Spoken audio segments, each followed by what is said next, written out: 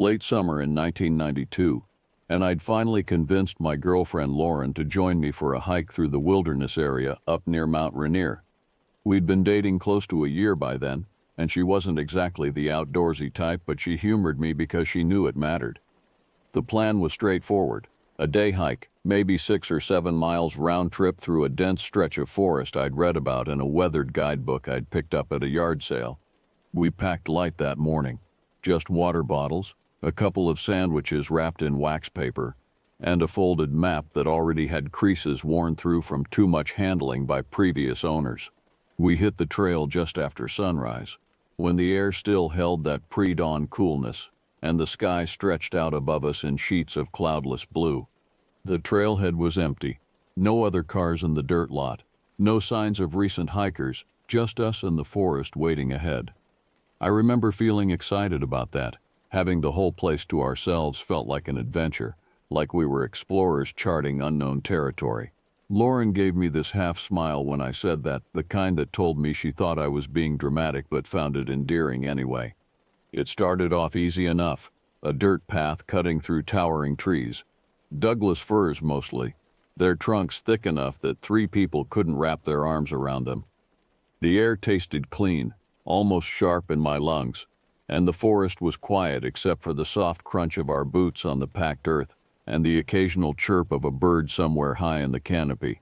We didn't talk much at first, just walked side by side, settling into the rhythm of it. My hand found hers after the first mile, and she squeezed back. About an hour in, the trail got rougher. It narrowed considerably, winding deeper into the woods where the trees grew closer together, their branches interlocking overhead to create a living ceiling that filtered the sunlight into dim, greenish columns. The temperature dropped a few degrees in that deeper shade, and I noticed Lauren rubbing her arms even though she'd worn a long-sleeved shirt. The path twisted and turned, following the natural contours of the land. We climbed over fallen logs, their bark soft and crumbling with rot.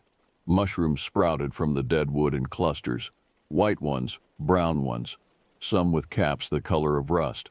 I didn't know enough about fungi to identify them, but they added to the sense that we'd entered a different world, one that operated by older rules. We reached the creek around mid-morning. It was maybe 10 feet wide, shallow enough to see the rocky bottom through water so clear it looked almost invisible. The stones underneath were smooth and dark, slick with algae or moss. I went first, testing each step before committing my weight, then turned to help Lauren across. She took my hand, her grip tight, concentrating hard on her footing. Halfway across, her boot slipped on a wet stone.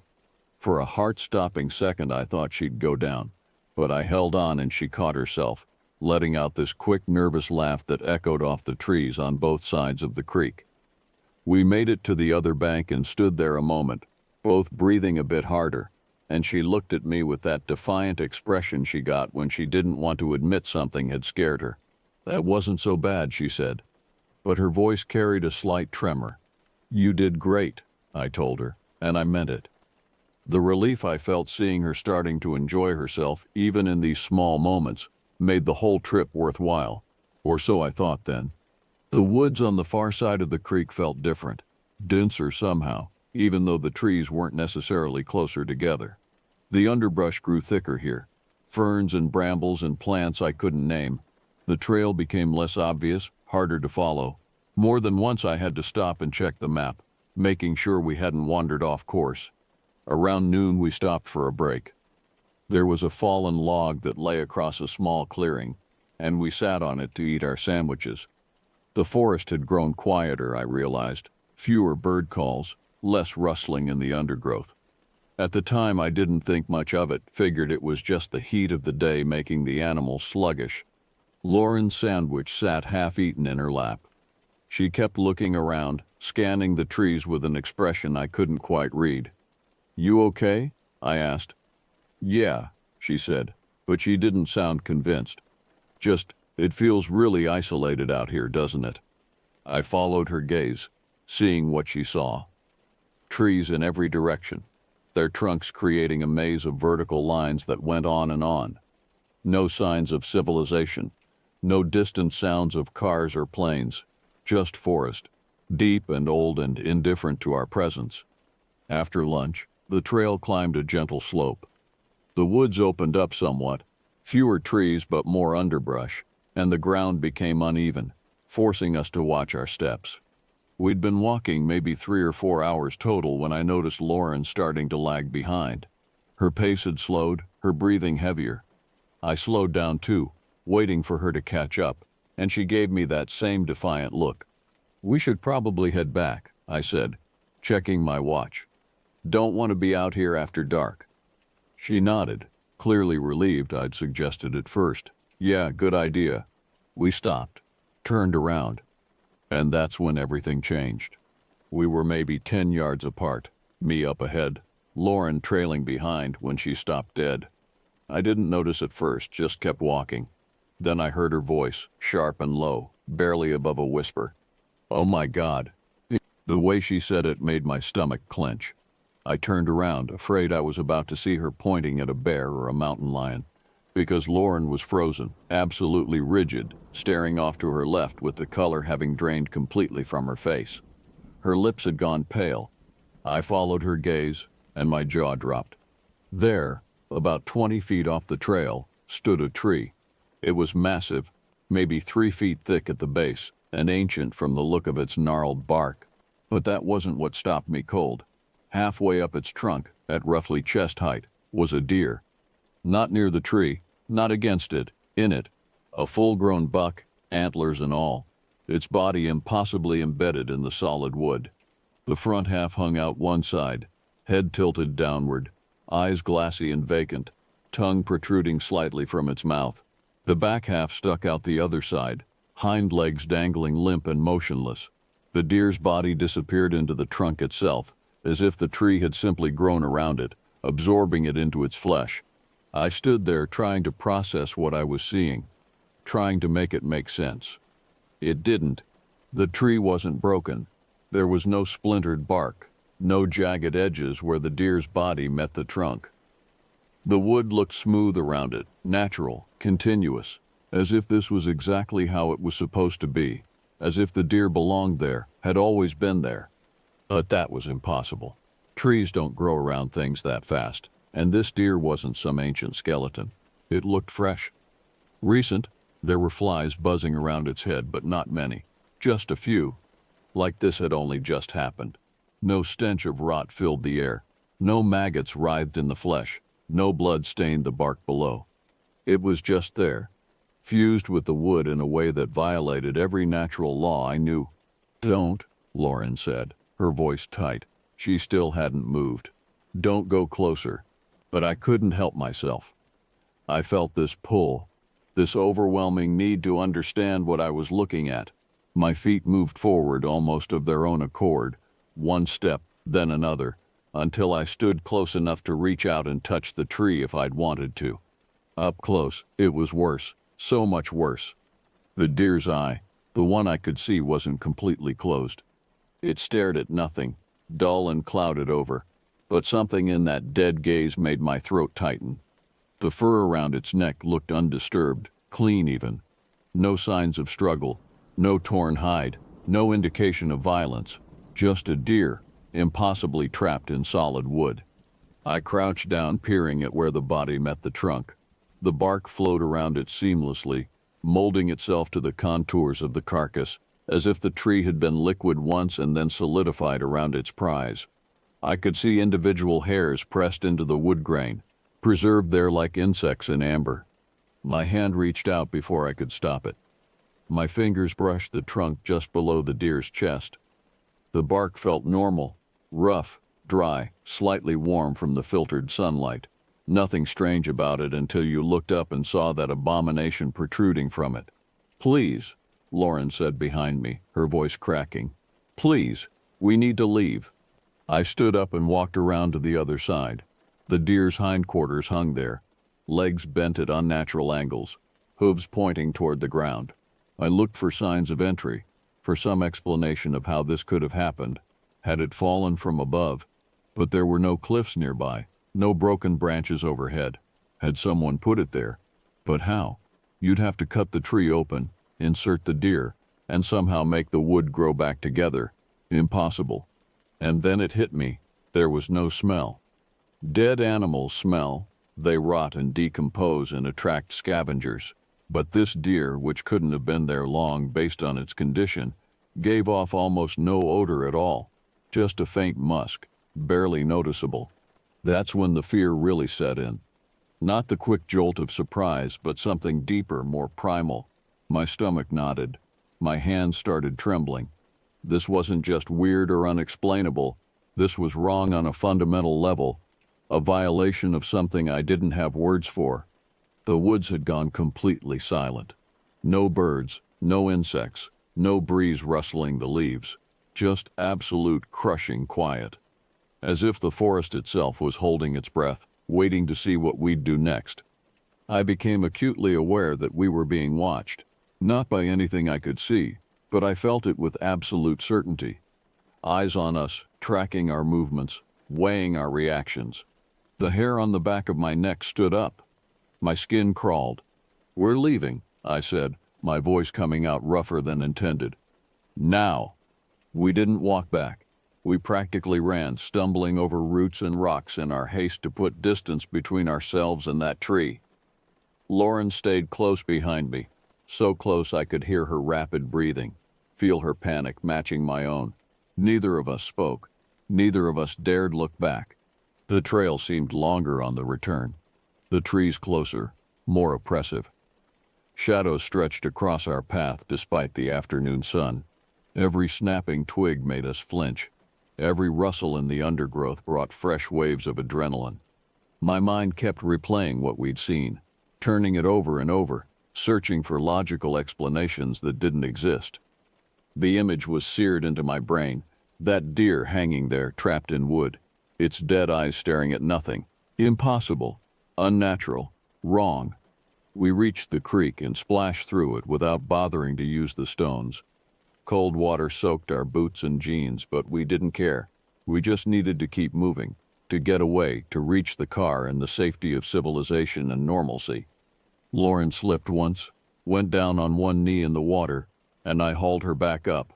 Her face was streaked with tears. I hadn't noticed her crying. "I'm okay," she gasped. "Keep going." The last mile was a blur. My legs burned. My lungs ached. But we didn't slow down until we burst out of the tree line and saw my car sitting alone in the empty parking lot, exactly where we'd left it that morning, though it felt like days had passed. We made it back to the car in almost half the time it had taken us to hike out. I fumbled with the keys, my hands shaking so badly it took 3 tries to get them in the ignition. The engine roared to life, and I'd never been so grateful for the sound of machinery, for something human-made and understandable. The whole drive home, 45 minutes on winding mountain roads. We didn't say a word to each other. Lauren sat with her arms wrapped around herself, staring out the window but not really seeing anything. I kept my eyes on the road, but my thoughts were back in those woods, circling that tree.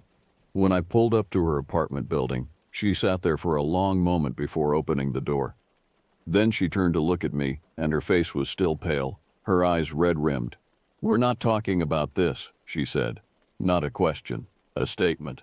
Not to each other, not to anyone, ever.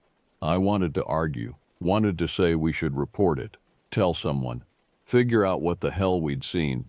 But looking at her, at the fear still etched into her features, the trauma of those hours in the woods, I just nodded. "Okay," I agreed. "We never speak of it again." She got out of the car without another word. I watched her walk to her door, unlock it, disappear inside. We broke up 3 months later, not because of the hike officially. We told friends we'd grown apart, wanted different things, but I knew the truth. Every time we looked at each other, we remembered. Every moment of silence between us filled with the image of that deer. I've kept my promise, mostly. Haven't told anyone the full story, haven't gone back to those woods. But that doesn't mean I've forgotten. How could I? Some nights lying awake in the dark, I see it as clearly as if I'm standing right there again. That impossible thing, that deer half in and half out of solid wood, defying every law of nature I've ever known. And the questions haunt me. How long had it been there? How did it get there? Was it alone? Or were there others deeper in those woods, other animals fused with trees in that same inexplicable way? Sometimes I wonder if it's still there, or if the tree finally finished whatever process it had started, pulling the deer completely inside until no trace remained. Or maybe someone else has found it by now, standing where Lauren and I stood, feeling that same cold grip of fear, that same certainty that they've witnessed something they were never meant to see. The worst part isn't the mystery of it. The worst part is the feeling I can't shake even now, 3 decades later, that sense of being watched, of something in those woods taking note of us, marking us somehow, that we disturbed something that should have remained hidden, and now it knows we exist. Lauren was right. We should never have gotten close.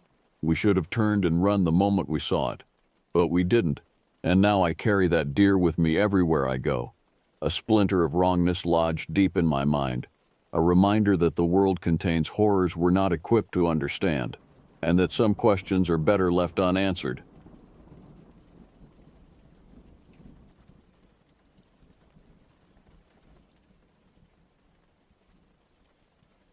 My name's Grant. I'm a longtime listener and I'm a forestry technician at the Tongass National Forest up in Alaska. I've been out here for 6 years now, and let me tell you, it's made for one heck of a place to work. It's beautiful, brutal, generous, and unforgiving all at the same time, but it's also the only place I've ever experienced genuine debilitating terror that still wakes me in the dead of night, heart hammering against my ribs like it's trying to escape my chest. I didn't set out to be a forestry tech, not originally. But having grown up in northern Minnesota, I spent most of my spare time outdoors, either fishing or hiking with my dad. He was a logger, and we had the woods right there on our doorstep. Those early morning walks before school, when frost still clung to every pine needle and our breath came out in white clouds, taught me more than any classroom ever could. From a very early age, I learned stuff like how to spot a healthy tree from a sick one, how to listen to the wind and read what it was telling you, or how to know when a storm was coming by the way the birds went quiet and the air pressure changed. I could feel it in my bones before the first drops fell. I liked the quiet of it, how walking in the woods always felt like an adventure, even if we were just checking the same trails we'd walked 100 times before. Every season brought something different. Spring morels pushing through dead leaves, summer's thick canopy that turned the forest floor green and dim, autumn's explosion of color that made you stop and stare even when you had work to do, winter's stark silence when the world seemed to hold its breath under snow.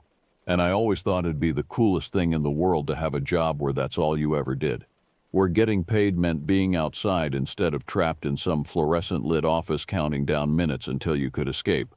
After high school, I bounced around poorly paying jobs, gas stations, warehouse work, a miserable 6 months at a call center that nearly broke me. But all they did was make me realize that I wanted something which kept me outside, away from cities and noise, and the grinding monotony of modern life. I went to community college, got an associate's degree in natural resources, and then landed a seasonal gig with the U.S. Forest Service in Minnesota. The pay wasn't great, but it didn't matter. I was finally doing what I was meant to do. Alaska wasn't part of the plan until a buddy from that first job, a guy named Tommy who'd grown up in Sitka, told me about openings in the Tongass. He said it was a great deal. Remote, rugged, nothing like the tame forests back home. It's real wilderness up there, he told me over beers one night. The kind of place where you can walk for days and never see another soul. The kind of place that reminds you how small you really are. So I applied. And when I got the offer 3 weeks later, I packed my truck with everything I owned and drove up through Canada. It took me 5 days to reach Ketchikan, driving through British Columbia's mountains and the long stretches of the Alaska Highway where gas stations were hours apart and you learned to fill up whether you needed it or not. I'd pull over at rest stops and just stare at the landscape, trying to wrap my head around the scale of it all. When I finally caught a float plane to my first posting, flying over endless green that stretched to every horizon, I was hooked. The scale of the Tongass blew me away. It's 17 million acres of mountains and temperate rainforest, bigger than some U.S. states, even minors, bigger than West Virginia, I learned later. You could fit entire cities in there, and they'd disappear without a trace. I signed on full-time after that first season, and even after the experience I'm about to tell you, I still don't regret coming here. Not entirely, anyway. Out here, it's just you and the trees. Ancient spruce, hemlocks, western red cedar, all stretching up 100 feet or more. Their trunks so thick that 3 men linking hands couldn't encircle them. The understory's dense with ferns and devil's club, vicious plants with spines that'll go right through work gloves and fester if you're not careful. The ground's a sponge of moss and rotting logs, everything slowly decomposing and feeding the next generation. It's a cycle that's been going on for thousands of years, long before humans showed up, and it'll keep going long after we're gone. It's my job to monitor timber stands, check for disease outbreaks that could devastate whole sections, mark trees for harvest when the permits come through, and sometimes just walk the trails to make sure everything's holding together after storms, or to check for illegal logging activity.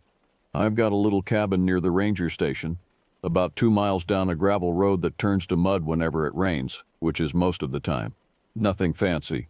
1 room with a wood stove, a narrow bed, a table, and 2 chairs, shelves lined with field guides and a few paperbacks I've read so many times the spines are broken, but it's mine. There's something satisfying about that ownership, about having a space that belongs to you even if it's just a weathered box in the middle of nowhere. After a day in the field, when my boots are crusted with mud, and my rain gear soaked through despite its promises, I'll sit on the porch with a beer and watch the mist roll in off the water. Sometimes it comes slow, creeping through the trees like something alive. Other times it drops like a curtain, cutting visibility to 20 feet in seconds. It's a good life with a kind of peace that you can't find anywhere else, the kind that settles into your bones and makes the rest of the world seem distant and unimportant. What I hate, though, is the weather. It rains around 200 days a year in the Tongass, and not just a light drizzle either. The drops come down in sheets, cold and relentless, driven sideways by winds that howl through the valleys. You're almost constantly soaked through during the wetter months, no matter how waterproof your gear claims to be. Water finds ways in down your collar, up your sleeves, through seams you didn't know existed. Your socks stay damp for days. Your skin gets pruny and starts to crack. Everything in your pack, no matter how carefully sealed, takes on a faint smell of mildew. Winters are worse. The days shrink to nothing. Just a few hours of gray light that never quite feels like daylight. By mid-December, it's dark by 4 in the afternoon, and the darkness feels absolute, pressing in from all sides. The wind cuts through every layer you wear, finding exposed skin and turning it red and raw. Temperatures drop below freezing and stay there for weeks. The rain turns to sleet, then snow, transforming the forest into something alien and hostile. I've had days where I couldn't leave the cabin at all, where the storm was so violent that opening the door would have meant losing it to the wind. But then there's also the isolation. I don't mind being alone. You can't do this job if you do, but weeks can go by without seeing another person, and that wears on you in ways you don't expect. The nearest town's a boat ride away, and even then, it's just a handful of stores and 1 bar where the same 5 people sit on the same 5 stools every afternoon. Sometimes I'll catch myself talking to myself just to hear a voice, or I'll leave the radio on even when I'm not really listening, just for the reassurance that other people exist somewhere beyond these trees. It was late August of 2022, and although the days were starting to shrink, it was still light out past 8 in the evening. Summer was loosening its grip but hadn't let go yet. The air had that particular quality it gets in late summer up here. Crisp in the mornings but warming by afternoon, carrying the scent of ripe berries and the first hints of decay as plants began their slow slide toward winter. I was out on a routine survey around 12 miles north of the ranger station, deep in a section of old-growth forest that hadn't seen any logging in years, maybe decades. The canopy was so thick that even at midday, the light came down in scattered shafts, illuminating columns of drifting spores and insects. The terrain up there can get real tough with steep slopes that make your calves burn and your lungs work overtime. Thick underbrush grabs at your legs with every step, and streams cut through just about everywhere. Their banks slick with algae that'll dump you on your ass if you're not careful. The ground's incredibly uneven, a maze of roots and rocks hidden under moss that looks solid but sometimes isn't. I've twisted my ankle more times than I can count out here. I'd been out since dawn, leaving the cabin in that gray pre-light when everything's monochrome and silent. I spent the morning marking trees with orange paint, taking soil samples with a hand auger, recording GPS coordinates, noting signs of beetle damage or fungal infection. By early afternoon, my pack was heavy with gear: sample bags, field guides, water bottles, emergency supplies, the GPS unit, my radio which only worked in certain spots, extra batteries, first aid kit, emergency blanket, flares. You learn to carry everything you might need because there's no running to the store if you forget something. I was exhausted. My shoulders ached from the pack's weight, and my boots were caked with mud that added extra pounds with every step. The leather had darkened with moisture, and I could feel a blister forming on my right heel where the sock had bunched up despite my best efforts. So I figured I'd finish up by a little creek I knew, a spot where the water ran clear over smooth stones and you could actually see the bottom. It was one of my favorite places in this section, peaceful, with good visibility, and a fallen log that made a perfect seat. I could eat my sandwich, wash off my boots in the current, maybe soak my feet for a few minutes, and then head back to the station before dark. The walk there was uneventful. I followed a game trail that paralleled a ridge, watching for fresh bear scat, and listening to the ravens having some dispute in the canopy above me. Their croaking echoed through the trees, harsh and primal. A red squirrel chattered at me from a hemlock, its tail twitching with indignation at my intrusion. Everything seemed normal. Everything seemed safe. I remember sitting on that fallen log by the creek, the water gurgling past my boots, unwrapping my sandwich with my head in the clouds. I was thinking about nothing important: what I'd cook for dinner, whether I should finally fix that loose board on the cabin's porch, if I'd have enough propane to last through the next cold snap. My mind was wandering, comfortable and relaxed, when a sudden sound brought me straight back down to earth with a jolt that made me fumble the sandwich. At first I thought it was a bear, and as much as they can be a threat, you get used to them out there. They're part of the landscape, as common as the trees themselves. They're mostly black bears, sometimes browns when you get closer to the salmon streams, and they tend to move quiet and not bother anyone unless they're startled, or you get between a mother and her cubs. You learn to recognize their sounds: the huff of their breath, the rustle of their movement through brush, the clack of their teeth when they're nervous. But this wasn't quiet. It was a heavy, deliberate sound, like something massive pushing through the woods without any concern for stealth. Whole branches sounded like they were snapping, not just twigs or small stuff, but thick ones that should have bent or given way slowly. These broke with sharp cracks that echoed through the trees, each one distinct and violent. The sound was wrong, fundamentally wrong in a way my brain recognized before I could put it into words. I froze, my sandwich halfway to my mouth, cheese and turkey suddenly irrelevant. My jaw went slack and I just listened, every muscle locked in place. The noise was coming from maybe 50 yards upstream, hidden by a cluster of spruce and ferns that grew so thick you couldn't see more than a few feet into them. I couldn't see anything, but I could hear it clear as day. Something crunching and thudding, moving slow but steady with a rhythm that reminded me of nothing I'd ever heard before. The sound had a weight to it, if that makes sense. Not just volume, but physical presence, like you could feel it in your chest with each impact. Snap, thud, snap, thud. Methodical and relentless, getting closer with each repetition. I roughly rewrapped my sandwich with shaking hands, stuffing it into my pack without taking my eyes off the tree line upstream. I grabbed my bear spray as fast as I could, popping the safety clip and holding it out in front of me like a talisman. My thumb rested on the trigger, slick with sudden sweat despite the cool air. The canister felt too small, inadequate against whatever was making that sound. Bears usually bolt when you yell, so the first thing I did was stand up and shout, "Hey bear, get out of here!" My voice came out stronger than I felt, projecting through the trees. I waited, listening for the sound of retreat, for the crashing of something running away. But the sound didn't stop. If anything, it got louder and closer, And I very quickly realized this wasn't a bear. I've heard bears move dozens of times over the years. Their heavy, rolling gait, the way they push through brush, the distinctive rhythm of four legs carrying bulk through the forest. This was different. It was deeper, heavier, and the rhythm was off too. It wasn't the rolling gait of a four-legged animal. It was more like something upright, something bipedal, something that didn't care about being quiet or hiding its approach.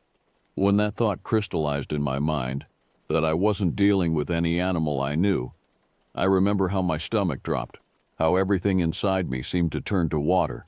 My hands started trembling so badly, I had to grip the bear spray with both hands. I backed up a step, my boots squelching in the mud at the creek's edge, and scanned the woods with increasingly frantic movements. My eyes darted from tree to tree, searching for any sign of movement, any shape that didn't belong. The creek gurgled behind me, oblivious and cheerful, and the ground was soft beneath my feet, but all I could focus on was that sound. Snap, thud, snap, thud. It was maybe 30 yards away now, still out of sight behind that wall of spruce and ferns. The vegetation swayed slightly with each impact, branches moving like something was pushing through them. But I couldn't make out any definite shape, just movement and shadow and that relentless approach. So I yelled again, louder this time, putting everything I had into it. "Hey, get the hell out of here. Go on." My voice cracked on the last word, betraying my fear. The sound echoed back to me from the surrounding trees, mocking in its futility. I didn't get anything in response. No growl, no huff, no sign it had even heard me. Just that steady, unstoppable movement, like whatever it was existed in its own world where human voices meant nothing. The indifference was somehow worse than any aggressive response would have been. At least aggression you can understand, can react to. This was just nothing, like shouting at a storm or a landslide. My heart was thumping in my chest, each beat so hard it made my vision pulse. My hands were shaking so bad I almost dropped the spray, fumbling it, catching it, gripping it harder. I've been around wild animals my whole career.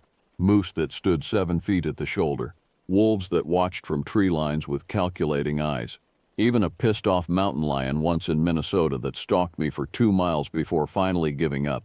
But nothing ever felt like this. Nothing had ever filled me with this specific flavor of dread, this certainty that I was in the presence of something that existed outside the normal rules. And then the smell hit me.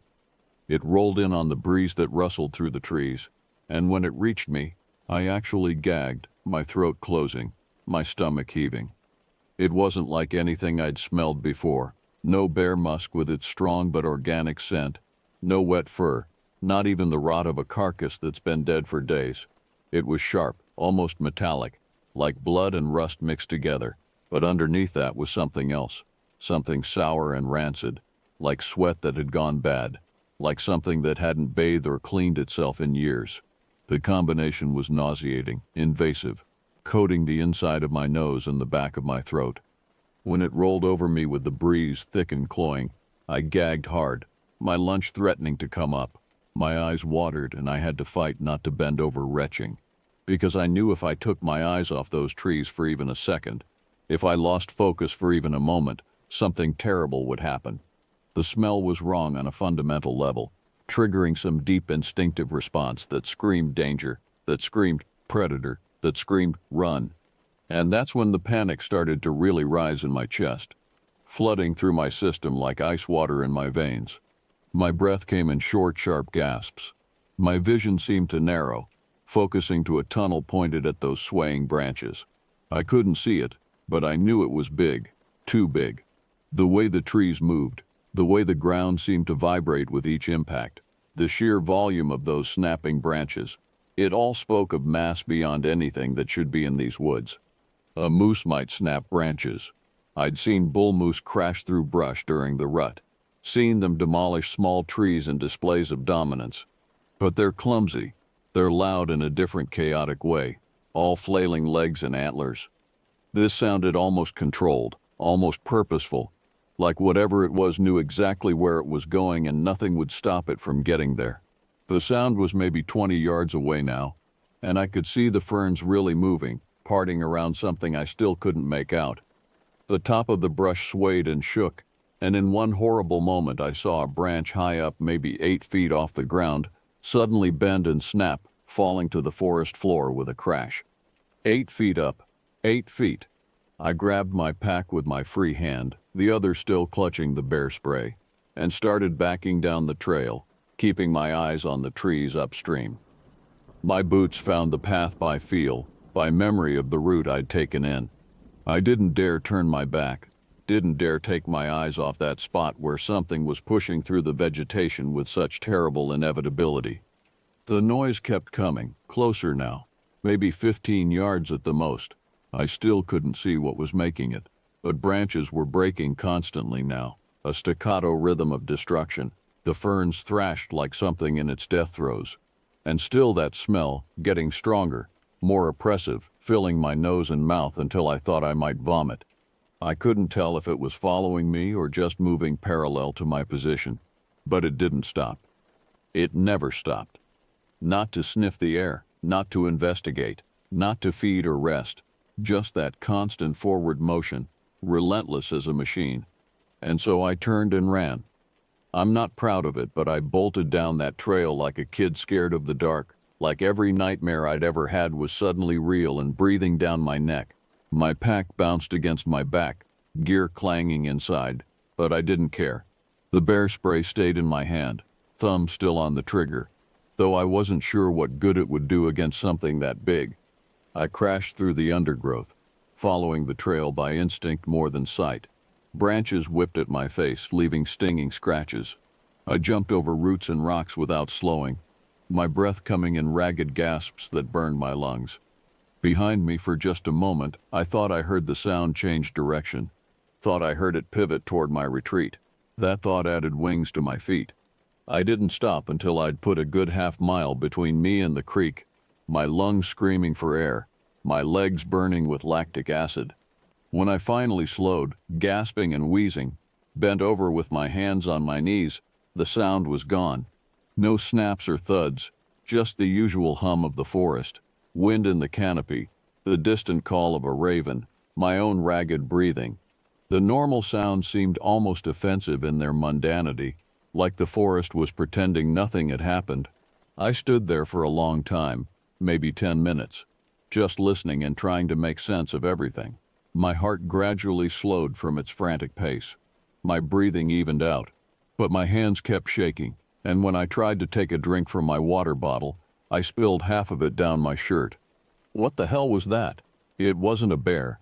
I knew that with absolute certainty now. Too big and too steady, too deliberate. A person maybe, but that's impossible. Not out there, not that deep, not moving like that. I'd have seen tracks on the trail coming in, heard a voice, seen equipment, something, but there was nothing but that noise and that smell and that feeling of something massive and wrong pushing through the trees. I made it back to the station after dark, navigating the last mile by headlamp, rattled and soaked with sweat despite the cool evening air. My shirt stuck to my back. My hands finally stopped shaking, but they'd been replaced by a bone-deep weariness that made each step an effort. I tried to calm myself down, told myself it was nothing, just my imagination, just stress and exhaustion playing tricks, but I could only maintain that fiction for so long before my mind started racing again, replaying every detail. I barely slept that night. Every creak of the cabin had me sitting up and listening, reaching for the flashlight I'd put next to my bed. The wind picked up around midnight, and branches scraped against the roof like fingernails. Rain started falling around 2 in the morning, a steady drumming that should have been soothing but instead felt ominous, like it was covering the sound of something approaching. As I lay in the darkness, I kept replaying what had happened, trying to figure out what I'd heard, trying to make it fit into some rational framework. The size of it didn't add up. Bears don't move like that. Moose don't move like that. Nothing I knew moved like that, and by morning, I was half convinced I'd imagined everything. Maybe I'd been out too long, gotten dehydrated despite my water bottle, and just let my mind play tricks. Maybe the sound had been trees falling naturally, avalanching down from some rot I hadn't seen. Maybe the smell had been a dead animal I'd passed without noticing. and my brain had just connected it to the sound. But I could still hear those snaps in my memory. Could still feel that faint tremor in the ground with each impact. Could still smell that awful reek. It was real. I knew it was real with the same certainty I knew my own name. A couple of days later, I told Lawrence, one of the other techs. He's been in the Tongass way longer than me, maybe 15 years. A grizzled veteran in his late 50s who's seen it all. Storms that leveled entire sections of forest, bear attacks that left hikers maimed, lost tourists who wandered off marked trails and disappeared into the green, only to be found days later hypothermic and delirious. If you name it, Lawrence has got the story and probably the scars. We were at the station splitting wood for the stove. The axe making satisfying thunks as it bit into the logs. The rhythm was meditative, and I'd been working up the courage for an hour. Finally, I just blurted it out. I heard something out there, Lawrence. Something big. Bigger than it should have been. And I told him the whole story. The sound, the pattern of the snaps and thuds, the smell that made me gag. How it didn't seem to react to anything I yelled. How the branches broke 8 feet up. I told him about the size I could sense but not see. About the controlled way it moved through the forest. I even told him about the fear, which was hard to admit. The way my hands had shaken and how I'd run like my life depended on it. He listened, quiet at first, chopping away at his logs. His axe rose and fell with practiced efficiency, each swing splitting wood cleanly. When I finished, he set the axe down carefully, took off his work gloves and turned to me with a very stern look on his face. And it wasn't just disbelief or curiosity, it was something else. Pity mixed with something nervous, something almost fearful, like he thought I was losing it or like he'd heard similar stories before and knew what they meant. He asked if I was sure I wasn't hearing things. Said long days did that to a man.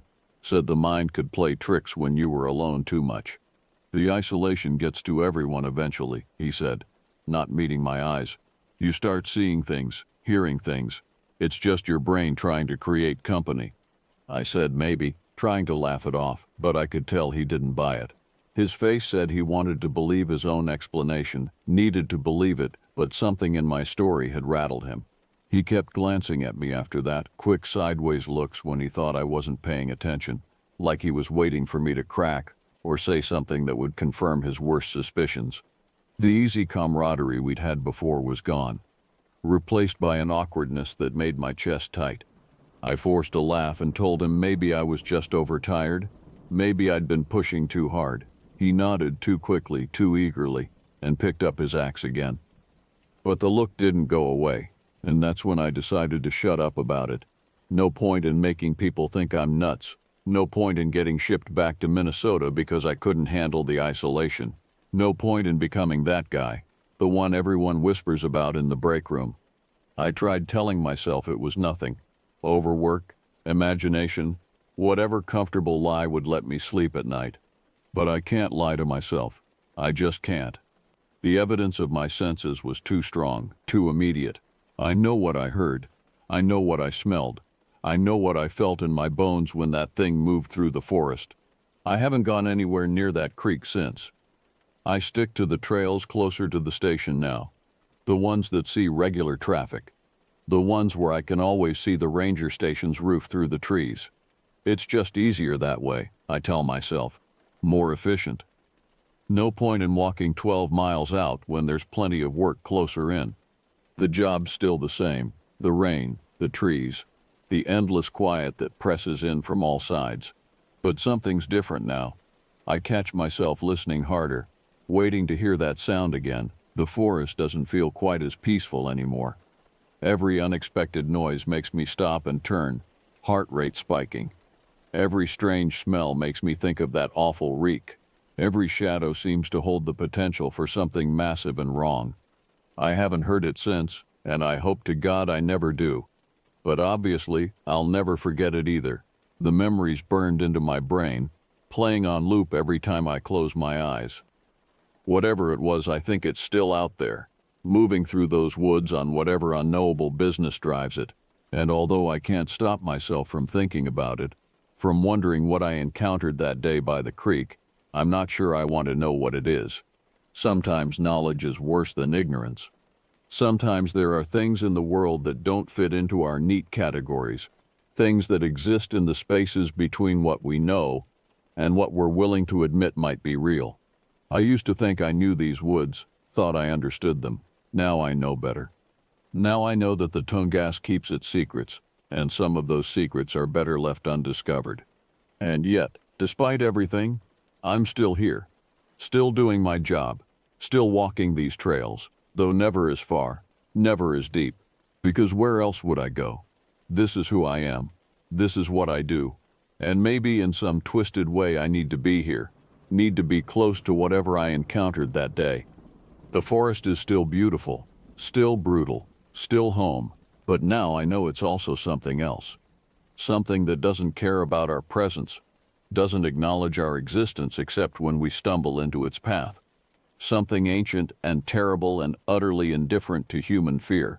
And that, somehow, is the most terrifying thing of all.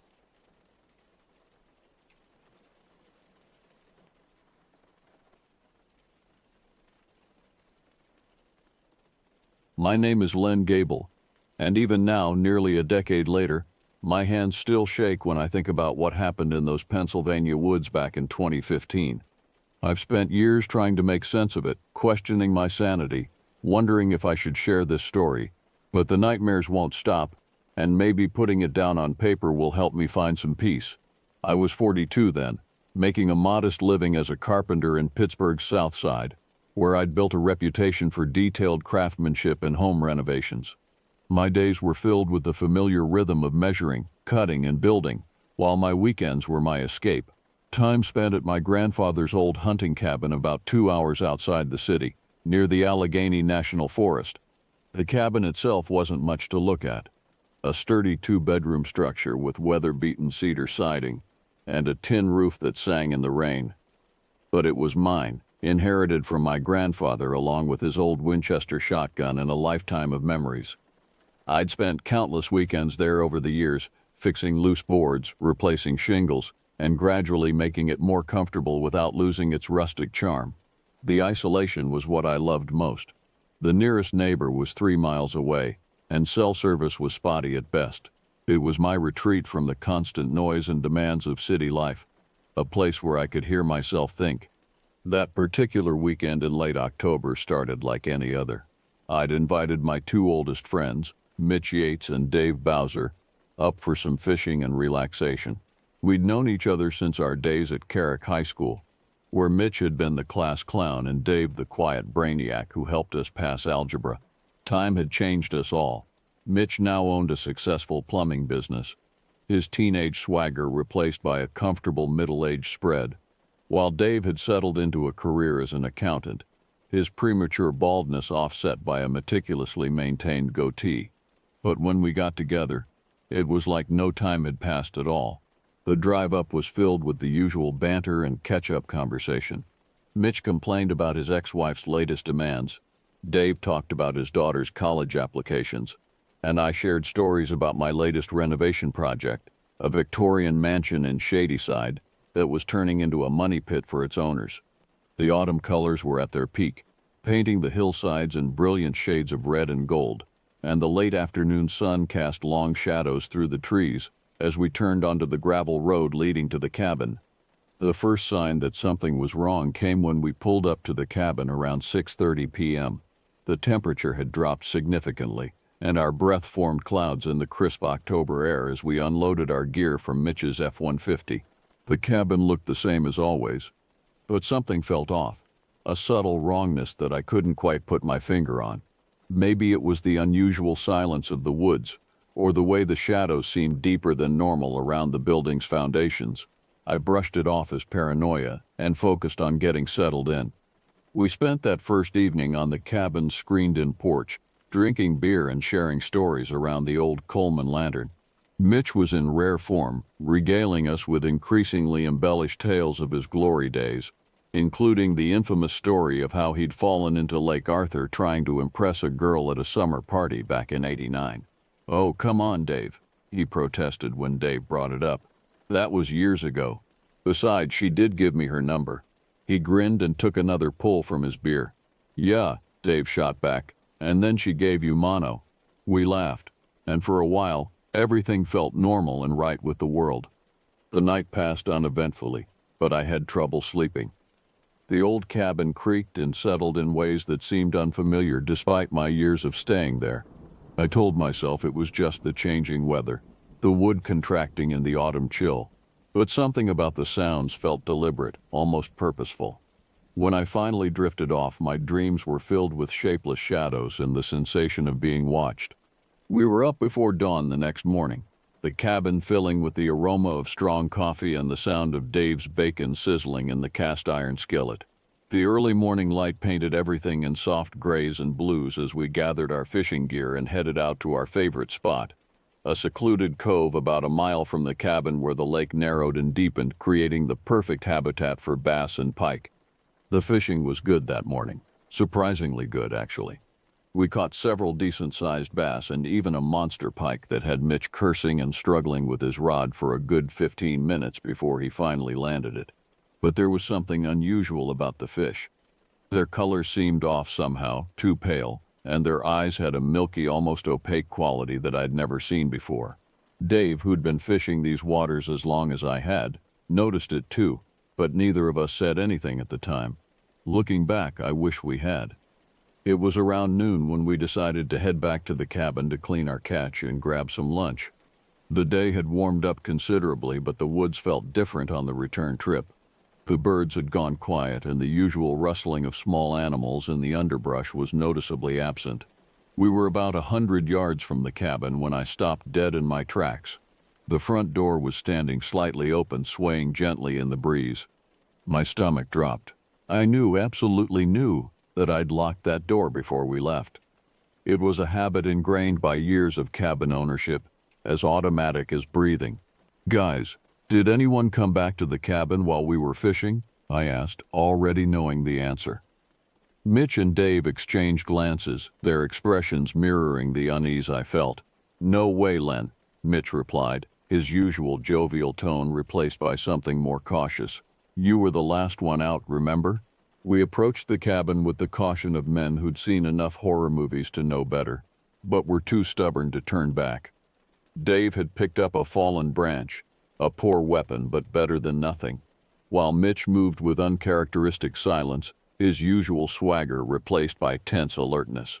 The crunch of leaves under our boots seemed impossibly loud in the stillness of the afternoon.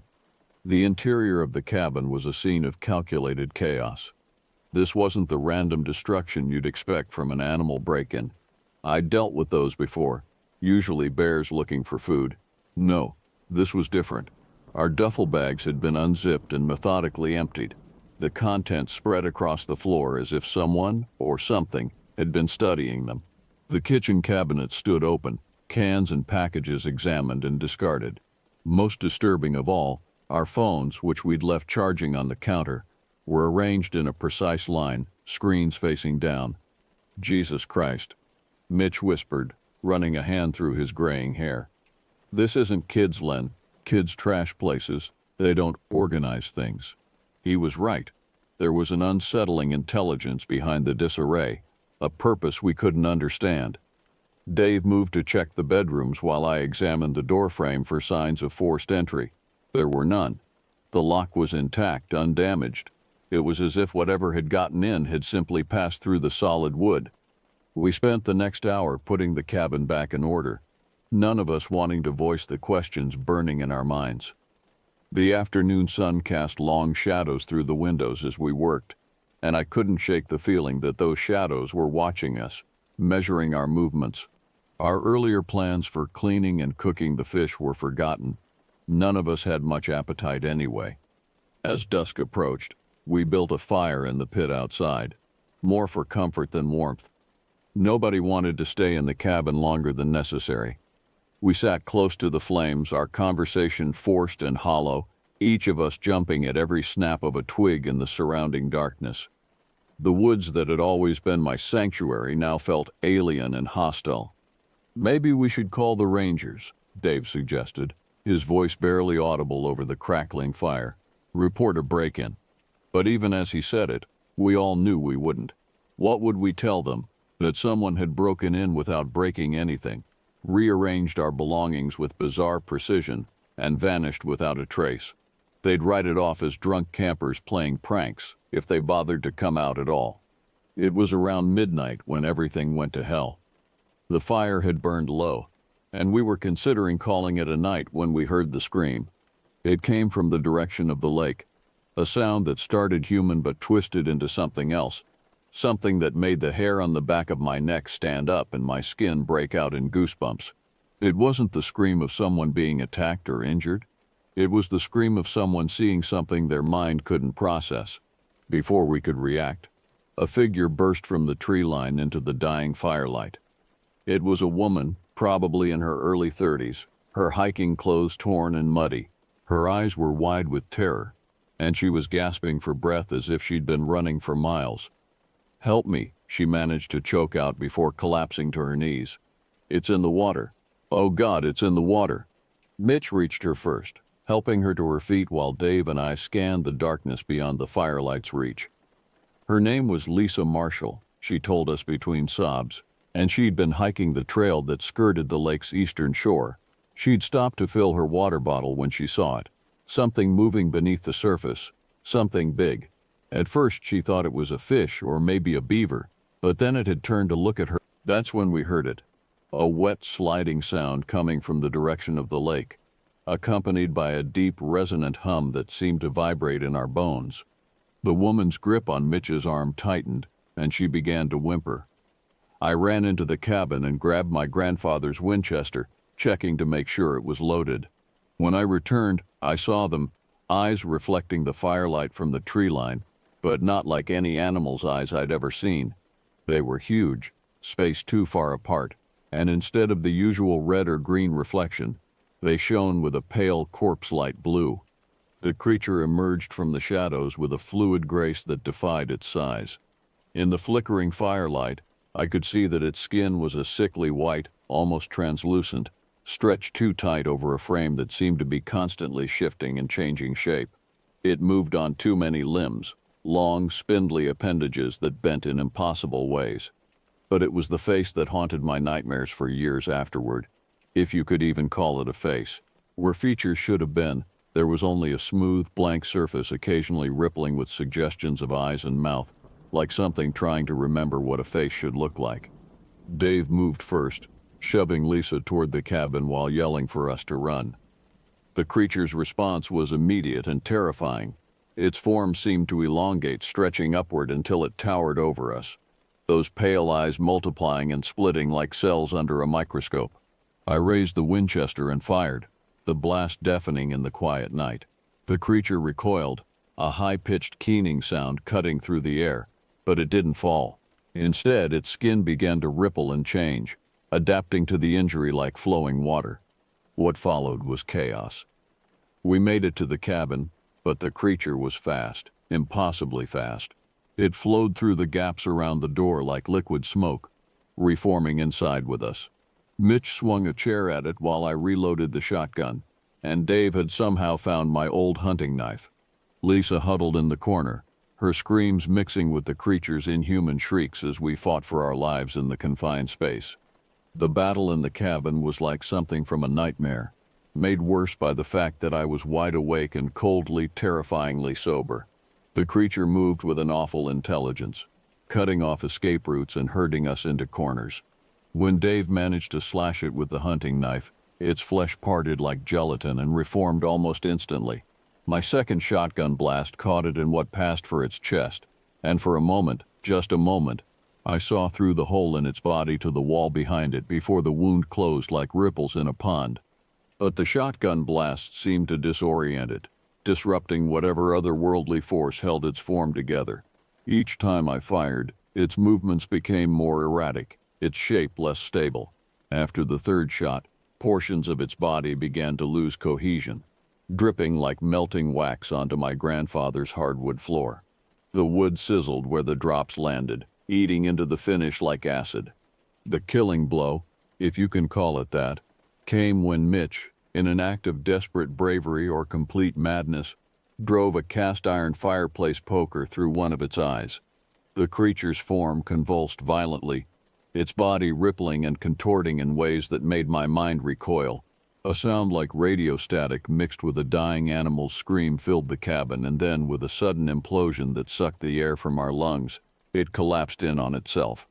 What remained was a rapidly dissolving mass of translucent tissue that looked like neither flesh nor fabric, neither solid nor liquid.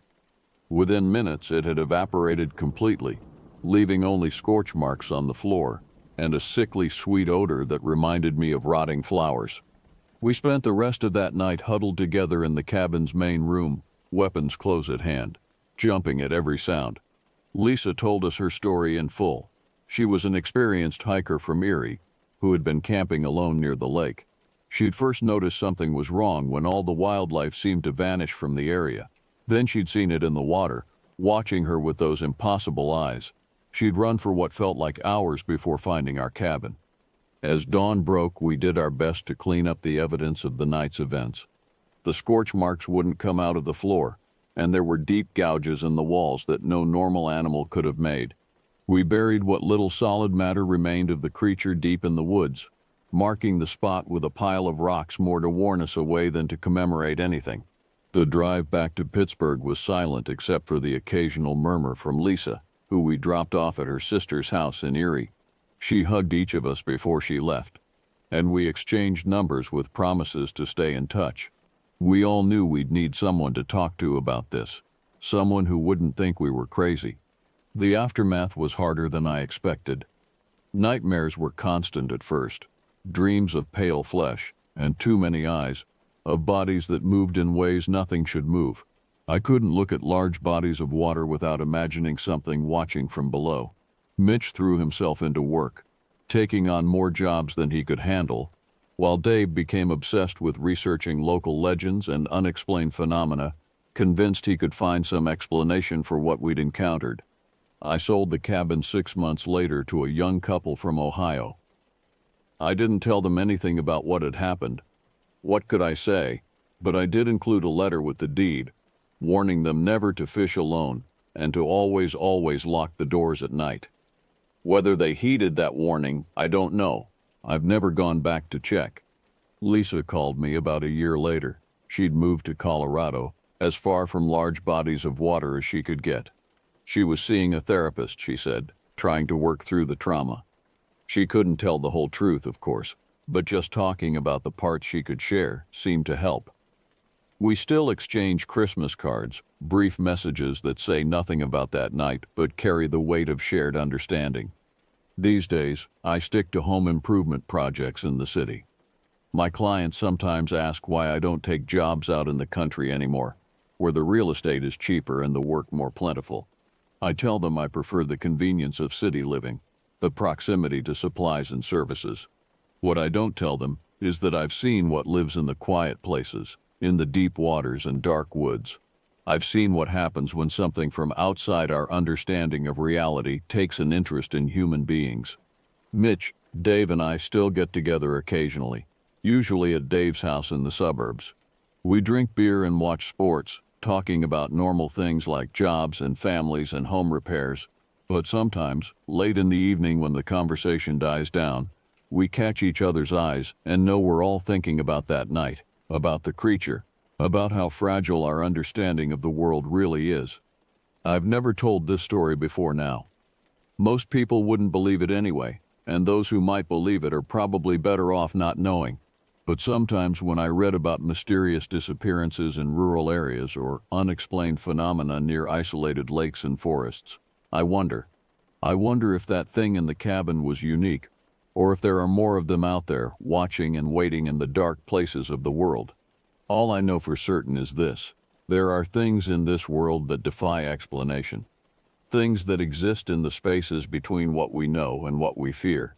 And sometimes, if we're very lucky, we survive our encounters with them, but we're never quite the same afterward. This is my story, as true as I can tell it. Make of it what you will. But if you're ever in the woods late at night, and the animals go quiet, and you get that feeling of being watched, don't ignore it. Don't tell yourself it's nothing. Run. Run as fast and as far as you can. Because sometimes the monsters are real.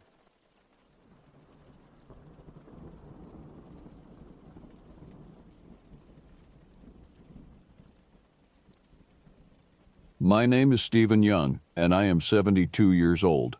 What I'm about to tell you happened a few years back when I was working as a deputy in Glenwood Springs, Colorado.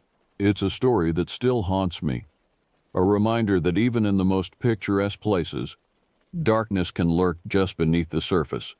Glenwood Springs is a quaint place, known for its hot springs and scenic views. Nestled in the heart of the Rocky Mountains, it's the kind of town you see on postcards: charming Main Street, friendly faces, and a sense of community that's hard to find these days. I had a pretty normal life, I guess. Married to my high school sweetheart, Kelly, and father to two kids, Eli and Nora.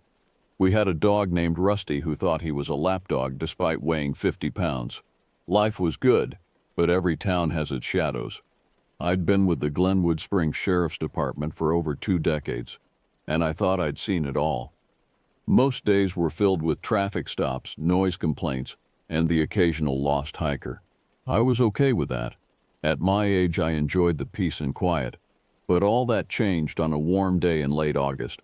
The day started like any other. I kissed Kelly goodbye, patted Rusty on the head, and headed to the station. The morning briefing was routine. A couple of speeding tickets to be issued, a noise complaint from the night before to follow up on.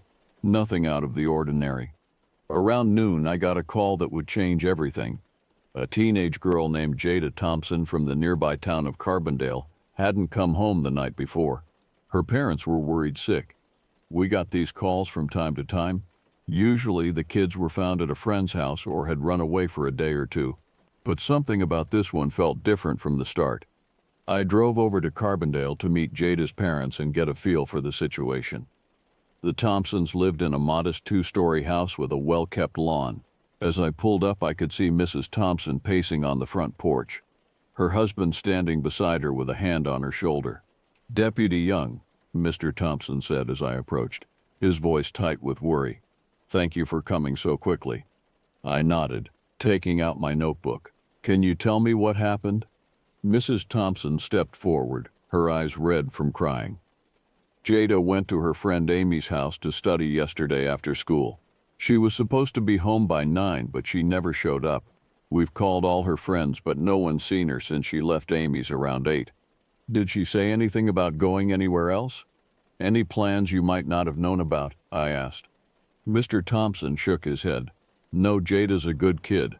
She always lets us know where she's going. This isn't like her at all." I jotted down the details, a growing sense of unease settling in my stomach. "I'm going to need a recent photo of Jada and a list of all her friends and places she frequents.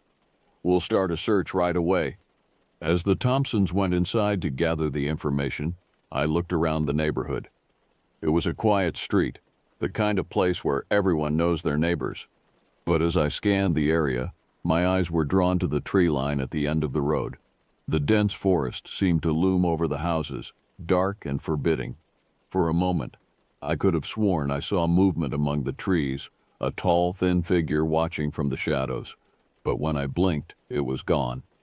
I shook my head, chalking it up to my imagination and the stress of the situation.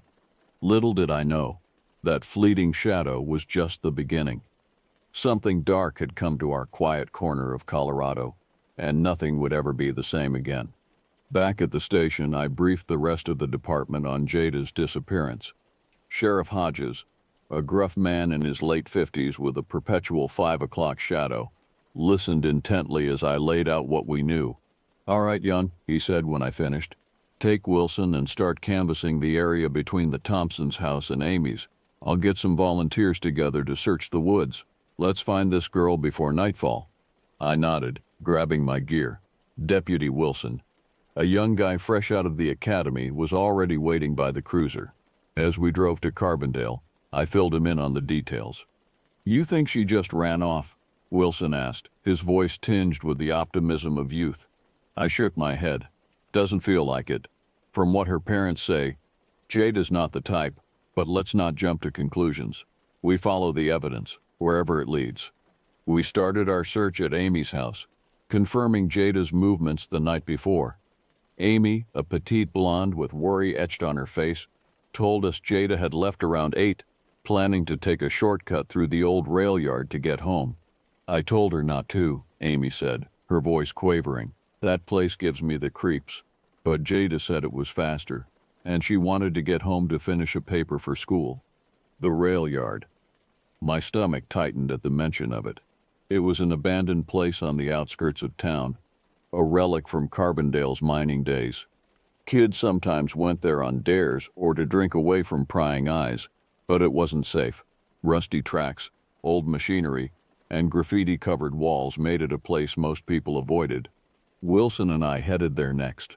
As we pulled up to the chain-link fence surrounding the property, I felt a chill that had nothing to do with the weather. The place was eerily quiet, the only sound the crunch of gravel under our feet as we entered through a gap in the fence. Jesus, Wilson muttered, looking around. This place is creepy as hell.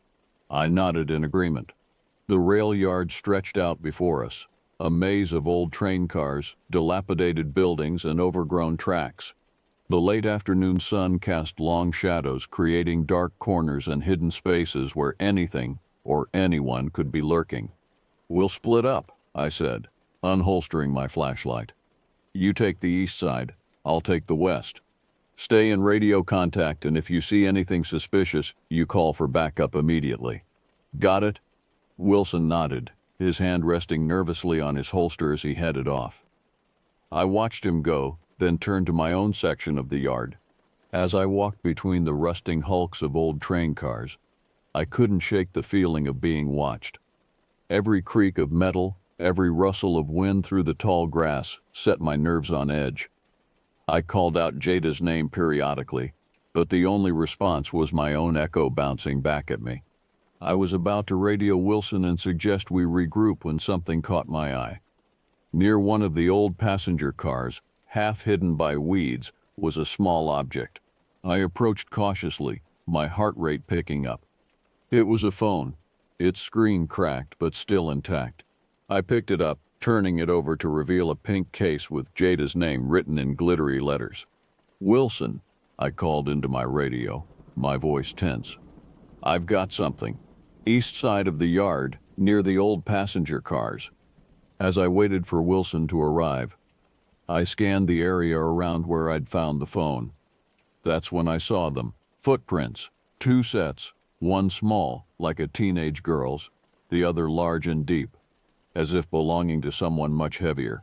The prints led away from where I'd found the phone, heading towards the tray line at the edge of the property. My blood ran cold as I realized the implications.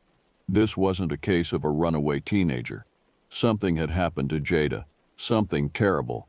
Wilson arrived, out of breath from running. His eyes widened as I showed him the phone and the footprints. Call it in, I said grimly.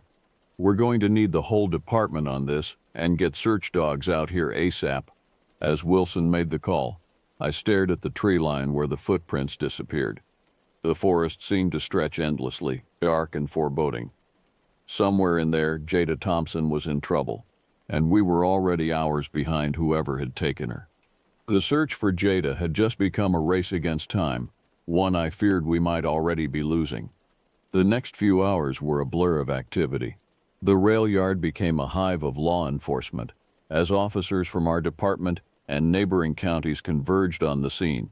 Search dogs were brought in, their excited barks echoing through the abandoned lot as they picked up Jada's scent from her phone.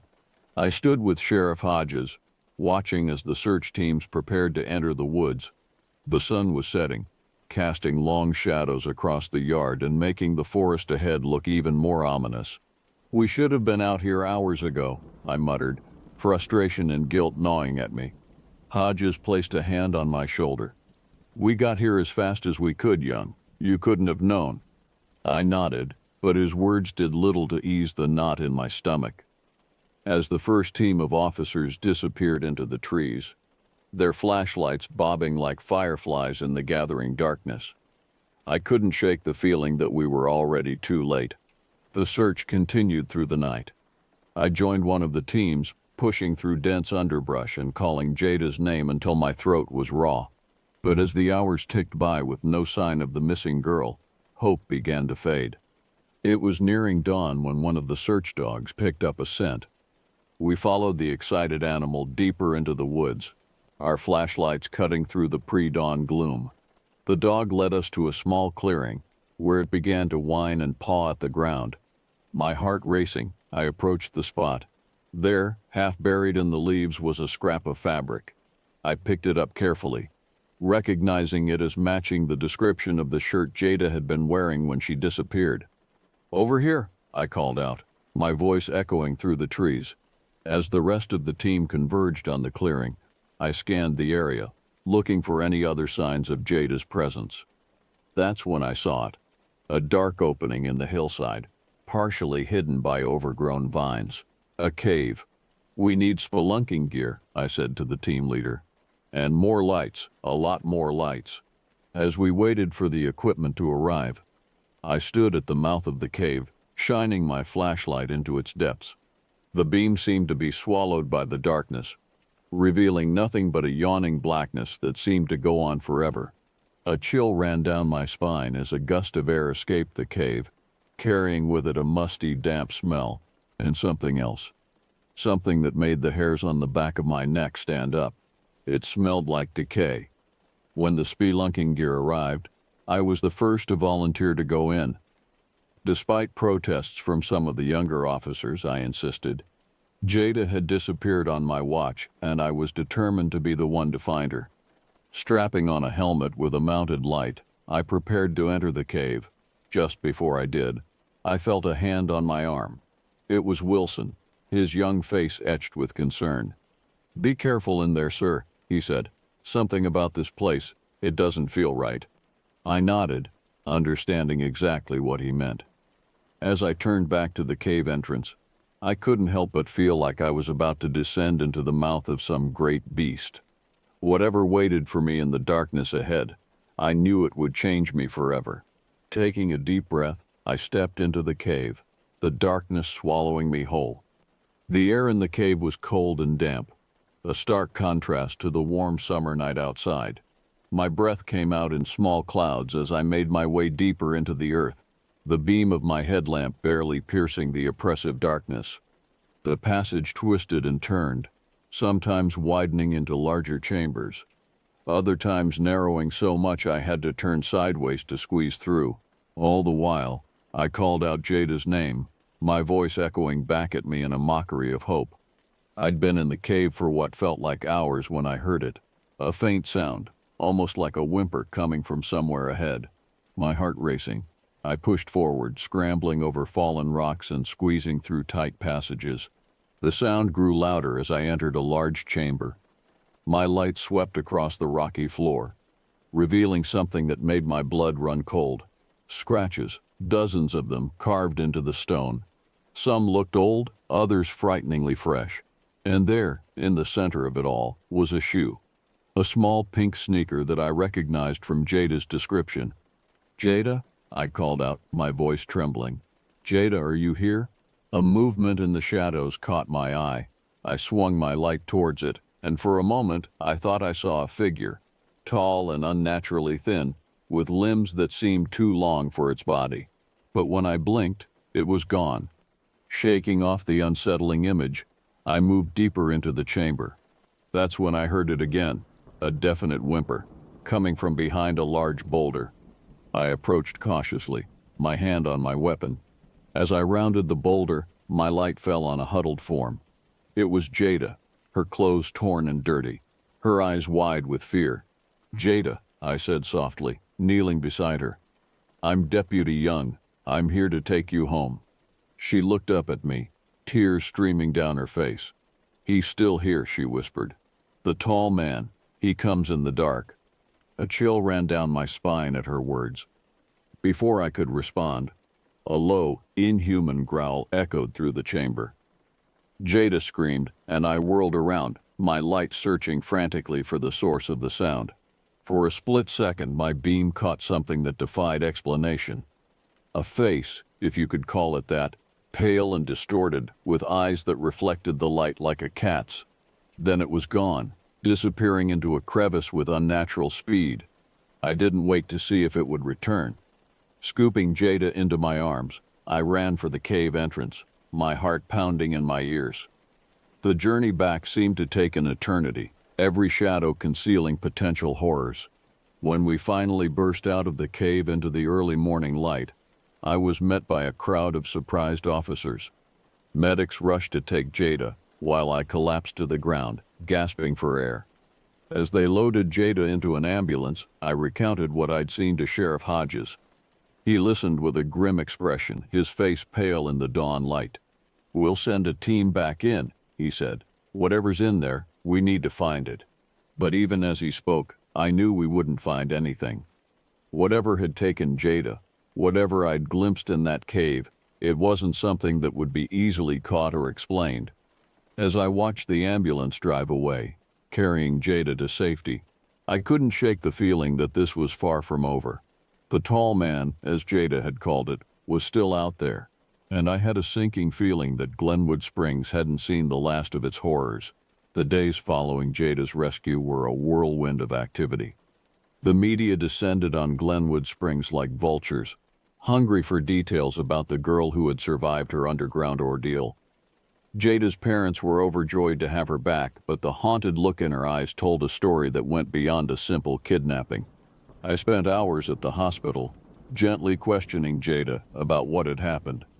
Her story was fragmented, filled with gaps and inconsistencies that I attributed to the trauma she'd endured. But certain details remained consistent and deeply troubling. "He was so tall," she'd say, her voice barely above a whisper, "and thin like a shadow standing up. His arms, they were so long, and his face," she'd trail off then, her eyes distant and filled with terror. I tried to get her to describe the face, but she'd just shake her head and start to cry.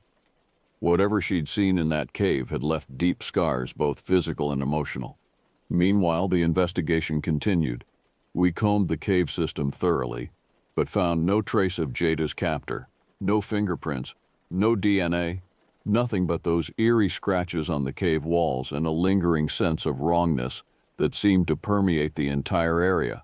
The official report cited an unknown assailant, possibly a transient or drifter who had been using the caves as a hideout. But those of us who had been there, who had seen the terror in Jada's eyes and felt the unnatural chill of that place, knew there was more to the story. As the weeks passed and the media frenzy died down, life in Glenwood Springs began to return to normal. But there was an undercurrent of fear now, a wariness that hadn't been there before. Parents kept a closer eye on their children, and fewer people ventured into the woods alone. For me, the case was far from closed. I couldn't shake the memory of what I'd seen in that cave, that pale, distorted face with its reflective eyes. It haunted my dreams, turning them into nightmares that left me waking in a cold sweat, Kelly's concerned face hovering over me. I threw myself into research, spending long hours at the station poring over old case files and folklore books. I was looking for anything that might explain what we'd encountered, any similar cases or local legends that could shed light on the mystery. It was during one of these late-night research sessions that I came across something that made my blood run cold. An old newspaper article from 1952, yellowed with age and nearly falling apart. The headline read, "Local child missing, strange creature sighted in woods." The details were eerily similar to Jada's case.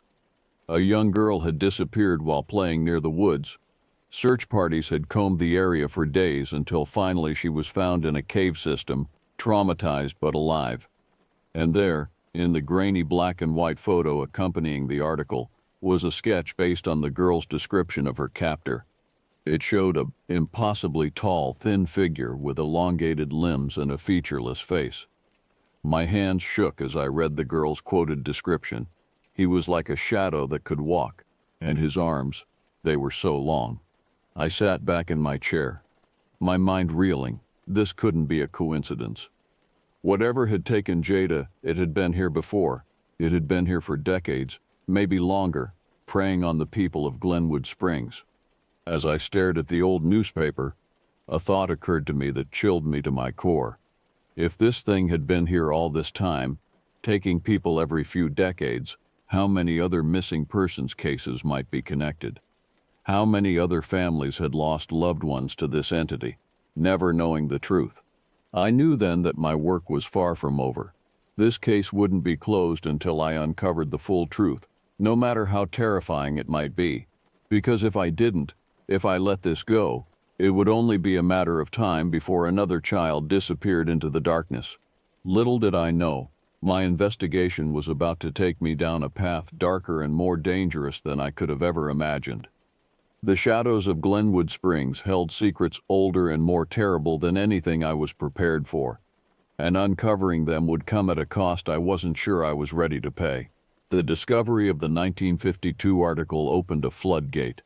I began digging deeper into Glenwood Springs history, looking for any other incidents that might be connected. What I found was disturbing, to say the least. Every few decades there was a spike in missing persons cases, usually involving children or young adults. Most were never solved, written off as runaways or tragic accidents in the wilderness surrounding the town. But reading between the lines, I started to see a pattern. 1924. 3 children vanished over the course of a summer. One was found weeks later in a cave, babbling about a tall shadow man. 1980. Stepan City Turgiming camping. The girl was found alive in an underground cavern, but the boy was never seen again. The girl was committed to a psychiatric facility, where she spent years drawing pictures of a elongated, faceless figure. 2001. A young boy went missing from his backyard. He was found 3 days later in the woods, physically unharmed but deeply traumatized. He refused to speak about what happened, but his parents reported that he would wake up screaming about the thin man with no face. Each incident had elements that echoed Jada's case: caves, trauma, and descriptions of an unnaturally tall, thin figure. It was too much to be coincidence. I shared my findings with Sheriff Hodges, expecting skepticism. Instead, he listened with a grim expression, nodding slowly as I laid out the pattern. "I was afraid of this," he said when I finished. At my questioning look, he sighed heavily. "Sit down, young. There's something you need to know." Over the next hour, Hodges revealed a secret that had been passed down through the sheriff's department for generations. The entity I'd glimpsed in the cave, the one that had taken Jada and so many others over the years, was known to a select few in town. They called it the Tall Man, for lack of a better name. "It's been here as long as anyone can remember," Hodges explained. "Maybe even before the town was founded. Every few decades it becomes active, taking people. We do what we can to protect the town, to keep people away from its hunting grounds, but sometimes it gets through anyway," I finished, thinking of Jada and all the others who had fallen victim to this thing. Hodges nodded. "We've tried to stop it before. In '52, after that girl was taken, a group of deputies went into the caves to hunt it down. Only one came back, and he was never the same after. Said they'd found the thing's lair deep underground. Said it was wrong, unnatural, like looking at something that shouldn't exist in our world." I thought back to what I'd seen in the cave, that brief glimpse of a face that defied description. "Why keep this secret?" I asked. "Why not warn people? And tell them what? That there's a monster in the woods? That sometimes, for reasons we don't understand, it takes people?" Hodges shook his head. "It would cause panic. And even if people believed us, what could they do? We can't evacuate the whole town.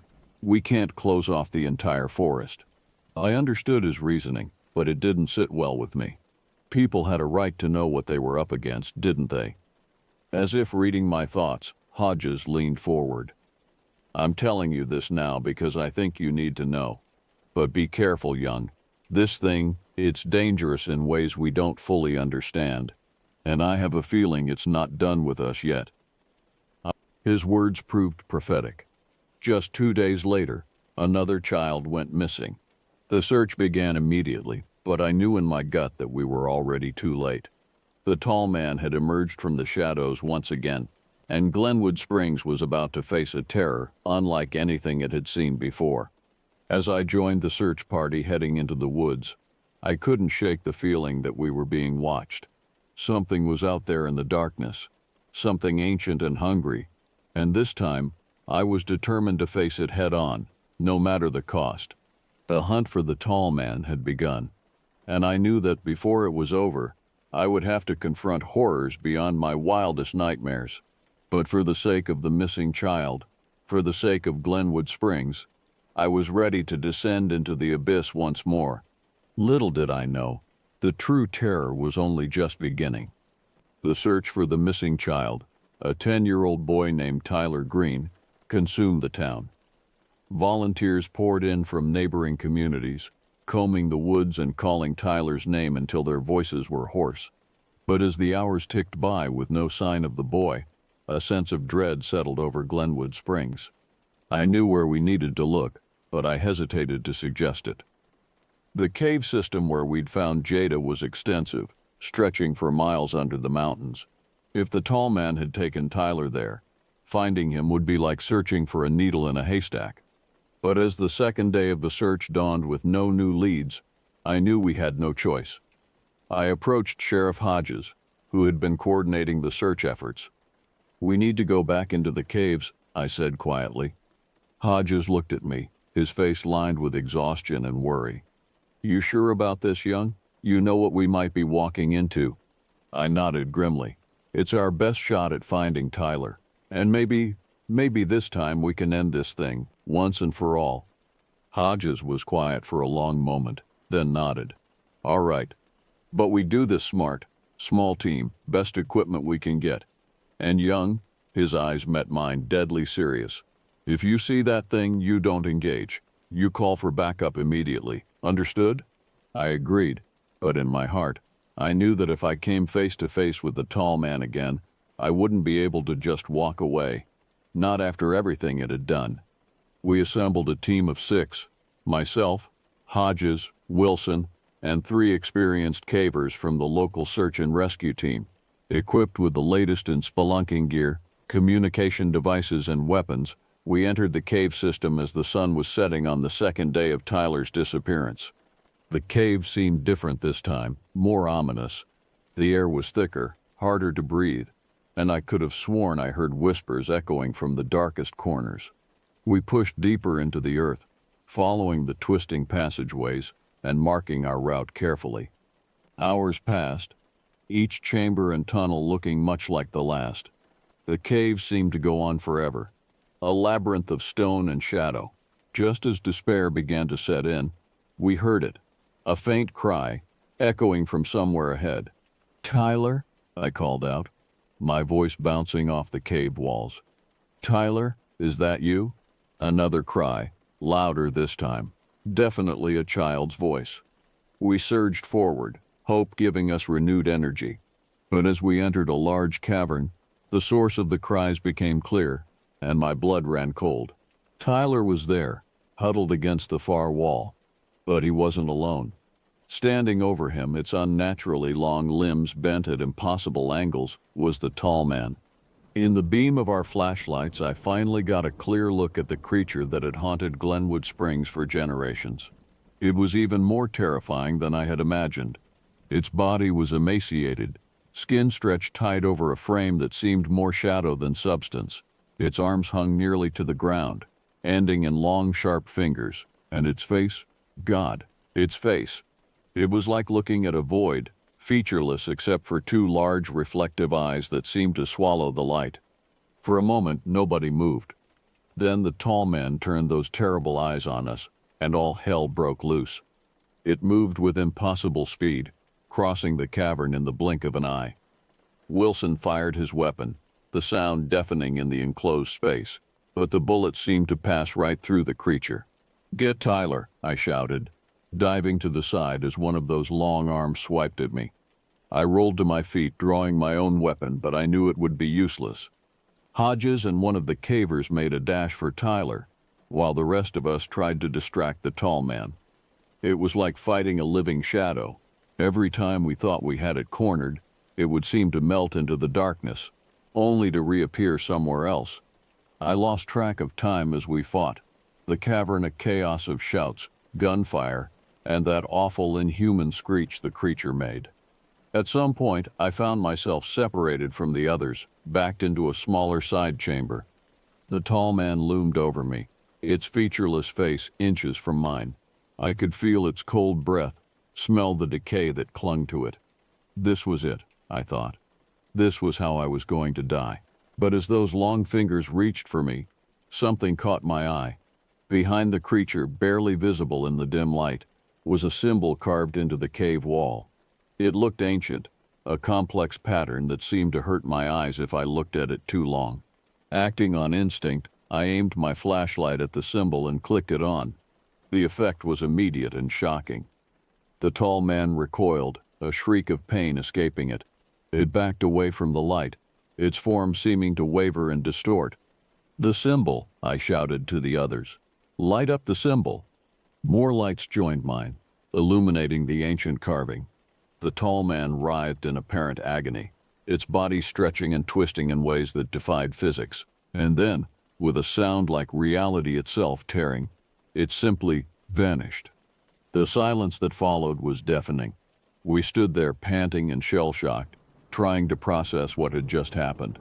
Tyler's quiet sobs broke the spell, and we rushed to the boy's side. As we made our way out of the caves, Tyler safe in Hodges' arms, I couldn't shake the feeling that it wasn't over. We had driven the tall man away, yes, but had we truly defeated it, or had we just bought ourselves some time? The symbol we'd found raised more questions than it answered. Who had carved it there? How long ago? And most importantly, what did it mean? As we emerged from the caves into the early morning light, I knew one thing for certain.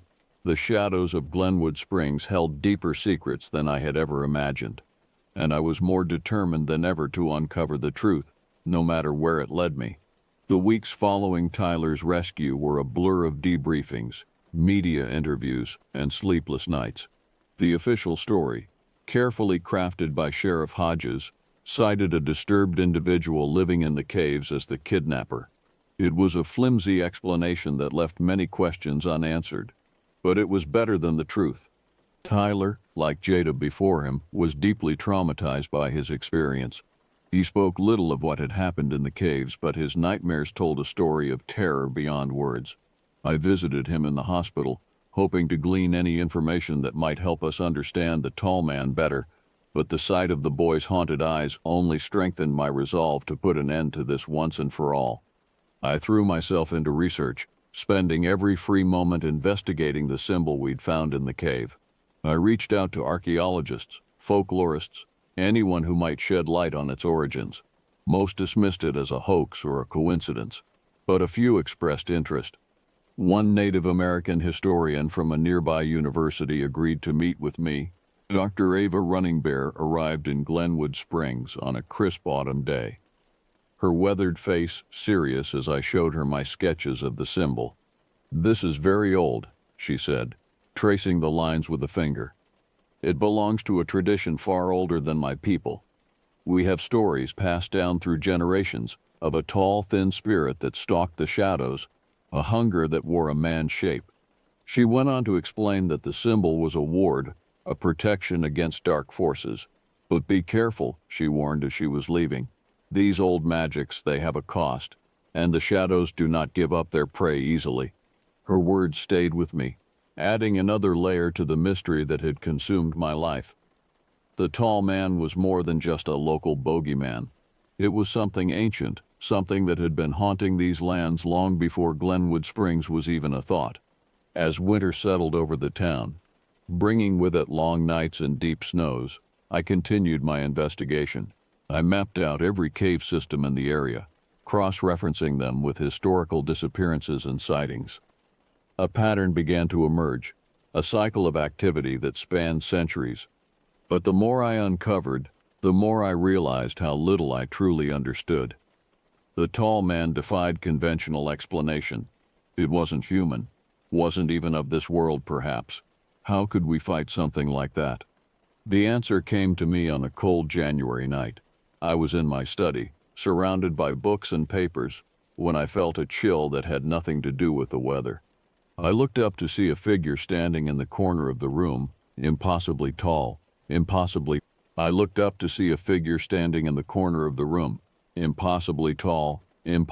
thin, its featureless face turned towards me. The tall man had come to my home. For a moment, I was paralyzed with fear. Then my years of training kicked in. I dove for my gun. But even as my hand closed around the grip, I knew it would be useless. This wasn't a fight I could win with bullets. The tall man didn't move, didn't make a sound. It just stood there, watching me with those black, reflective eyes. And then, to my shock, it spoke. Not with words, but directly into my mind. "Seeker," it said, its voice a whisper that seemed to come from everywhere and nowhere at once. "You chase shadows, but do you understand what you pursue?" "What are you?" I managed to ask, my voice barely above a whisper. "Why are you here?" The creature's head tilted, an unsettlingly human gesture on its inhuman form. "I am hunger. I am the space between moments. I am what waits in the dark when all other lights go out." Its words sent a chill down my spine, but I pressed on. "Why Glenwood Springs? Why take our children? This place, it is thin.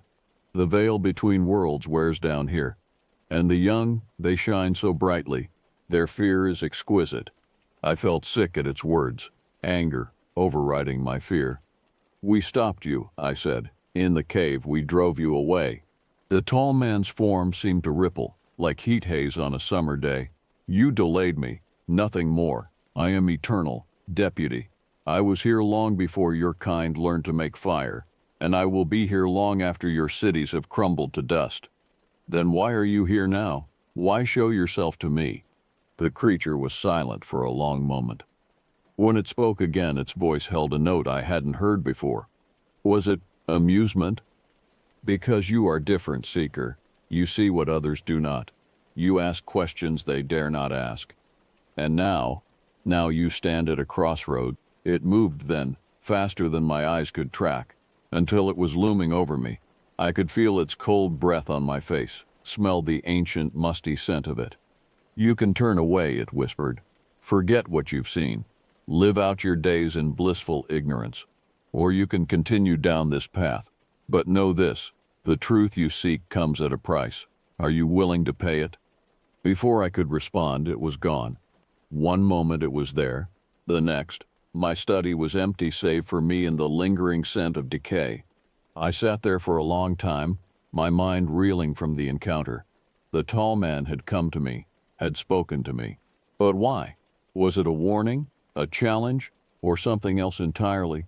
As the first light of dawn began to creep through my window, I made my decision. I couldn't turn back now, couldn't unsee what I'd seen or unlearn what I knew. Whatever the cost, I had to see this through to the end. I picked up my phone and dialed a number I'd memorized but never used. It rang 3 times before a gruff voice answered. "This is Young," I said, my voice steady despite the turmoil in my gut. "I'm in. Whatever it takes, whatever I need to do, I want to know everything." There was a pause on the other end, then a sigh. "All right," the voice said. "There's no going back from this, you understand. Once you're in for life." I thought of the tall man, of its words about eternity and hunger. I thought of Jada, of Tyler, of all the other victims over the years. And I thought of Glenwood Springs, the town I'd sworn to protect. "I understand," I said. "When do we start?" "Now," came the reply. "Pack a bag and be ready in an hour. We've got a lot of ground to cover and not much time." As I hung up the phone, I felt a mix of fear and determination settle over me. The true battle against the shadows of Glenwood Springs was just beginning, and I had a feeling it would take me to places I couldn't even imagine. But I was ready. Whatever came next, whatever horrors I had to face, I would see it through. For the sake of my town, for the sake of those who couldn't protect themselves, I would dive into the darkness and confront the monsters that lurked there. The sun was rising over the mountains as I packed my bag, casting long shadows across my room. As I looked out at the town I'd called home for so long, I couldn't help but wonder, would I ever see it again? And if I did, would I be the same person who left? Only time would tell. But one thing was certain. The shadows of Glenwood Springs had not seen the last of Stephen Young. Not by a long shot.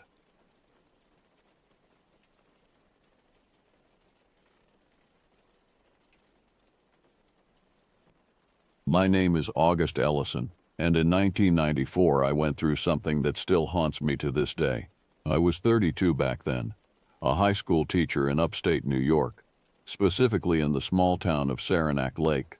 My life was pretty standard, if not a little mundane, teaching world history to teenagers who were more interested in their growing collection of Pearl Jam CDs than the intricacies of the French Revolution. I'd just gone through a rough divorce with Sarah, my wife of 8 years. The kind of separation that leaves you questioning every decision you've ever made. The house felt empty, the silence deafening, so I took up hiking and occasional weekend getaways to clear my mind. Being a history teacher, I had a knack for details and an appreciation for solitude. The Adirondack Mountains became my sanctuary, their ancient peaks holding secrets far older than any historical text I taught in my classroom. One weekend in late September, my friend Nate suggested we rent a cabin in the Adirondacks for some fishing and relaxation. Nate was one of those guys who could make anyone laugh, even in the darkest moments. We met in college during a particularly disastrous freshman orientation, where he managed to set off the fire alarm while trying to make ramen noodles in his dorm room. Despite life's various curveballs, we kept in touch through letters and occasional phone calls. This was 1994, after all, before cell phones and social media made staying connected effortless. Our mutual friend Cal joined us as well. Cal was the kind of guy who always had a story, most of which involved some ridiculous misadventure that somehow ended with him either in a police station or winning a free meal at a diner. He was also the one who usually brought the beer, so he was always welcome. He worked as a radio DJ at the local station, and his voice had that perfect blend of gravel and warmth that made every tale sound like it was being told around a campfire. We left early on a Friday morning, the autumn air crisp and promising. Nate drove his old beat-up 1985 Ford F-150, its blue paint faded and rust creeping along the wheel wells, while Cal navigated with a wrinkled map spread across his lap. The drive up was filled with laughter and old stories, the kind that get better with each retelling. Nate had recently split up with his girlfriend of 3 years, so we figured he needed this trip as much as I did. The radio played a mix of grunge and classic rock, and Cal couldn't help but critique every song choice and DJ transition, much to our amusement. The deeper we drove into the Adirondacks, the more the outside world seemed to fade away, replaced by towering pines and winding roads that seemed to lead nowhere and everywhere at once. We got to the cabin around noon, the gravel driveway crunching under the truck's tires as we pulled up. It was a rustic one-story place that had seen better days, with dark wood siding weathered by countless Adirondack winters and a wraparound porch that creaked with every step. The view, though, that made up for any shortcomings. The porch overlooked Lake Placid, its waters a deep blue mirror reflecting the surrounding mountains. Perfect didn't begin to describe it. The previous renters had left a stack of firewood under a tarp, and a metal fire pit sat in the yard, ringed by camp chairs that had faded from red to a dusty pink. After unpacking and cracking open our first beers, Cal had brought a case of Saranac, a local brewery he swore by. We decided to explore the area a bit. The cabin's owner had left a crude map marking some hiking trails, along with a warning about making sure to be back before dark. The woods around the cabin were dense with towering white pines and thick underbrush that seemed determined to snag our clothes at every turn. The September air was thick with the scent of decay and renewal. Fallen leaves decomposing into the soil, late-blooming wildflowers making one last push before winter. I remember Nate making a joke about finding Bigfoot, his voice echoing slightly among the trees. "Maybe he's got a summer home up here," he called out, ducking under a low-hanging branch. Cal, never one to let a good bit die, quickly escalated it into a mock-serious discussion about the likelihood of Sasquatch sightings in the area. He had that radio voice going, doing his best National Geographic narrator impression. Here we see the elusive Bigfoot in his natural habitat, apparently surviving on a diet of beer cans and tourist sandwiches. Typical Cal. The laughter felt good, honest, like something that had been missing from all our lives for too long. As the sun set, we built a fire in the pit, the flames casting dancing shadows across the yard while we cooked burgers on a portable grill Cal had insisted on bringing. The night was peaceful in a way that made me realize how noisy my life had become. No televisions humming in the background, no car alarms, no teenagers shouting across parking lots. Just the crack and pop of burning wood, the gentle lap of lake water against the shore, and the occasional call of a loon echoing across the water. We stayed up late, talking and laughing the way old friends do when they finally have a chance to unwind.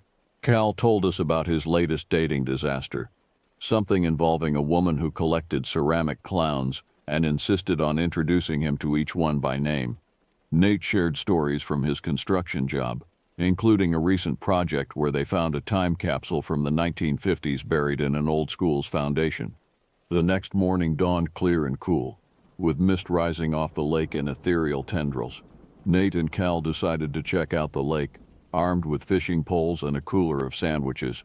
I opted for a solo hike, needing some time to process my own thoughts. The divorce was still fresh enough to sting, and sometimes being around happy people, even friends, felt like pressing on a bruise. I grabbed my backpack, stuffed it with water, trail mix, and my trusty Nikon camera, and headed deeper into the woods. The trail was barely visible in places, more suggested than marked, winding between massive boulders left behind by ancient glaciers. The morning light filtered through the canopy in sharp beams, illuminating patches of forest floor where ferns uncurled and late-season mushrooms pushed through the leaf litter. I was about a mile from the cabin when I stumbled upon what looked like an abandoned campsite. The discovery sent a chill down my spine, though I couldn't immediately say why. There were remnants of a fire pit, long cold, with some rusted cans scattered nearby, mostly old Campbell's soup tins and what looked like beans, their labels long since rotted away. A weathered tarp, more gray than its original blue, was draped over a makeshift frame of branches, creating what must have once been a lean-to shelter.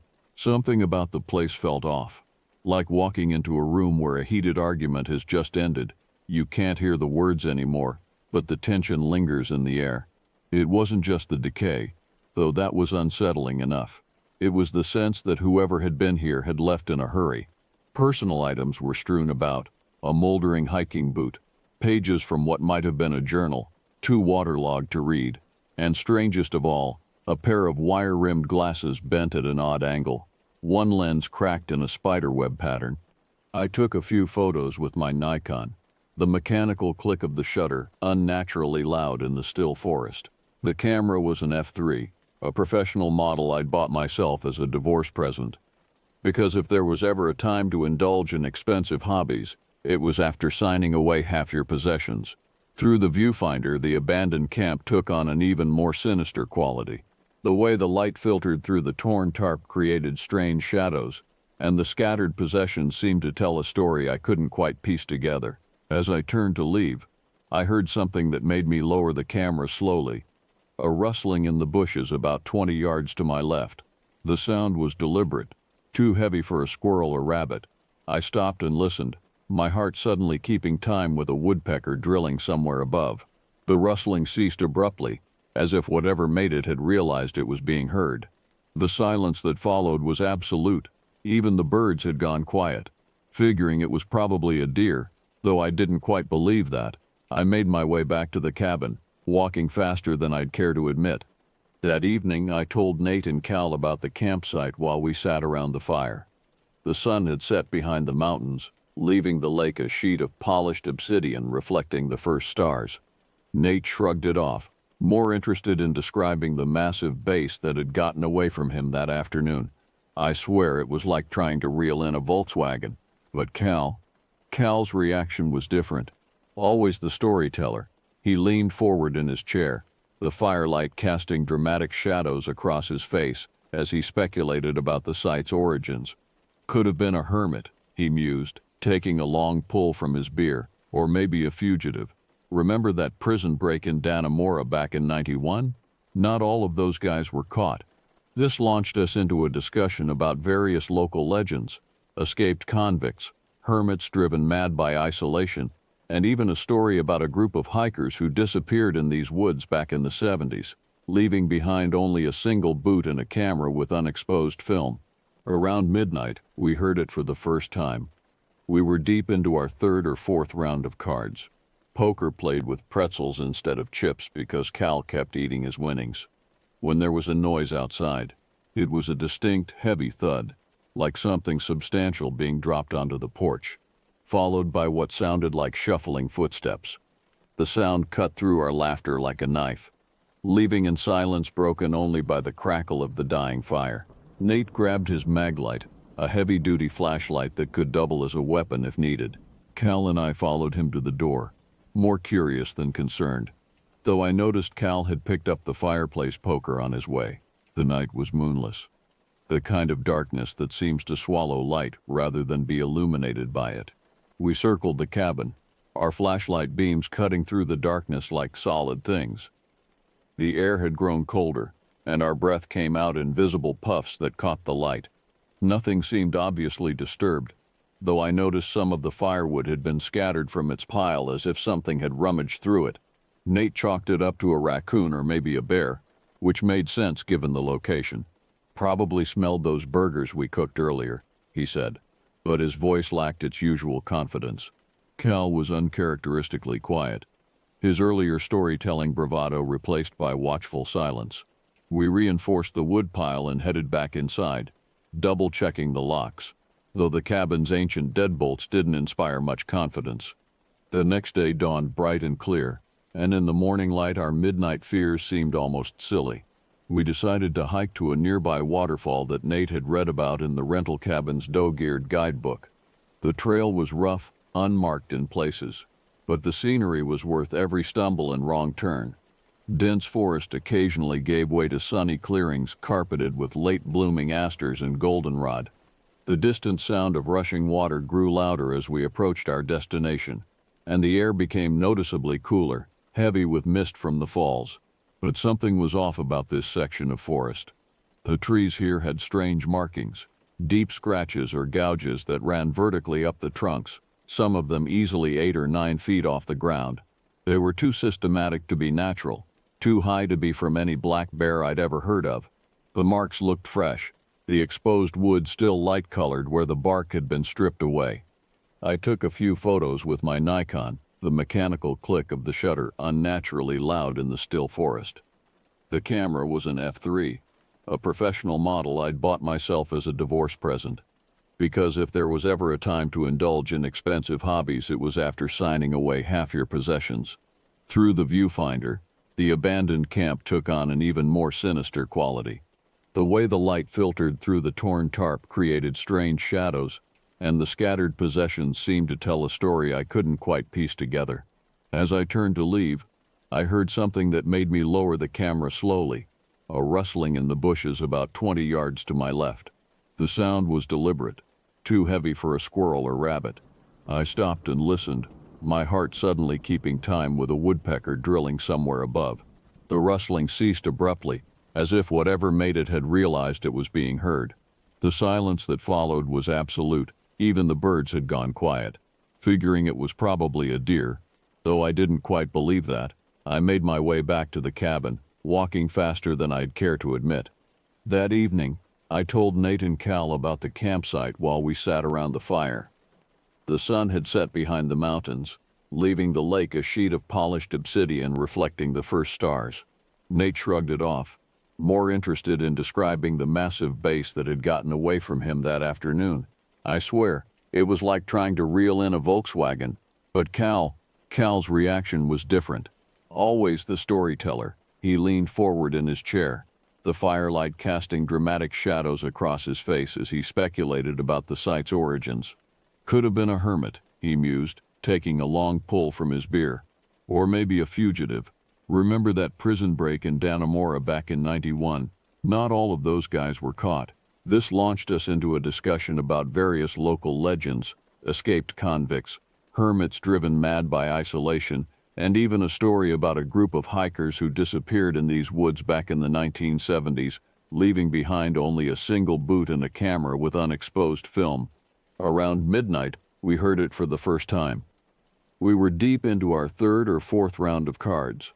Poker played with pretzels instead of chips because Cal kept eating his winnings.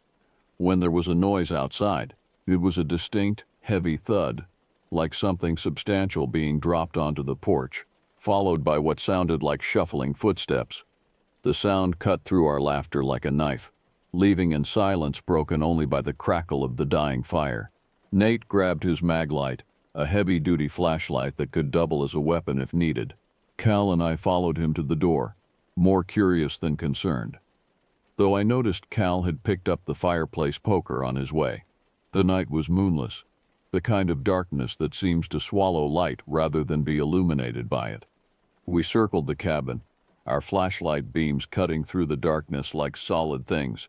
The air had grown colder, and our breath came out in visible puffs that caught the light. Nothing seemed obviously disturbed, though I noticed some of the firewood had been scattered from its pile, as if something had rummaged through it. Nate chalked it up to a raccoon or maybe a bear, which made sense given the location. Probably smelled those burgers we cooked earlier, he said, but his voice lacked its usual confidence. Cal was uncharacteristically quiet, his earlier storytelling bravado replaced by watchful silence. We reinforced the woodpile and headed back inside, double-checking the locks, though the cabin's ancient deadbolts didn't inspire much confidence. The next day dawned bright and clear, and in the morning light our midnight fears seemed almost silly. We decided to hike to a nearby waterfall that Nate had read about in the rental cabin's dog-eared guidebook. The trail was rough, unmarked in places, but the scenery was worth every stumble and wrong turn. Dense forest occasionally gave way to sunny clearings carpeted with late-blooming asters and goldenrod. The distant sound of rushing water grew louder as we approached our destination, and the air became noticeably cooler, heavy with mist from the falls. But something was off about this section of forest. The trees here had strange markings, deep scratches or gouges that ran vertically up the trunks, some of them easily 8 or 9 feet off the ground. They were too systematic to be natural, too high to be from any black bear I'd ever heard of. The marks looked fresh, the exposed wood still light-colored where the bark had been stripped away. I pointed out the markings to Nate, who joked about tree-climbing bears. But I noticed him looking up into the canopy more frequently after that. When we reached the waterfall, it was a magnificent sight. A 60-foot cascade tumbling over dark rocks into a crystal-clear pool below. We spent a good hour just enjoying the view, taking photos and trying to forget about the strange markings. Cal, ever the instigator, dared Nate to jump into the pool. Never one to back down from a challenge, Nate stripped down to his shorts and leaped in, surfacing with a scream that echoed off the cliff face. "Jesus Christ, it's like swimming in liquid ice," he shouted, his teeth chattering audibly. I caught the moment with my camera, Nate's head breaking the surface, water droplets catching the sunlight like diamonds, his face a perfect mask of shock and regret. It was the last normal moment of our trip. That night, everything changed. We were sitting by the fire, passing around a bottle of Jack Daniels that Cal had been saving for a special occasion, when we heard that noise again. This time it was closer, almost right outside the cabin. The sound was different, not just footsteps, but something that seemed almost deliberate, like whatever it was wanted us to hear it. Nate, with either liquid courage or foolishness coursing through his veins, grabbed his flashlight and headed toward the door. "I'm gonna find out what's messing with us," he declared. The temperature had dropped significantly, and our breath came out in white clouds that caught the firelight. But again, when we searched, we found nothing, just darkness and the endless wall of trees surrounding the cabin. Cal suggested it might be kids from a nearby campground messing with us, but we all knew there was no campground within miles of here. We were alone out here, or at least we were supposed to be. We went to bed uneasy, the bottle of Jack considerably emptier than when we'd started. I lay in my sleeping bag, listening to the normal sounds of the cabin, the settling of old wood, the gentle creak of floorboards expanding and contracting with the cold. Then around 3 a.m., I heard it, footsteps on the porch. Heavy, deliberate footsteps that made the old boards groan in protest. My heart was hammering so hard I could feel it in my throat. I got up slowly, grabbing the Louisville Slugger I'd brought for campfire games. The aluminum bat felt cold and inadequate in my hands. The footsteps continued, moving from one end of the porch to the other, as if whatever was out there was pacing. I tiptoed to my window, pressing myself against the wall beside it before slowly peering out. The night was cloudy, but there was enough ambient light to see shapes and shadows. Something moved across the porch, a dark mass that seemed to absorb what little light there was. Nate and Cal emerged from their rooms at the same time, both armed with makeshift weapons. Nate with his heavy maglite, Cal with a fire poker. We didn't speak, just exchanged glances and moved toward the door. Nate reached for the handle, and I'll never forget the look he gave us before turning it, a mixture of terror and determination that I'm sure mirrored our own faces. The door opened with a creak that seemed deafening in the pre-dawn silence. The air that hit us was beyond cold. It was as if all the warmth had been sucked out of the world. We stepped onto the porch, weapons ready, flashlight beams cutting through the darkness. The night was still, unnaturally so. No wind, no animal sounds, not even the usual lapping of the lake water against the shore. We scanned the area with our lights, sweeping the beams across the yard and into the woods. The darkness seemed to push back against the light, making the beams seem weak and ineffective. We stayed up the rest of the night, keeping watch in shifts. When dawn finally broke, we found the footprints. They circled the entire cabin, deeply pressed into the soft earth. Each print easily 16 inches long and 8 inches wide. They didn't match any animal tracks I'd ever seen, and as a former Boy Scout and lifelong outdoorsman, I'd seen plenty. The prints seemed almost human in shape, but grotesquely large and deep, as if whatever made them weighed several hundred pounds. Nate suggested we pack up and leave, his earlier bravado completely gone. But Cal, his storyteller's curiosity getting the better of him, wanted to stay and solve the mystery. My swing vote went to staying, a decision I would question for years to come. We spent the day close to the cabin, not venturing more than a few yards into the woods. The sense of unease grew as the day wore on. Even Cal's usually endless stream of stories and jokes had dried up. We built up the fire as night fell, making it bigger and brighter than necessary, as if the flames could keep at bay whatever was out there watching us.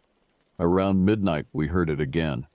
The heavy footsteps, this time moving in a deliberate circle around the cabin. We grabbed our weapons, the bat, the flashlight, the fire poker, and stepped outside. The footsteps led us to the edge of the woods, where our lights caught something that made my blood run cold. A figure stood just beyond the tree line, partially hidden behind a massive pine. It was tall, impossibly tall, at least 8 feet, and broad, its body covered in what looked like matted dark fur. But it was the eyes that haunted my dreams for years after. They reflected our flashlight beams like an animal's, but there was an intelligence there, an almost human awareness that made it far more terrifying than any bear or wilderness predator. It didn't move, just stood there watching us. Nate, still running on what must have been pure adrenaline, took a step forward. I grabbed his arm hard enough to leave bruises. "Don't," I whispered, my voice barely audible over the pounding of my heart. "We don't know what it is." The figure held its ground for what felt like an eternity but was probably only seconds, then slowly backed away into the darkness. It didn't turn around, it kept facing us as it retreated, those reflective eyes the last thing to disappear into the blackness. We practically ran back to the cabin, dragging the heavy coffee table in front of the door and wedging chairs under all the doorknobs. None of us slept. We sat in the living room, weapons in hand, jumping at every sound. The creature circled the cabin all night, its heavy footsteps punctuated by occasional scratching sounds on the walls. When the first light of dawn finally broke through the windows, we threw our gear into Nate's truck and left, not even bothering to clean up. The drive home was silent, each of us lost in our thoughts, trying to rationalize what we'd seen. We never spoke about that night again, not really. Nate moved to Arizona the following year, claiming he needed a change of scenery. Cal quit his radio job and took a position at an indoor advertising agency in Albany. Our friendship didn't exactly end, but it changed. Some experiences are too intense to share, even with those who lived through them with you. Years later, I looked up reports of strange sightings in the Adirondacks. There were stories, of course. Every region has its local legends and cryptid sightings, but none of them seemed real until that night. I still have the photos I took, the abandoned campsite, the scratched trees, and even a few of the footprints we found that final morning. Sometimes I take them out and study them, wondering if there was something we missed, some rational explanation that would make sense of it all. But then I remember those eyes, that intelligent, almost human gaze, and I put the photos away. The memory of that weekend never faded. I still hike, but always with a group, always in well-traveled areas. There's a part of me that wants to go back, to find that old campsite and see if there's any evidence left of what we encountered. But the wiser part of me knows some mysteries are better left unsolved. Some questions don't need answers, and sometimes the not knowing is better than the truth. I retired from teaching last year, and my students gave me a camping gear set as a goodbye gift. It's still in its original packaging, stored in my garage. Every now and then I think about using it, about heading back up into those mountains. But then I remember those eyes in the darkness, and I decide that maybe my backyard is adventure enough. After all, not all who wander are lost. But some things in this world want us to get lost, to venture too far into the unknown. And when you do, you might find something that's been waiting there all along, watching and wondering about you just as much as you've wondered about it.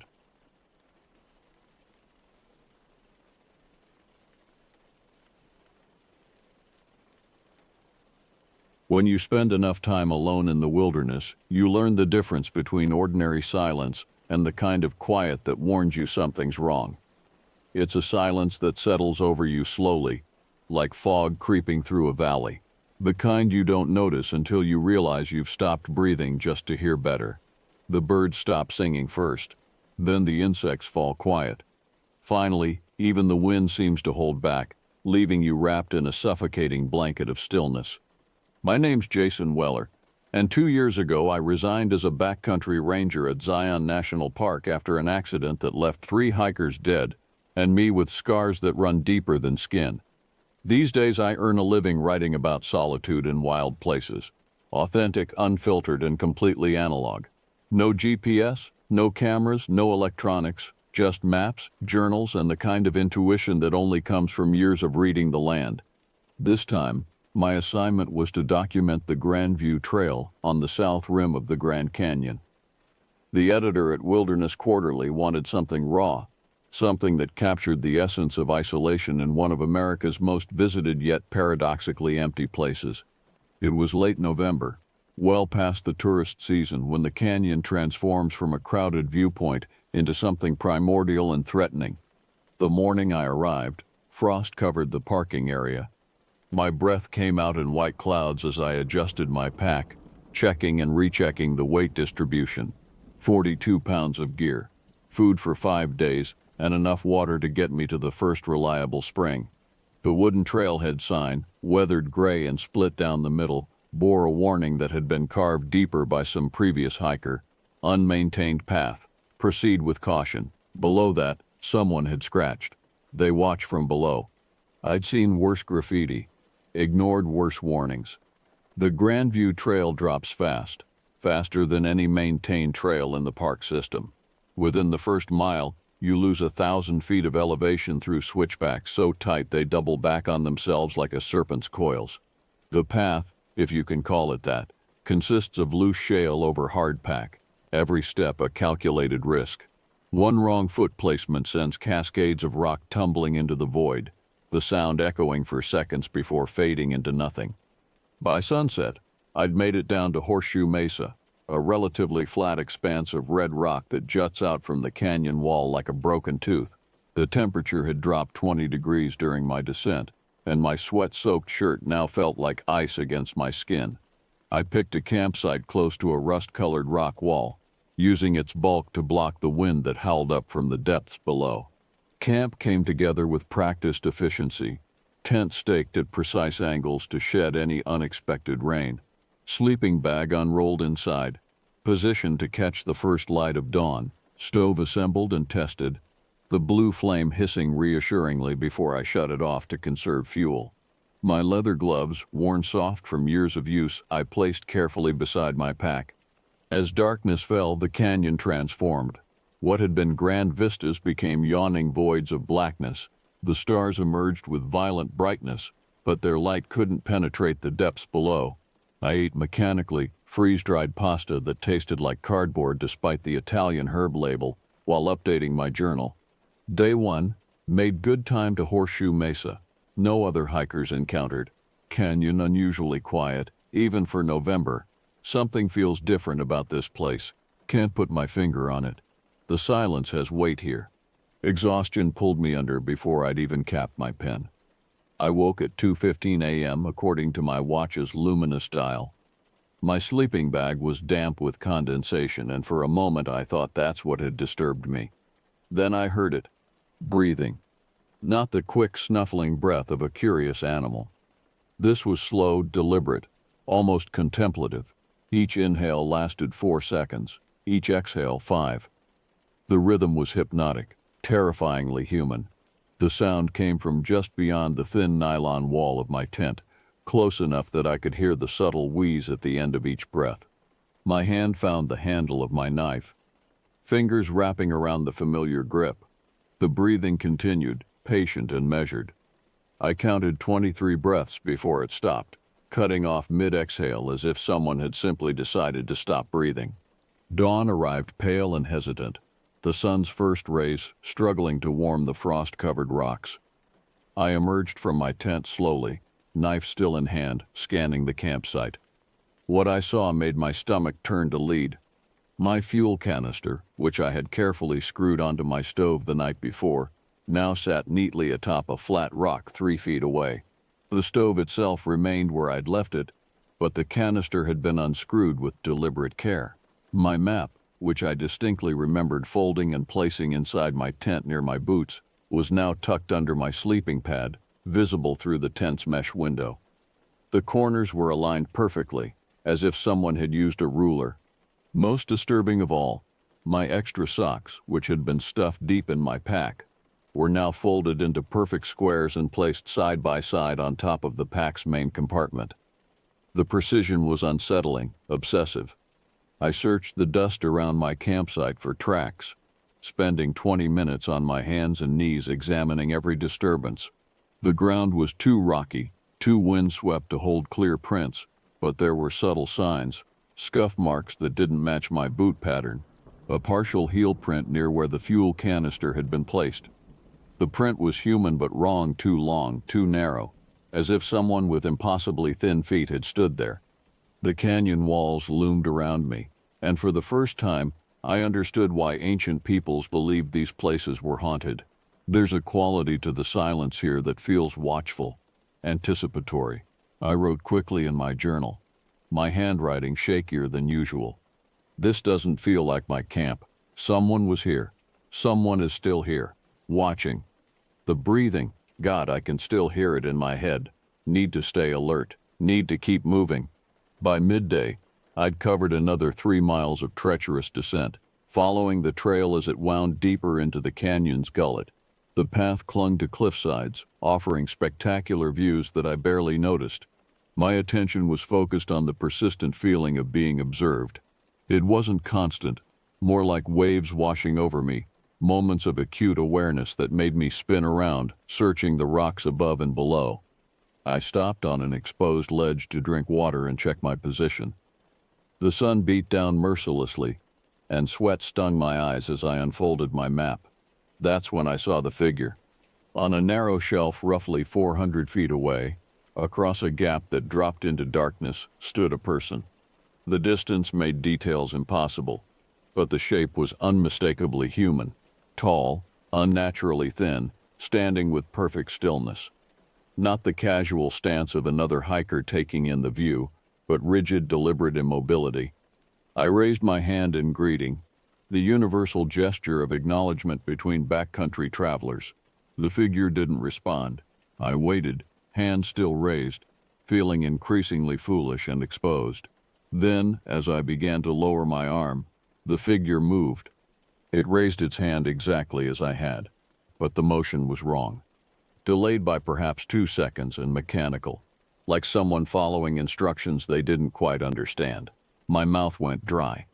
I tilted my head left, a subtle test. 2 seconds later, the figure's head tilted left. I stepped backward. 2 seconds later, it stepped backward. Terror isn't always explosive. Sometimes it's a slow realization that builds like pressure in your chest. I backed away until the cliff face hid the figure from view, then stood there for 5 minutes, working up the courage to look again.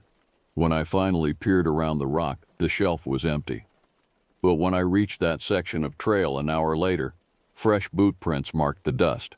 The prints were human in shape but stretched out, as if someone had drawn a normal footprint and then extended it by several inches. That night, I chose my campsite with paranoid care. A shallow ravine offered walls on 3 sides, limiting approaches. I arranged rocks around the perimeter, not for any real protection, but because the action gave me something to focus on besides the growing certainty that I was being stalked. My bear bag went up higher than necessary, tied with redundant knots. Sleep felt dangerous, but exhaustion has a way of overcoming fear. I dozed fitfully, starting awake at every sound. The wind had died completely, leaving the canyon in absolute silence. Even my own breathing seemed too loud. At exactly 12:40 a.m., I remember because I checked my watch with obsessive frequency, footsteps approached through the gravel, not the irregular gait of an animal or the quick steps of someone with purpose. These were measured, thoughtful steps, each one placed with deliberate care.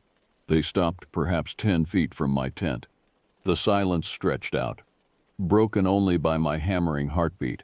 Then a voice spoke, low, calm, and terrifyingly familiar. My voice, but hollow, drained of everything that makes speech human.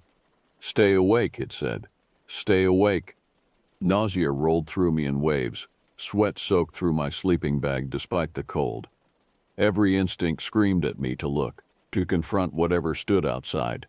But some deeper wisdom, some primitive understanding, kept me frozen.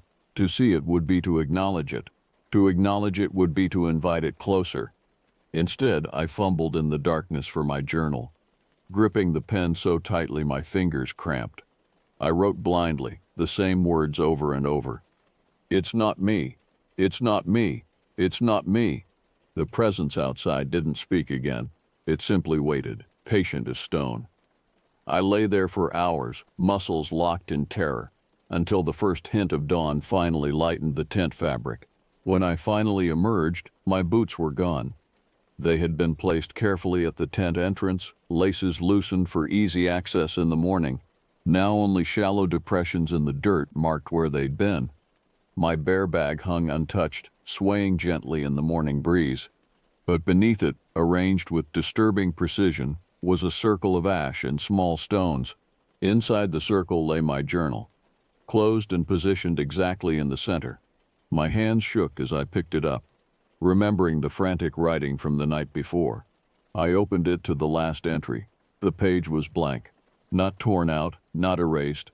The paper showed no signs of ever having been written on. I flipped back through previous pages.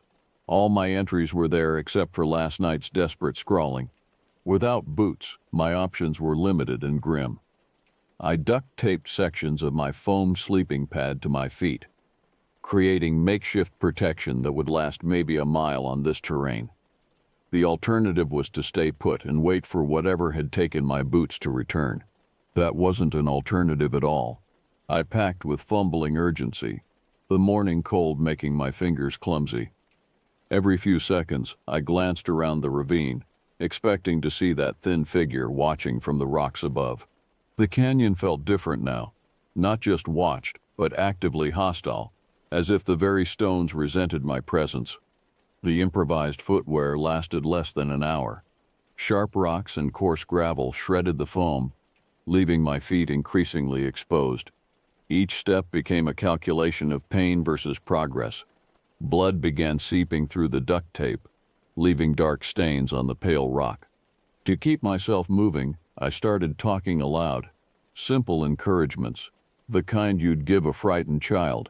"Just keep moving, Jason. One step, then another. You're doing fine." A voice answered from the switchback above, precise in its mimicry but empty of understanding. "One step, then another. You're doing fine." I stopped so abruptly I nearly fell. Looking up at the trail above, I saw only empty rock and scattered juniper. My throat felt lined with sandpaper as I called out, Who's there? The response came immediately, from a different direction this time, somewhere off to my left. Who's there? My voice, but stripped of fear, curiosity, humanity. It was like hearing a recording of myself played through broken speakers. Panic overwhelmed strategy. I ran, or tried to. My destroyed makeshift shoes providing no purchase on the loose rock. I fell repeatedly, palms and knees taking the damage my feet couldn't absorb. Behind me, or above, or sometimes seeming to come from the very air around me. My own voice followed, repeating fragments of my gasps and cries. Near the rim, delirium and exhaustion blurred together. The trail seemed to stretch and contract with each labored breath. My feet had gone numb, which was a mercy, though I could see the blood trail I was leaving. Just a few more switchbacks, just a few more. Movement caught my eye. A dark shape beside a gnarled juniper. I turned expecting another hallucination brought on by pain and fear, but the figure that rose from its crouch was real enough. Impossibly thin, draped in what might have once been clothing but now looked more like strips of weathered leather, and on its feet, impossibly clean and carefully laced, were my boots. It stood slowly, unfolding upward like a praying mantis rising from ambush. No face was visible in the shadow of its coverings, but I felt its attention like cold fingers on my spine. It tilted its head, matching the angle of my own terrified gaze.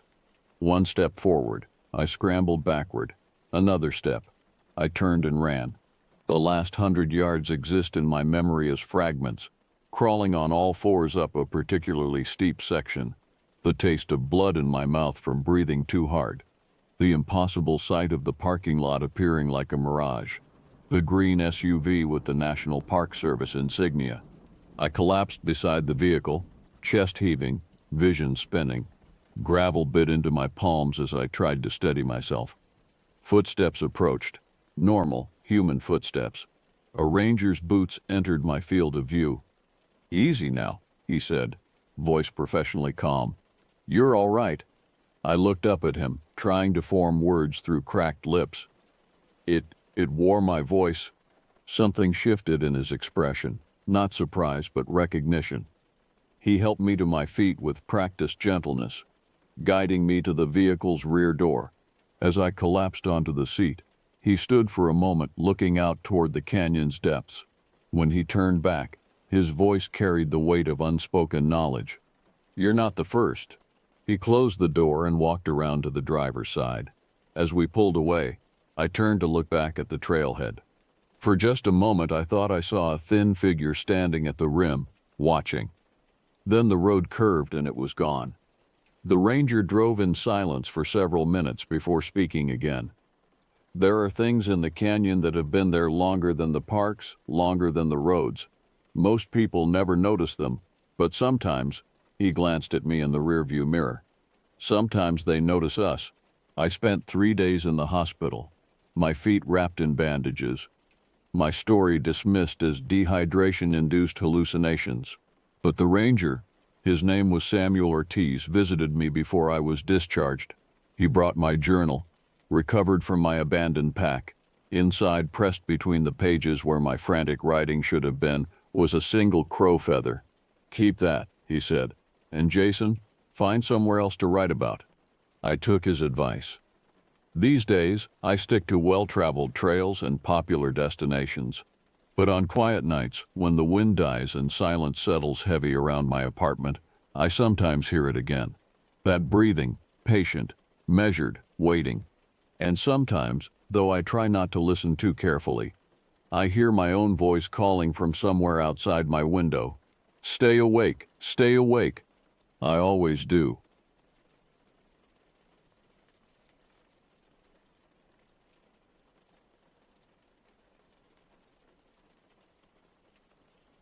I hadn't been back to Shiprock in nearly 12 years. It wasn't something I'd planned. Life in Albuquerque just sort of swept me away from my roots, slowly replacing memories of the reservation with city noise and traffic lights. My grandmother Doshi would call every few weeks and gently nudge me about visiting, but I'd always find an excuse. Work, life, obligations. The truth was something always held me back. something I could never quite explain, a knot in my stomach that tightened whenever I thought about returning. But now here I was, rolling down dusty Highway 491 with Maya in the passenger seat, her camera already poised in her lap. She was excited, had been for weeks. Her smile was bright and eager, her hazel eyes sparkling with curiosity as she watched the landscape transform from city sprawl to endless desert.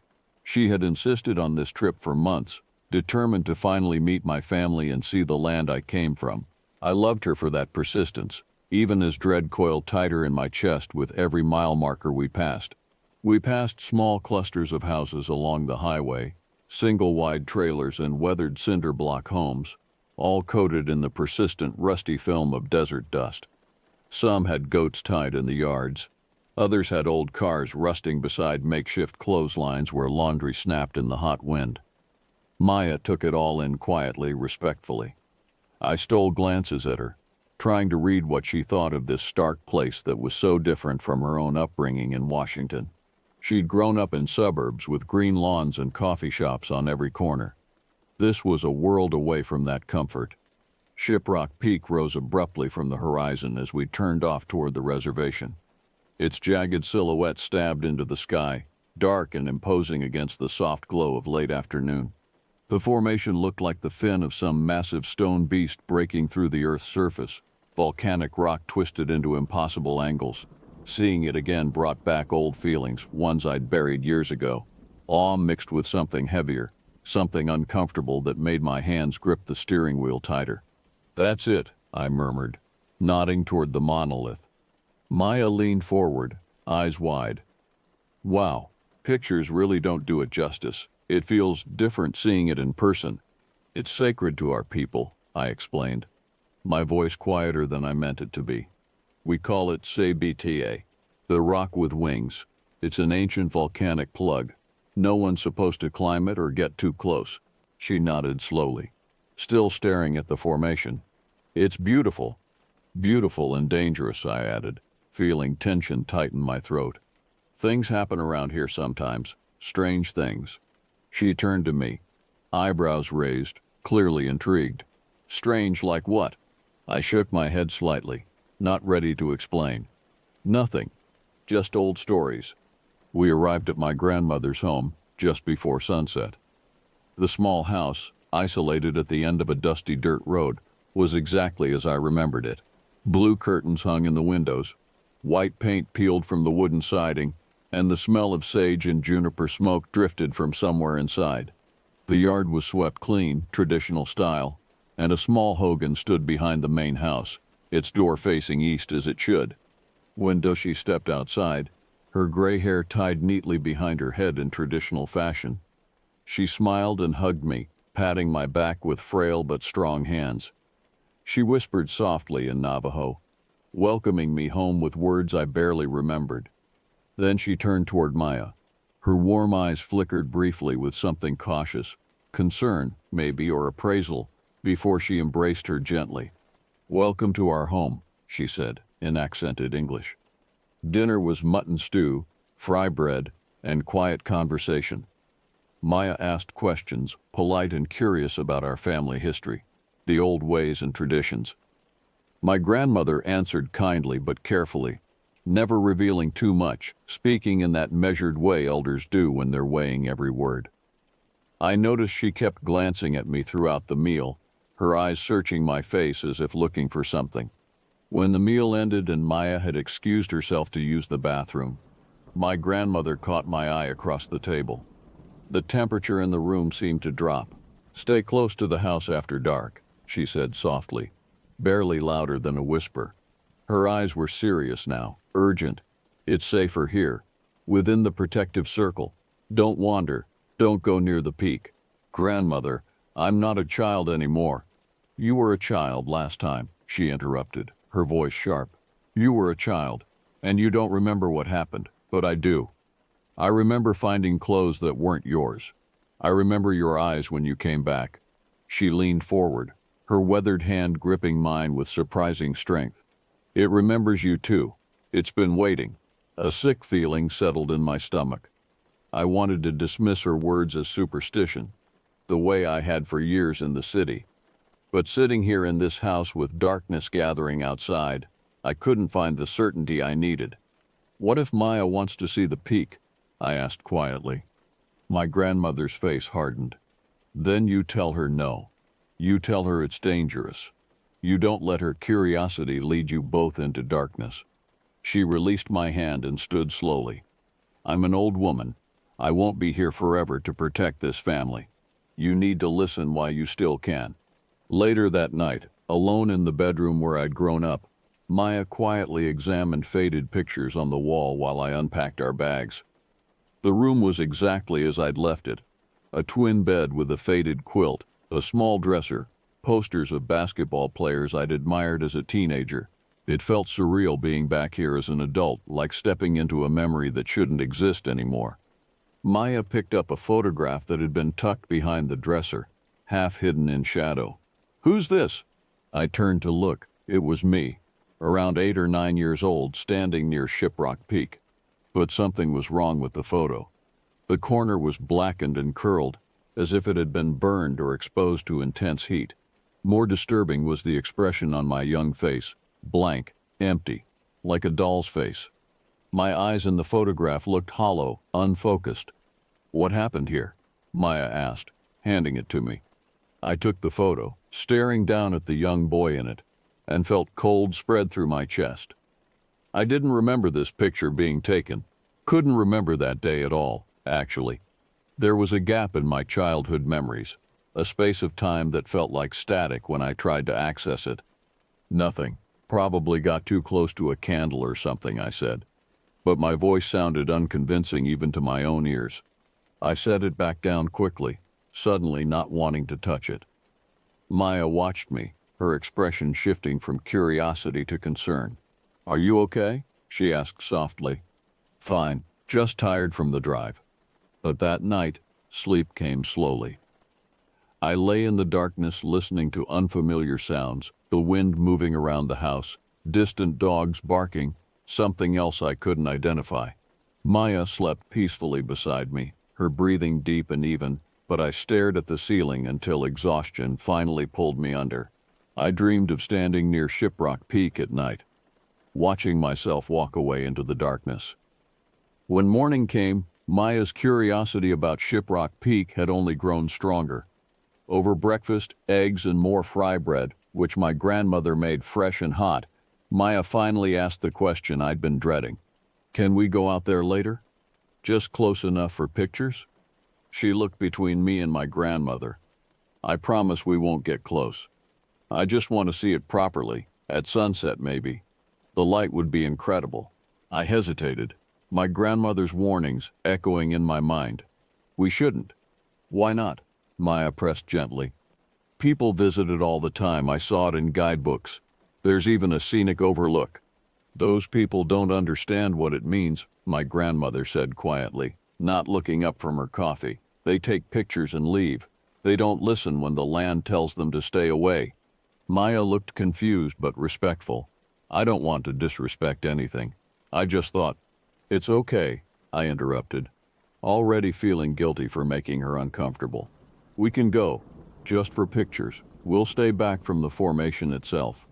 My grandmother's eyes snapped to mine, disappointment clear in her expression. She said nothing, but I felt the weight of her disapproval. After breakfast, she followed me outside while Maya was in the bathroom. "You're making a mistake," she said simply. "That girl doesn't understand what lives out there. And you've forgotten." "I haven't forgotten anything," I said, more defensively than I intended. "I'm an adult now. I can be rational about this." She reached into her pocket and pulled out a small leather pouch, pressing it into my palm. "Take this, corn pollen. If anything happens, anything at all, you scatter it and you run. You don't look back. You don't try to understand. You just run." The pouch felt heavier than it should have, weighted with meaning I didn't want to acknowledge. "Nothing's going to happen." "That's what you said before," she whispered. "When you were 8 years old and you begged to go play near the peak. That's what you said then, too." Late in the afternoon, we drove out along the empty highway. The sun had begun its descent. painting the sky in shades of orange and deep red. Maya had her camera ready, checking settings, talking about composition and light. Her excitement was infectious, and for a moment, I let myself believe this would be fine. Just a normal sunset photo shoot, nothing more. We parked in a gravel turnout about half a mile from the peak. The area was deserted, no other cars, no tourists, just us and the vast emptiness of the high desert. As we stepped out of the car, the heat hit us immediately, that dry, baking warmth that makes sweat evaporate before you feel it. "Stay close to me," I said, more sharply than I intended. Maya gave me a strange look but nodded. Of course. We followed a narrow dirt path away from the road, moving slowly toward a better vantage point. Maya stopped every few feet to take photos, crouching low to capture different angles. I kept glancing back at the car, measuring the distance, calculating how quickly we could return if needed. The air grew still as we walked, that peculiar desert stillness that feels like the world holding its breath. Even the constant wind had died completely.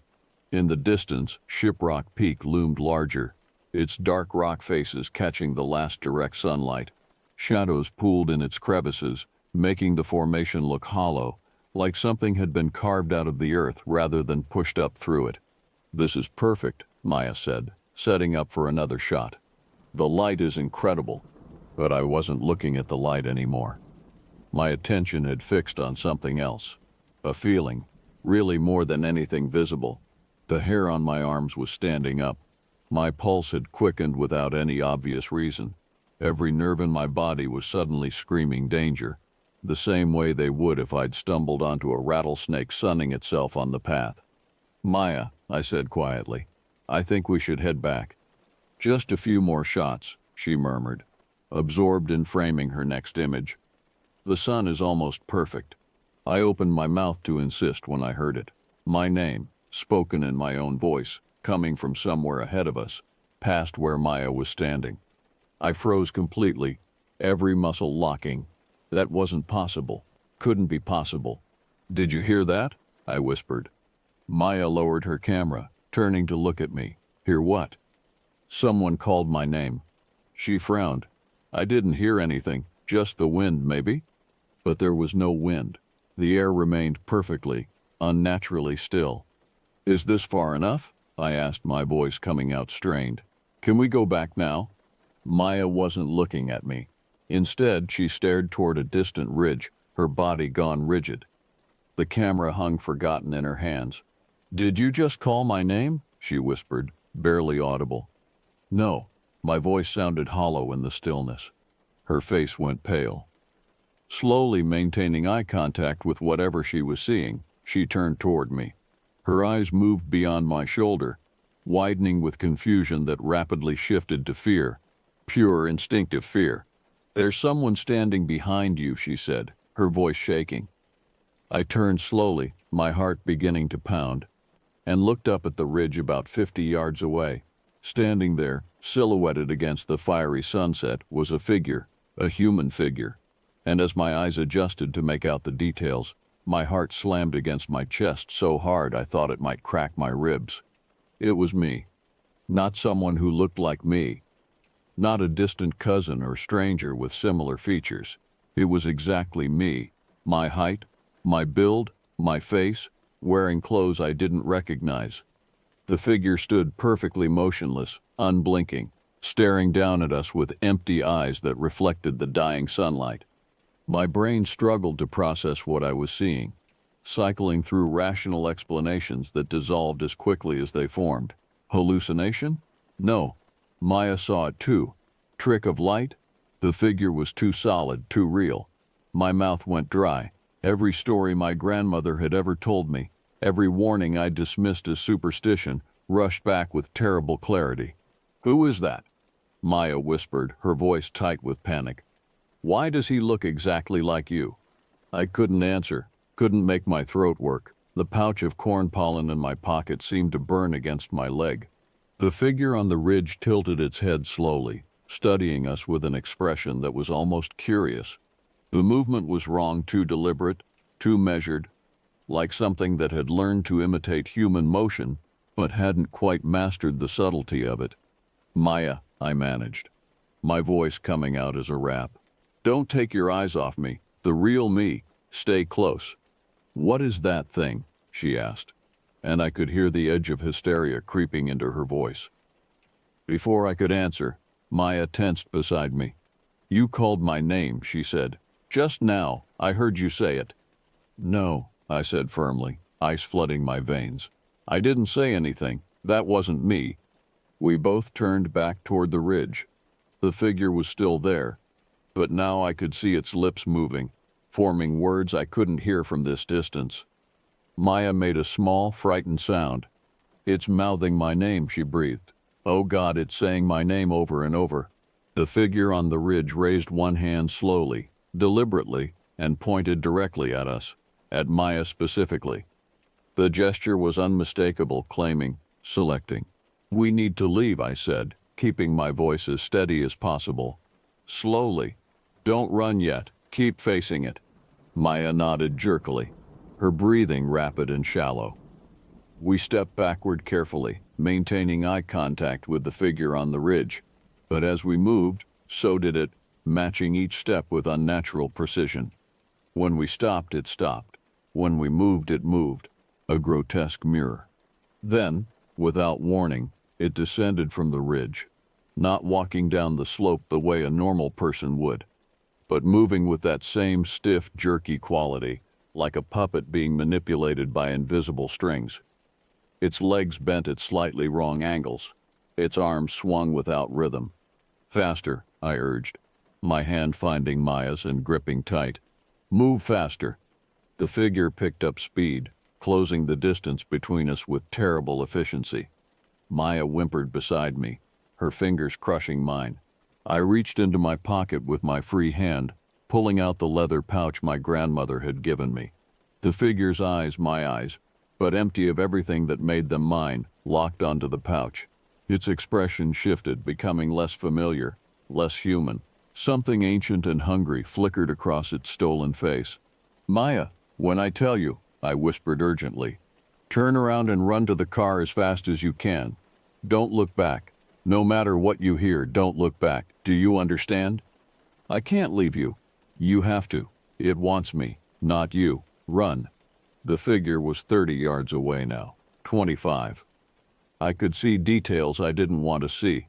The way its skin seemed slightly too tight. The way its breathing was just barely out of sync with natural rhythm, and its smile.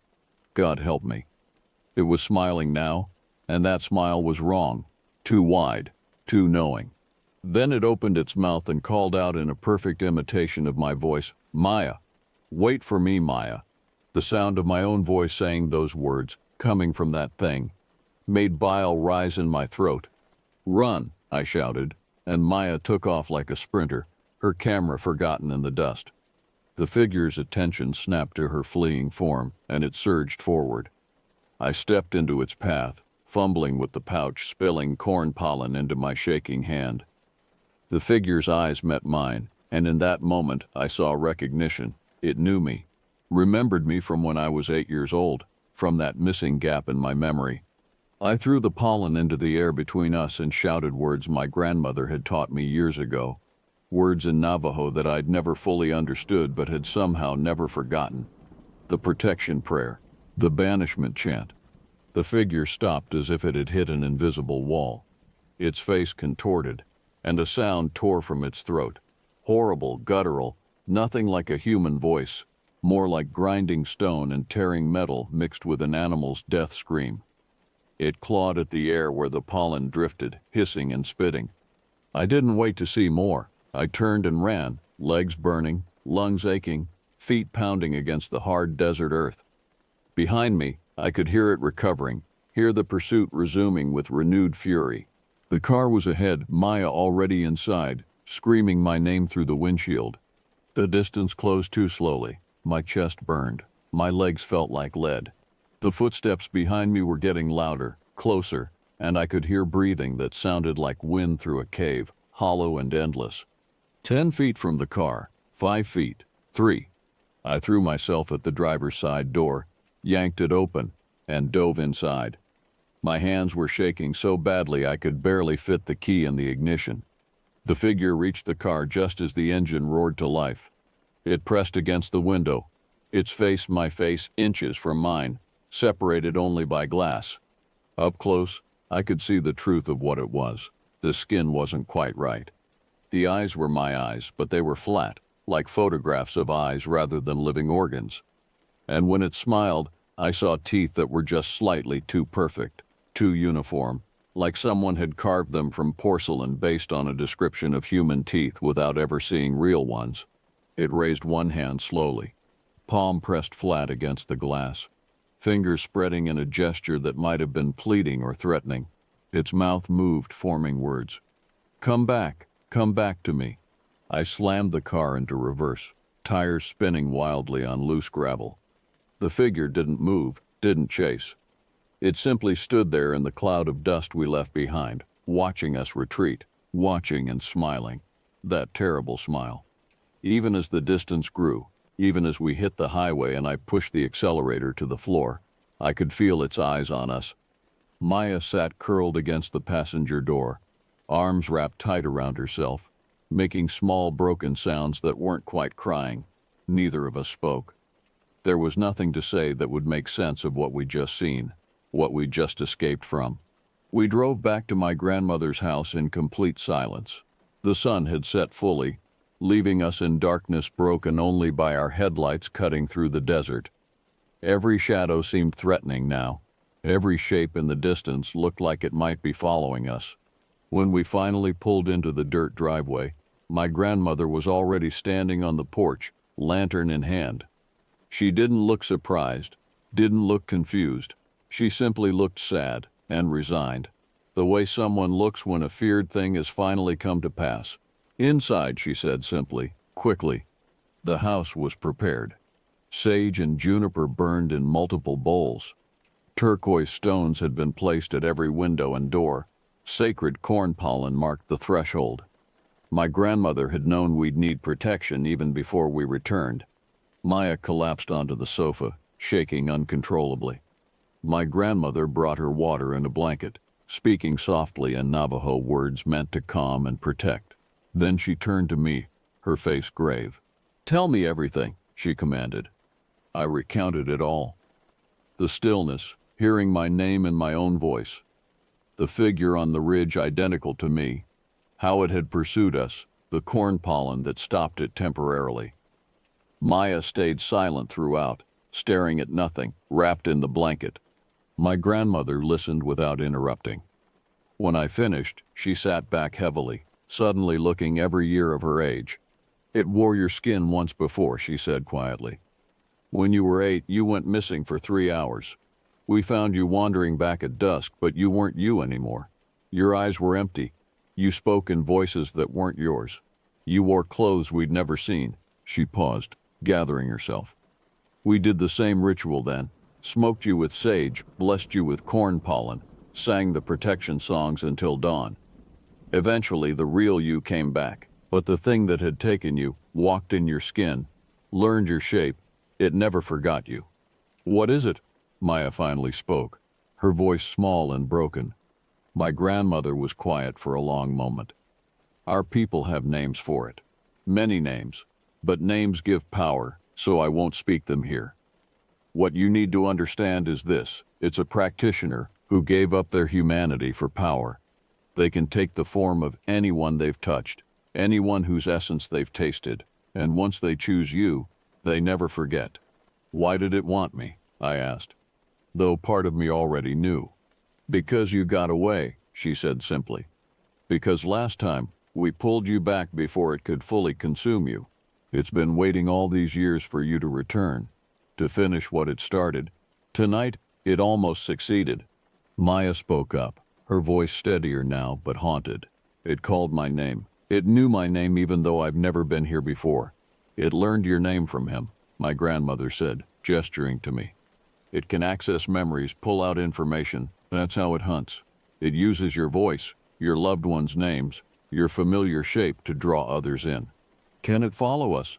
Maya asked, the question I'd been too afraid to voice. "If we leave, can it come after us?" My grandmother shook her head slowly. Its power is tied to sacred places it's corrupted. Away from Shiprock, away from this land it weakens. But, she looked directly at me, her eyes hard. You can never come back here again. Never. If you return to this land it will be waiting, it will find you, and next time you might not escape. The words hung in the air like a death sentence.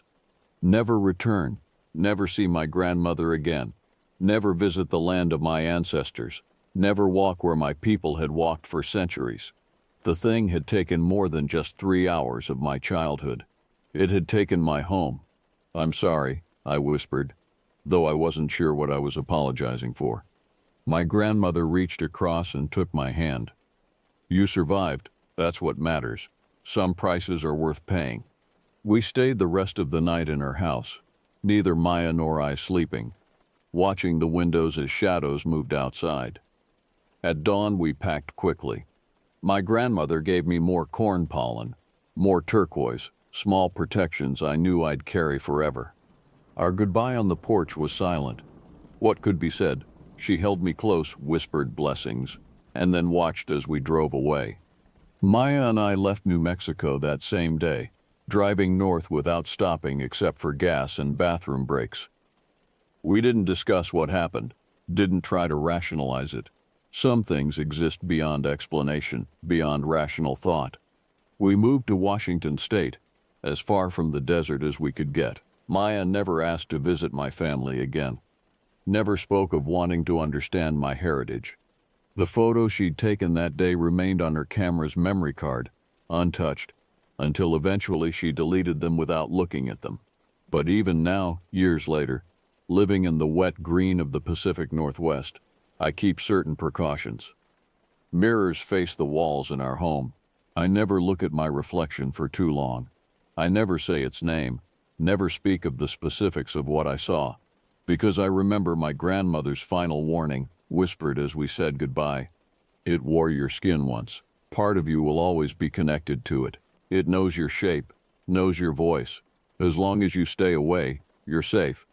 But if you ever return, if you ever set foot on that land again, it will know.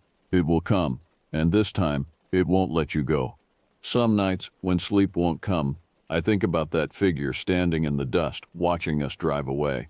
I think about how it smiled with my smile, how it called Maya's name with my voice, and I wonder if, somewhere in the New Mexico desert, near the volcanic rock that rises like a ship's sail from the earth, something still waits. Something that remembers. Something that wears my face.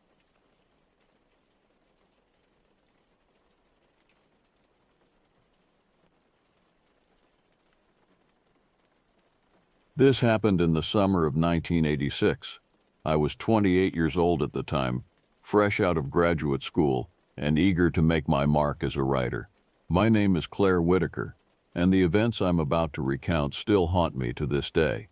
I had just finalized a messy breakup with my long-term boyfriend, and was looking for a way to clear my head while working on my first book, a collection of folklore about California's stranger places.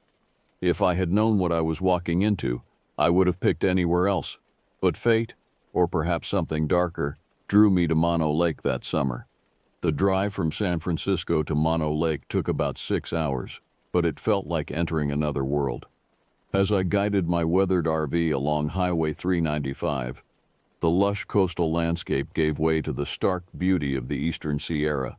Jagged peaks loomed in the distance, their snow-capped summits a startling contrast to the arid basin below. Mono Lake itself was a sight to behold. As I approached, the shimmering expanse of water stretched out before me, surrounded by a landscape that seemed more alien than earthly. Eerie limestone formations known as tufa towers jutted from the lake's surface and shoreline, their twisted shapes resembling petrified creatures frozen in time. I chose a quiet campsite near the South Tufa area, far from the more popular tourist spots. The isolation was exactly what I needed, or so I thought at the time. As I maneuvered my RV into place, the only sounds were the crunch of gravel beneath the tires and the distant cry of gulls. Setting up camp didn't take long. I had everything I needed: a small propane stove, a folding table for my typewriter, and enough food and water to last a week. As the sun began to set, casting long shadows across the surreal landscape, I felt a sense of peace settling over me. This was the perfect place to write, I thought. No distractions, no painful memories, just me and the ancient lake. That first evening, as I sat outside my RV sipping instant coffee and watching the stars emerge, I heard the crunch of tires on gravel. A park ranger's truck pulled up, its headlights cutting through the growing darkness. The ranger who stepped out was a man in his early 40s, with a weathered face and a no-nonsense demeanor that seemed to fit the harsh landscape. "Evening," he said, tipping his hat. "Just doing my rounds. You planning on staying a while?" I nodded, introducing myself and explaining my writing project. The ranger, who introduced himself as Robert, listened with interest, but I couldn't help noticing a flicker of concern in his eyes. "It's an interesting place, Mono Lake," he said carefully. "Lots of history here. Some of it not so pleasant." I leaned forward, my curiosity piqued. "What do you mean?" Robert hesitated, as if debating how much to say. "Let's just say this place has a history. People hear things, see things. Some don't come back." I laughed nervously, assuming he was trying to scare the out-of-towner. "Thanks for the warning." He gave me a long, searching look before saying, "Just be careful, especially after dark, and if you need anything, I patrol this area most evenings." As Robert drove away, his words stuck with me, but I brushed them aside. I had a book to write, after all, and I wasn't about to let some local superstition derail my plans. That night, I slept fitfully, my dreams filled with shadowy figures and the sound of lapping water. I woke several times, convinced I had heard singing drifting across the lake, but when I strained my ears, there was only silence. The next morning dawned clear and bright, the harsh sunlight revealing the lake in all its alien beauty. I spent the day hiking around the shore, taking notes and photographs for my book. The landscape was mesmerizing, vast stretches of alkali flats, punctuated by the bizarre tufa formations and the shimmering water of the lake itself. As I explored, I couldn't shake the feeling of being watched. More than once, I spun around, certain I had seen movement out of the corner of my eye, only to find myself alone in the vast, empty landscape. By late afternoon, I had gathered enough material to start writing in earnest. I returned to my campsite, made a simple dinner of canned soup, and settled in at my typewriter as the sun began to set. The words flowed easily at first. I wrote about the geological history of Mono Lake, its unique ecosystem, and the Native American legends associated with the area. But as night fell and the temperature dropped, I found my thoughts drifting to darker topics. I began writing about the more sinister legends I had uncovered in my research. Stories of spirits trapped in the alkaline waters, of shadowy figures that lured unwary travelers to their doom. Some believed the lake was a gateway between worlds, a place where the living and the dead brushed shoulders.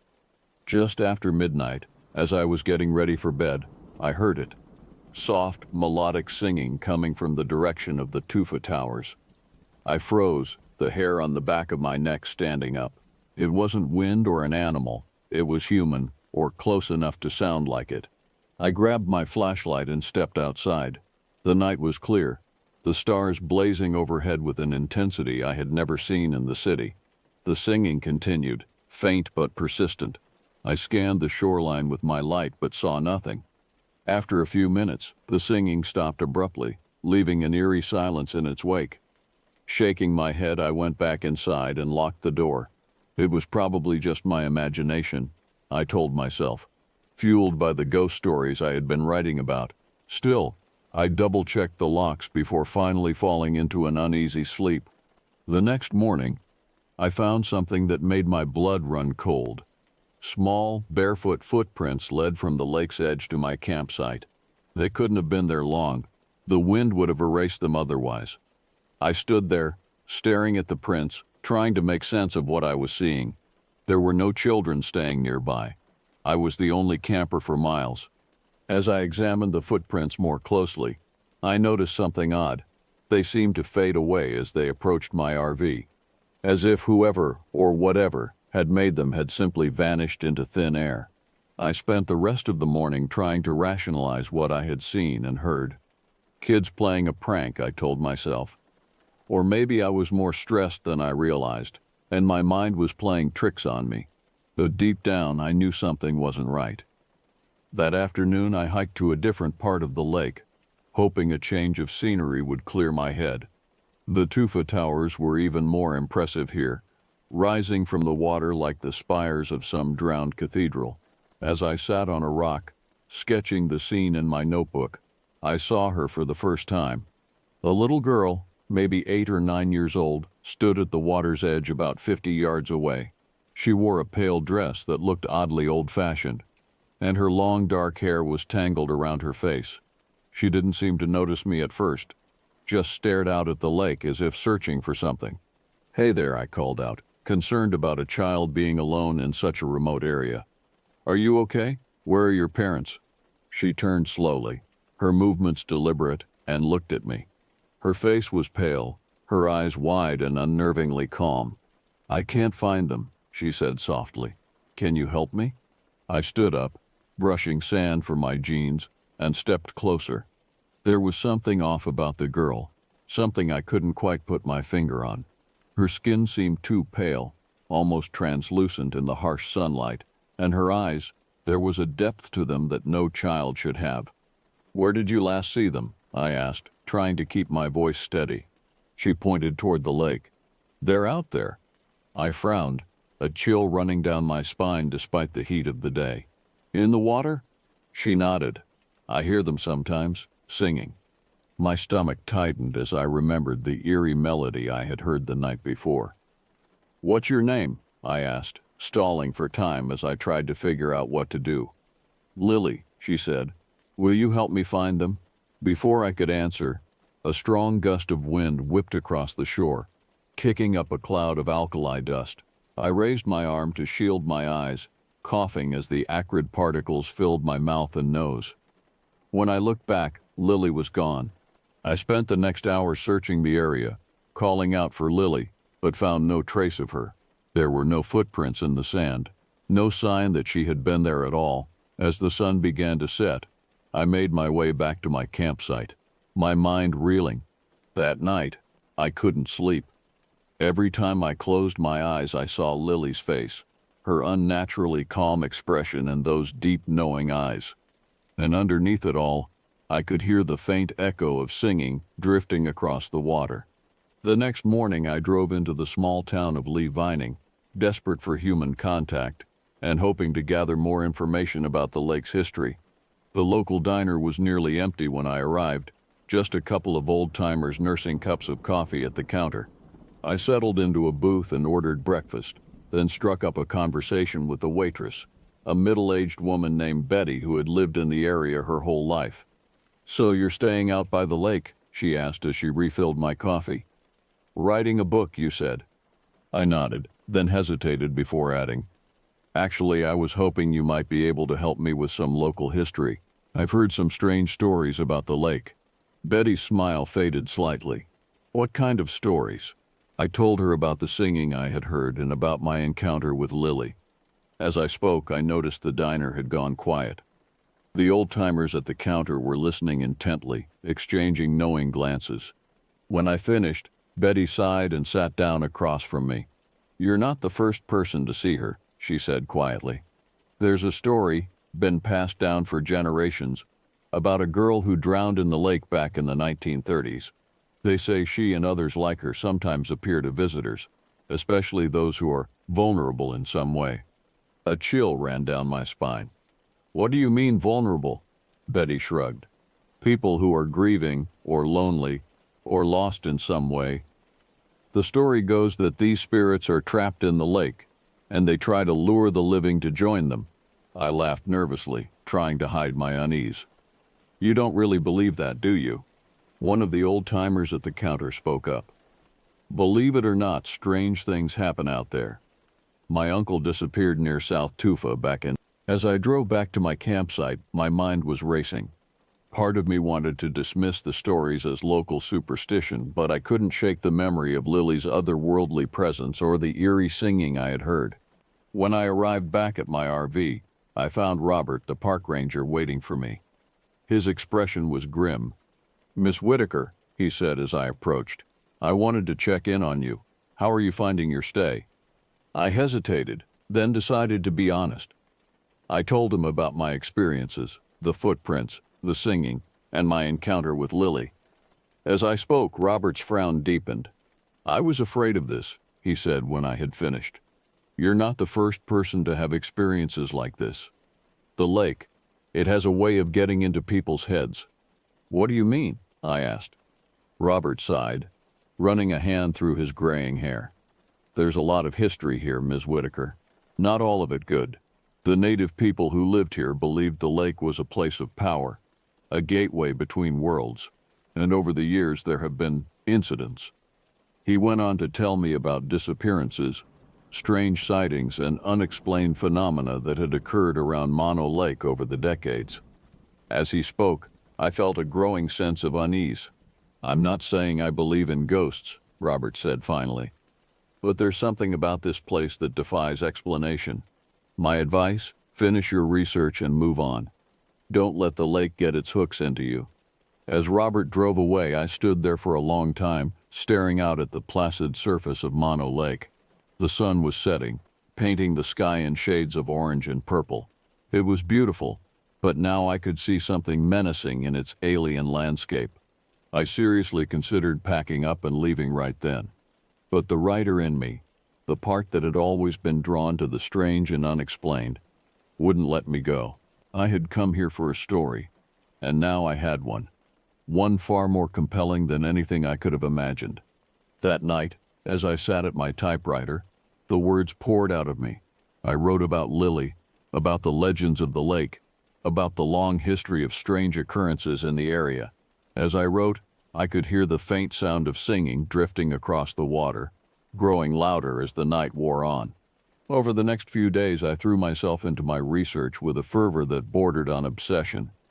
I spent hours combing through old newspapers at the Lee Vining Library, uncovering a long history of mysterious deaths and disappearances around Mono Lake. One story in particular caught my attention: the drowning of a young girl named Lily Thompson in 1932. The details were sparse, but according to the article, Lily had wandered away from a family picnic and was last seen near the shore. Her body was never found. As I read the faded newsprint, my hands shaking, I knew without a doubt that this was the girl I had seen. But how was that possible? And more importantly, what did she want from me? Each night, I returned to my campsite exhausted but unable to sleep. The singing continued, sometimes distant and ethereal, sometimes so close it seemed to be coming from just outside my RV. And always, in the back of my mind, I could hear Lily's voice. "Will you help me find them?" On my fifth night at Mono Lake, everything changed. I had been working late, transcribing my notes and trying to make sense of the conflicting stories and legends I had uncovered. Around midnight, I stepped outside to clear my head and was struck by the absolute stillness of the night. The usual sounds of the desert, the whisper of wind, the cry of nightbirds, were conspicuously absent. Then I saw her. Lily stood at the water's edge, her pale dress glowing in the moonlight. She turned to look at me, and even from a distance I could see the sadness in her eyes. "Please," she said, her voice carrying clearly across the still air, "I need your help." Against every instinct screaming at me to run, I found myself walking towards her. As I got closer, I could see that her feet didn't quite touch the ground, and her form seemed to shimmer and shift in the moonlight. "Lily," I said, my voice trembling, "what happened to you?" She looked out at the lake, her expression wistful. "I got lost," she said simply, "and now I can't find my way back. But you can help me." "How?" I asked, even as a part of me realized the danger I was in. Lily turned back to me, her eyes now glowing with an unnatural light. "Join us," she said, her voice taking on an otherworldly resonance. "In the depths we're all together. No more loneliness, no more pain. As she spoke, I became aware of other figures emerging from the lake. Shadowy forms, vaguely human but distorted, their eyes glowing with the same eerie light as Lily's. They began to sing, a haunting melody that seemed to bypass my ears and resonate directly in my bones. I stumbled backwards, my heart pounding. "No," I gasped, "this isn't real. You're not real." Lily's face contorted with anger, her features becoming less human by the second. "We are more real than anything in your world," she hissed. "And you belong with us." The shadowy figures surged forward, their cold, wet hands grasping at my clothes, my skin. I screamed and fought, but there were too many of them. They began dragging me towards the water, the icy lake lapping at my feet. Just as I was about to be pulled under, a bright light cut through the darkness. The sound of an engine roared across the shore, and suddenly Robert's Ranger truck came barreling towards us, horn blaring. The shadowy figures scattered, dissolving into mist. Lily remained for a moment longer, her eyes locked on mine with a mixture of sorrow and rage, before she too faded away. Robert leapt from the truck, flashlight in hand. "Miss Whitaker," he shouted, rushing to my side. "Are you all right?" I was shaking uncontrollably, soaked and covered in the lake's alkaline mud. "They were real," I stammered. "Lily, the others, they tried to." "I know," Robert said grimly, helping me to my feet. "I've seen them too. Come on, let's get you out of here." As we drove away from the lake, I looked back. In the fading lights of the truck, I could have sworn I saw figures standing at the water's edge, watching us go. The next few days passed in a blur. Robert took me to the local clinic where I was treated for mild hypothermia and shock. The doctor, a kind-faced woman in her 50s, listened to my story with a mixture of concern and skepticism. "You've been through quite an ordeal," she said gently. "Sometimes in high-stress situations our minds can play tricks on us." But I knew what I had seen, what I had experienced, was real. The bruises on my arms and legs, in the distinct shape of handprints, were proof enough for me. Robert visited me at the clinic, his face etched with worry. "I should have warned you more clearly," he said, shaking his head. "I've seen too many people fall victim to the lake's influence." "What are they?" I asked, my voice hoarse. "Ghosts? Spirits?" Robert sighed. "I don't know. Maybe they're the souls of those who've died here over the centuries. Maybe they're something older, something that was here long before humans came to this place. All I know is that they're dangerous, and they're getting stronger." As soon as I was released from the clinic, I packed up my RV and prepared to leave Mono Lake. As much as the writer in me wanted to stay, to uncover the full truth of what was happening here, my sense of self-preservation finally won out. As I was doing one final check of the campsite, I found something that made my blood run cold. A small, old-fashioned shoe, caked with dried mud, had somehow appeared in the back of my RV. It was exactly the right size for a child Lily's age. I stood there, holding the shoe, torn between the urge to fling it as far away as possible and a morbid desire to keep it as proof of what I had experienced. In the end, I wrapped it in a plastic bag and tucked it into my suitcase. As I drove away from Mono Lake, I couldn't shake the feeling that this wasn't over. In my rearview mirror, I could see the lake shimmering in the distance, and for a moment, I thought I saw a small figure standing at the water's edge, watching me go. It's been nearly 40 years since that summer at Mono Lake, and I've never returned. The book I set out to write was never finished. How could I possibly put into words what I had experienced?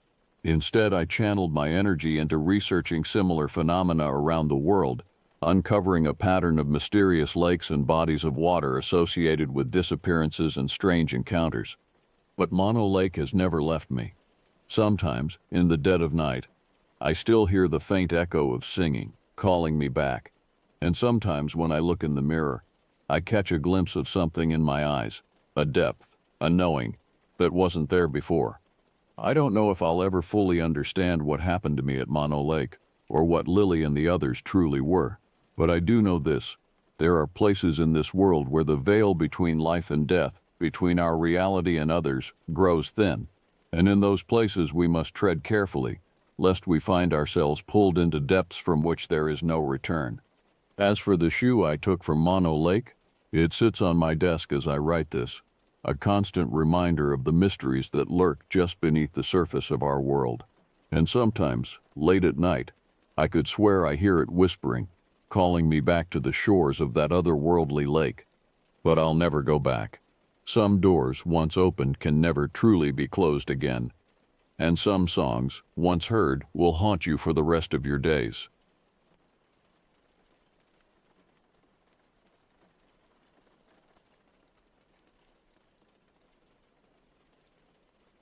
There's something liberating about having no fixed address. I remember saying that to my buddy Mark a few months ago when I finally bought the RV. We were sitting at a bar in Omaha, reminiscing about the old days when life was simpler, when the biggest worry was scraping together enough money for gas to get to the next adventure. "You're bloody mental, mate," Jack had said when I told him my plans. I'd met the Australian bush guide at a campground in Wyoming 2 weeks before buying the RV. He was on an extended sabbatical, traveling across America after spending 15 years leading wilderness tours through the outback. His weathered face and the deep creases around his eyes spoke of countless hours under the harsh Australian sun. "The nomad life isn't for everyone," he'd warned, taking a long pull from his beer. "Sometimes the road shows you things you're not ready to see." I'd laughed it off then, thinking he was being melodramatic.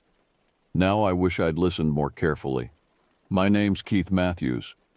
People say I'm likable, probably because I've got that laid-back, easygoing attitude. You can attribute that to my nomadic childhood, bouncing from place to place with my mom after my dad skipped out on us. I learned early on to make friends quickly and leave no hard feelings when it was time to go. After settling into a monotonous career in accounting for the better part of 2 decades, I decided I'd had enough. The cubicle walls seemed to close in a little more each day, and the fluorescent lights grew increasingly harsh. Every morning, I'd watch the sunrise paint the sky in brilliant oranges and pinks, only to spend the next 9 hours staring at spreadsheets under artificial lighting. A year ago, I cashed out my savings and bought an RV, a well-maintained 2003 Airstream. It wasn't much, but it was mine. The previous owner had kept it in pristine condition, and I spent weeks adding my own touches: solar panels, a better water filtration system, and reinforced locks. Jack had helped me with the modifications, drawing on his years of experience in the bush. In the outback, he'd said while we installed the extra security bars on the windows, "You learned quick that nature's got teeth, and I'm not just talking about the snakes and spiders everyone goes on about." He'd paused then, his usual jovial expression turning serious. "There's things out there that don't make sense, things that shouldn't exist but do." I'd asked him what he meant, but he'd just shaken his head and changed the subject. That was Jack's way. He'd drop these cryptic warnings and then clam up, like he was afraid saying too much might summon whatever he'd seen in those vast Australian deserts. Last week, I decided to head out to the Black Hills in South Dakota. The plan was to park somewhere remote, spend a few days hiking, fishing, and just soaking in the solitude. I didn't tell anyone exactly where I was going, didn't see the need. Jack had tried to talk me out of going alone. "At least let me come with you, mate," he'd insisted over the phone. "Something about those hills doesn't sit right with me. The local tribes, they've got stories about that place, old stories." But I'd brushed off his concerns. Jack wasn't usually the superstitious type, which should have been my first warning. The Black Hills rose before me like ancient guardians, their pine-covered slopes dark against the evening sky. I found a perfect spot near a small, nameless lake surrounded by dense forest. It was isolated, with no other campers or hikers in sight. The kind of place you imagine when you think of getting away from it all. There was something primal about the area, an untouched quality that made it feel like it had been forgotten by time. The trees were old here, their trunks thick and gnarled, their branches reaching out like grasping fingers. The lake itself was mirror still, reflecting the cloudy sky above like polished obsidian. The first day went by without incident. I set up camp, got a fire going, and cooked up some steaks I'd picked up in Rapid City. That night, As I lay in bed listening to the crackling of the fire outside and the occasional rustle of leaves in the wind, I felt a deep sense of contentment. This was what I'd been looking for. The silence, the peace. But there was something else too. Something I couldn't quite put my finger on. A heaviness in the air, like the atmosphere before a storm. I found myself thinking about Jack's warnings, about the stories he'd mentioned. I pulled out my phone, thinking about calling him, but there was no signal. Of course there wasn't. The next morning, I noticed something strange. I had just finished breakfast and was getting ready for a hike when I saw it. A large patch of ground near the edge of the lake where the grass had been flattened, as if something heavy had been dragged across it. The area was about 30 feet long, leading from the water's edge into the forest. I remembered something Jack had told me months ago, sitting around a campfire in Wyoming. He'd been unusually talkative that night, maybe because of the whiskey we'd been sharing. In the outback, he'd said, "You learn to read the land. When something's wrong, the land tells you, you just have to listen." The disturbed earth seemed to be speaking now, telling me something was very wrong here. But curiosity overcame my instinct to leave. I followed the path into the woods, my boots crunching on dead leaves and broken twigs. The trees were thick, and the trail wound deeper than I expected. After about 100 yards, I came to a clearing, and what I found there stopped me cold. A pile of bones, fresh bones. Some still had bits of flesh and sinew clinging to them. They were all jumbled together, a grotesque display that looked like it had been left as some kind of offering or warning. I'm no expert, but I know enough to recognize human bones when I see them. There were rib cages, a few skulls, arm and leg bones, all tossed together in a heap. The sight made my stomach churn, and I could feel my heart racing in my chest. There was no doubt about it. Something or someone had killed these people. As I stood there, frozen in horror, I noticed something else. Among the bones was a familiar object, a beaten-up leather wallet. With trembling hands, I picked it up. Inside was an Australian driver's license with Jack's photo. The expiration date was 3 weeks ago. My mind reeled. Jack had been here. He'd known something was wrong with this place, had tried to warn me, and then he'd come here himself. And now, I dropped the wallet and stumbled backward, my breath coming in short gasps. That's when I heard it. A sound that didn't belong in these woods. A low, rumbling growl that seemed to come from everywhere and nowhere at once. It was the kind of sound that bypasses your conscious mind and goes straight to the primitive part of your brain. The part that knows when you're being hunted. The growl grew louder, and I could feel the vibrations in my chest. My survival instinct kicked in, and I ran. I ran faster than I'd ever run in my life, crashing through the underbrush, branches whipping at my face. Behind me, I could hear something massive moving through the forest, snapping trees like twigs. I risked a glance over my shoulder and immediately wished I hadn't. The creature was unlike anything I'd ever seen, a nightmare made flesh. It moved with unnatural speed, its massive body flowing through the forest like water. In the filtered sunlight, I could see its matted fur was streaked with gray and black, and its eyes, God, its eyes were almost human, filled with an intelligence that made it all the more terrifying. Jack's voice echoed in my head. In the outback, we've got something the Aborigines call the bunyip. Most think it's just a legend, but I've seen things, mate. Things that make you question everything you think you know about what's real and what isn't. I reached the RV and yanked the door open, practically diving inside. My hands were shaking so badly I could barely lock the door behind me. I grabbed my phone, still no signal. Of course not. The creature slammed into the side of the RV, making the whole vehicle rock. Metal screamed as claws raked down the side. Through the small window, I caught glimpses of it circling the RV. Its head was massive, like a wolf's but wrong somehow, with a longer snout and too many teeth. Its neck was serpentine, allowing it to peer into the windows from impossible angles. This was what had killed Jack. This was what he'd tried to warn me about. The scratching stopped, and for a moment there was complete silence. Then something hit the roof with enough force to dent the metal inward. I could hear it moving above me, its weight making the ceiling creak. I grabbed my hunting knife from the drawer, knowing it would be useless against something this size, but needing something, anything, to defend myself with. The creature moved to the back of the RV and began methodically tearing at the metal. It wasn't just attacking randomly. It was trying to get in, and it was smart enough to know the weakest points of the vehicle. I couldn't stay here. The RV was a trap, and we both knew it. I took a deep breath, gripped the knife tighter, and made a decision. If I was going to die here, it wouldn't be cowering in a corner. I thought of Jack, who must have faced this same creature. He wouldn't have gone down without a fight. I threw open the door and ran. Not toward the woods this time, but toward the lake. Water splashed around my ankles as I charged in, hoping to God the thing wouldn't follow.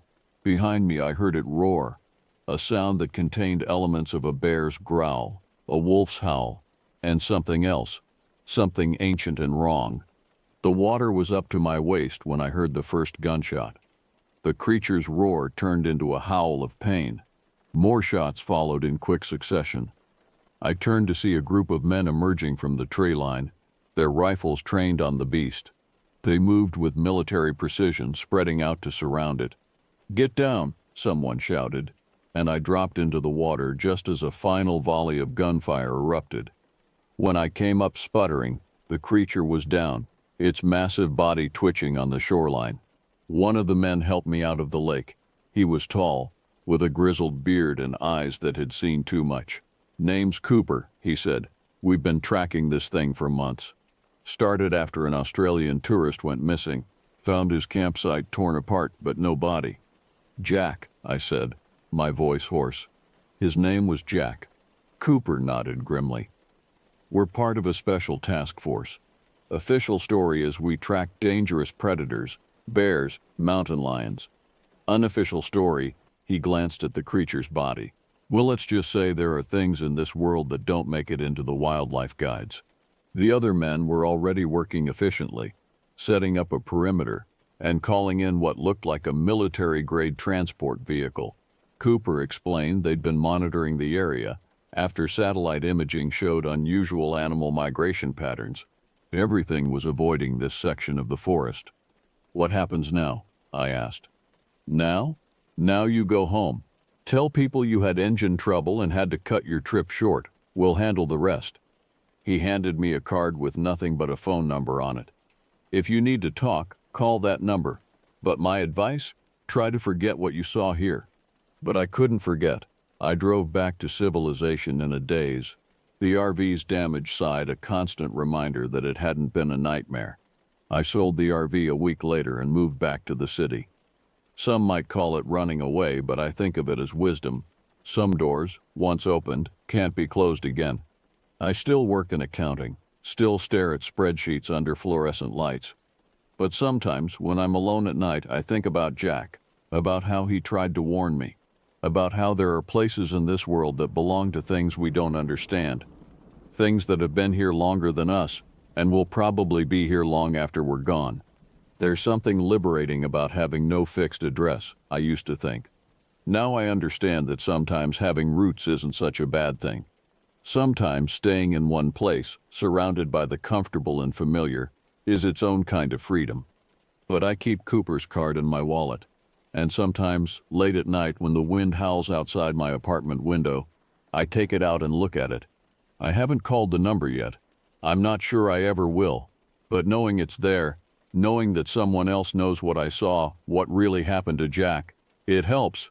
Because the truth is, once you've seen what's really out there in the dark, you can never unsee it.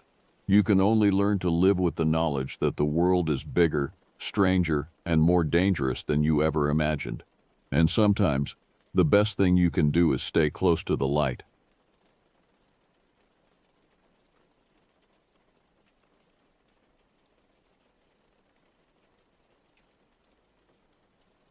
I've always been a sucker for the idea of peace and quiet. You know, the kind of solitude you find in the middle of nowhere, surrounded by nothing but trees and the distant echo of some unseen creature. That's probably why I bought the RV in the first place. My name's Travis Dyer, and I'm an architect by trade. someone who spends too much time hunched over blueprints and dealing with clients who think they're the next Frank Lloyd Wright. Getting out of the city was a necessity more than a luxury. The purchase of the RV wasn't impulsive exactly. I'd been planning it for months, researching different models, reading forums about the best places to camp, the do's and don'ts of wilderness survival. I settled on a 2019 Winnebago View, not too big, not too small, just right for one person looking to escape the concrete jungle. It cost me a decent chunk of my savings, but I figured my sanity was worth the investment. I chose northern Minnesota for my first real trip. Something about the vast expanse of wilderness called to me. The promise of isolation, of disconnect from the endless emails and phone calls that plagued my daily life. The forests there stretch for miles, thick with pine and birch, dotted with countless lakes that reflect the sky like mirrors. It's the kind of place where cell service is more suggestion than reality, and GPS coordinates feel more like guidelines than facts. I left Minneapolis early on a Tuesday morning in late September, when the air was just starting to carry that crisp edge of autumn. The drive north was peaceful, watching the urban sprawl gradually give way to farmland, then to increasingly dense forest. I'd found a spot online, marked on an old Forestry Service map. A small clearing, just off a dirt road, far enough from the regular camping areas to ensure privacy but not so remote that I couldn't get help if needed. At least, that's what I told myself. The dirt road that led to my chosen spot was barely more than a trail itself, the RV's sides occasionally brushing against branches as I carefully navigated the narrow path. The clearing, when I finally found it, was perfect. A natural opening in the forest canopy, just large enough for the RV and a modest campsite. The trees around it were old, their trunks thick and gnarled, their branches forming a natural ceiling that filtered the sunlight into dappled patterns on the ground. That first day was everything I'd hoped for. I spent the afternoon setting up camp, clearing a space for a fire pit, gathering wood, and generally settling in. The solitude was immediate and absolute. The only sounds were the whisper of wind through the trees, the occasional call of a bird, and the satisfying crunch of leaves under my boots.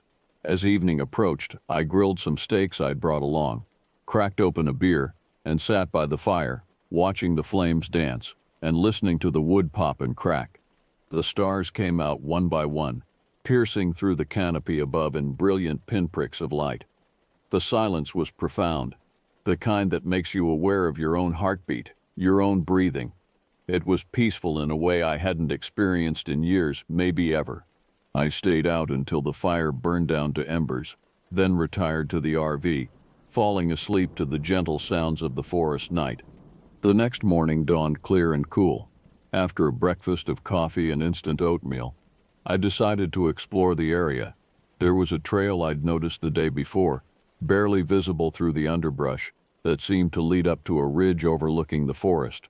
I packed a day bag, water, some trail mix, a first aid kit, and the hunting knife my father had given me years ago.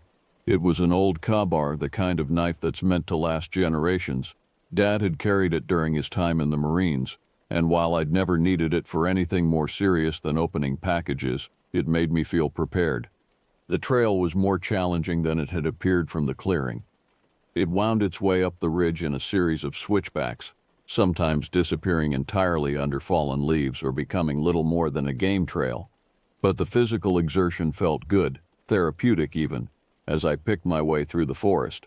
The air was thick with the smell of pine and damp earth, and the further I went, the more I felt myself unwinding, letting go of the tension I'd carried from the city. That's when I first noticed something was off. It started as a feeling, really. Just a slight prickling at the back of my neck. The kind of sensation you get when you think someone's watching you. I stopped, listening intently to the forest around me. The ambient sounds, birds, wind in the trees, the rustle of small animals, had changed. Not stopped entirely, but shifted somehow, become more subdued. I told myself I was being paranoid. Too many horror movies, too many campfire stories. But then I heard it, a sound that didn't belong.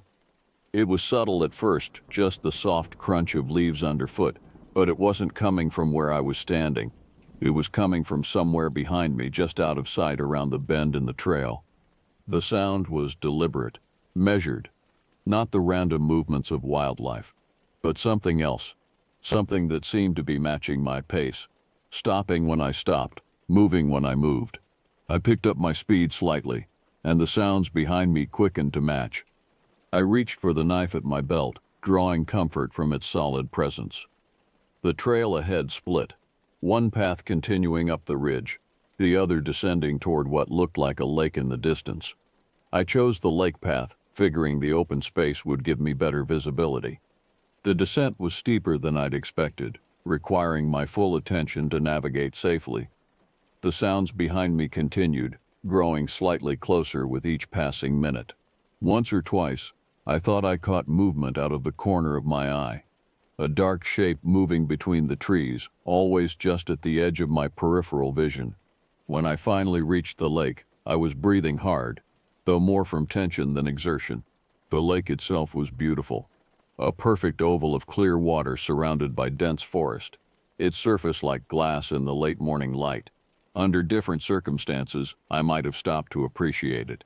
Instead, I found myself scanning the tree line, looking for any sign of what had followed me down the trail. That's when I met Marcus.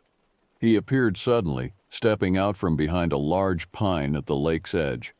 He was tall, probably 6'4", dressed in worn hiking gear and carrying a professional-looking camera with a long lens. He raised his hand in greeting, and I found myself automatically returning the gesture, even as my other hand stayed close to the knife at my belt. "Quite a hike down here, isn't it?" His voice was friendly, with a slight accent I couldn't place. "I'm Marcus. I'm doing a photography project on the local wildlife. Been out here about a week now." I introduced myself, trying to keep my voice casual even as my heart continued to race. "Have you seen anyone else on the trails today? I thought I heard someone following me down."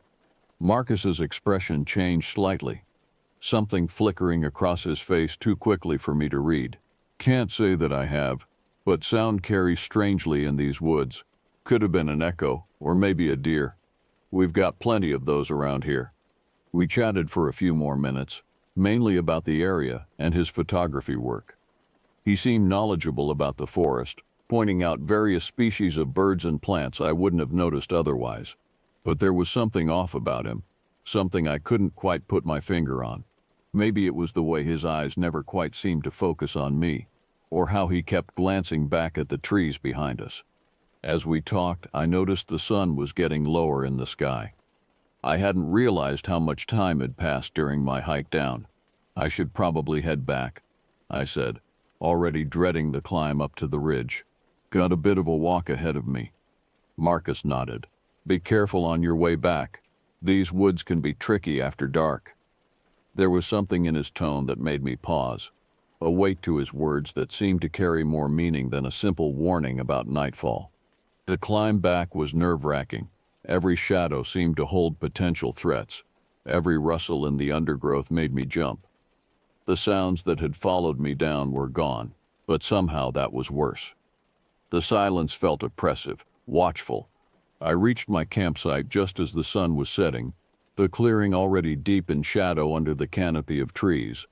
The RV stood exactly as I'd left it, but something felt different, wrong. I approached cautiously, checking the door and windows. Everything was locked, just as I'd left it, but there were marks in the dirt around the vehicle, large, strange impressions that didn't look quite like footprints, but didn't look like animal tracks either. That night I couldn't sleep. Every sound from outside seemed amplified. The crack of branches, the whisper of leaves, and sometimes something else. Something that sounded almost like breathing, deep and rhythmic, coming from just outside the RV's thin walls. I lay in the dark, knife in hand, listening to whatever it was circle the vehicle. Around midnight, there was a knock at the door. Not a heavy pounding, but a gentle, almost polite tapping. 3 quick raps, then silence. I held my breath, hoping it was just a branch blown by the wind. Then it came again, more insistent this time. "Hello," a voice called out. Marcus's voice. "Travis, are you awake?" I didn't answer. Something wasn't right. The voice was Marcus's, but there was an odd quality to it, like someone doing an impression that wasn't quite perfect. "I saw something strange in the woods," the voice continued. "Something you should see. Can you come out?" My hand tightened on the knife. Through the small window in the RV's door, I could make out a tall figure standing in the darkness. It looked like Marcus's outline, but something about the proportions was wrong. The shoulders were too broad, the head too large. "Travis?" The voice was changing now, becoming deeper, rougher. "I know you're in there. I can smell you." The thing outside moved closer to the door, and I caught a glimpse of its face in the weak moonlight filtering through the trees. It wore Marcus's features, but they were wrong, distorted, like a mask that was melting. The eyes were the worst part, small, black, and utterly inhuman. I didn't think. I just acted. I lunged for the drawer where I kept the flare gun, my hands shaking so badly I could barely load it. The thing outside was pressing against the door now, the metal groaning under its weight. I could hear it breathing, wet and heavy, and smell something rank and musty, like wet fur and decay. The door began to buckle inward, the lock straining. I raised the flare gun and aimed at the window, squeezing the trigger just as the door gave way. The flare exploded in a burst of brilliant red light, illuminating the thing in the doorway. What I saw in that moment of illumination will stay with me forever. The creature was massive, its body a twisted amalgamation of human and something else. Its skin was dark and leathery, covered in patches of coarse hair. The face that had looked somewhat like Marcus's in the darkness was now fully transformed. The mouth too wide and filled with jagged teeth, the nose little more than two slits, the eyes, those terrible intelligent eyes. The creature recoiled from the light, letting out a sound that was part scream, part roar. I didn't wait to see what it would do next. I threw myself into the driver's seat, jammed the key into the ignition and floored it. The RV lurched forward, crashing through the underbrush.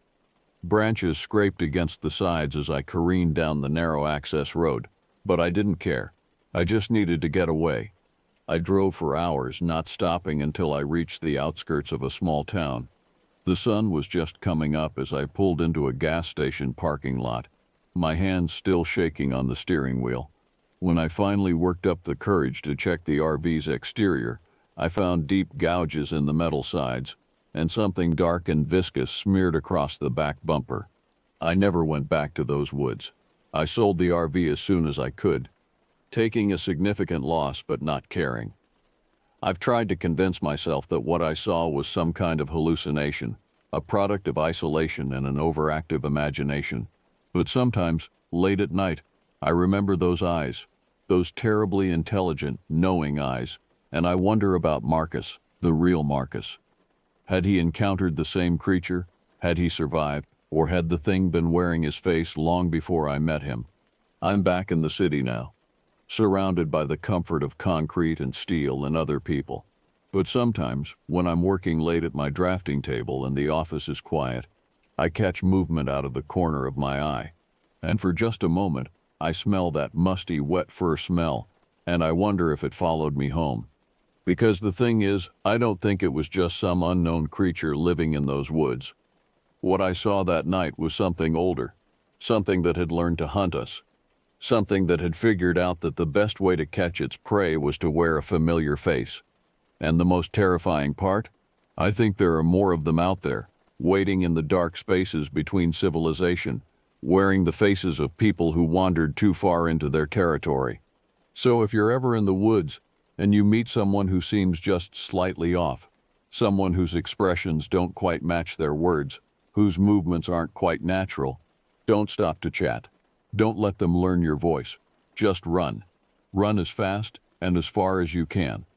Because by the time they knock on your door in the middle of the night wearing the face of someone you just met, it's already too late.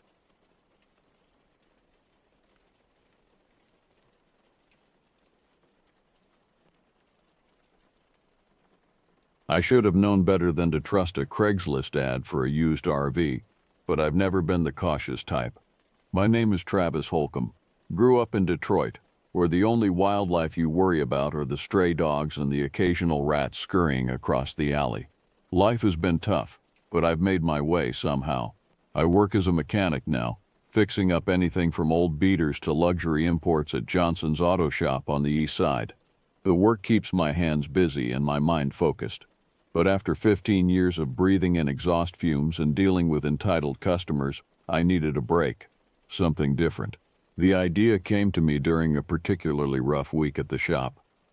We had a string of difficult customers, the kind who think they know more about cars than someone who's been fixing them their whole life. Mike, my buddy from the paint shop, had just gotten back from a camping trip up in Maine. He wouldn't shut up about it.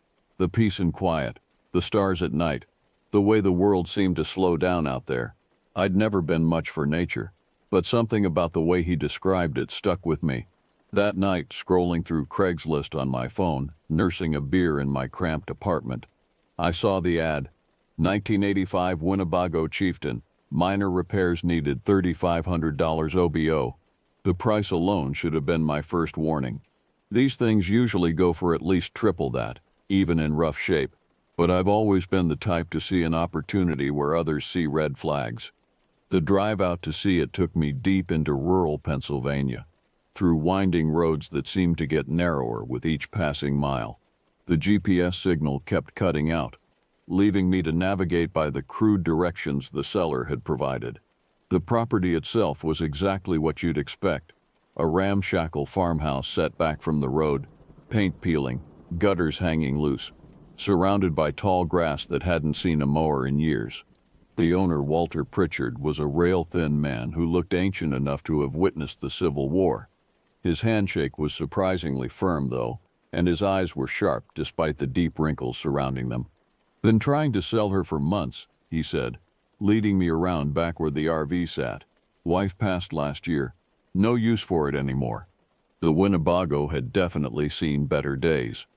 The once white exterior had faded to a sickly yellow, with rust creeping up from the wheel wells.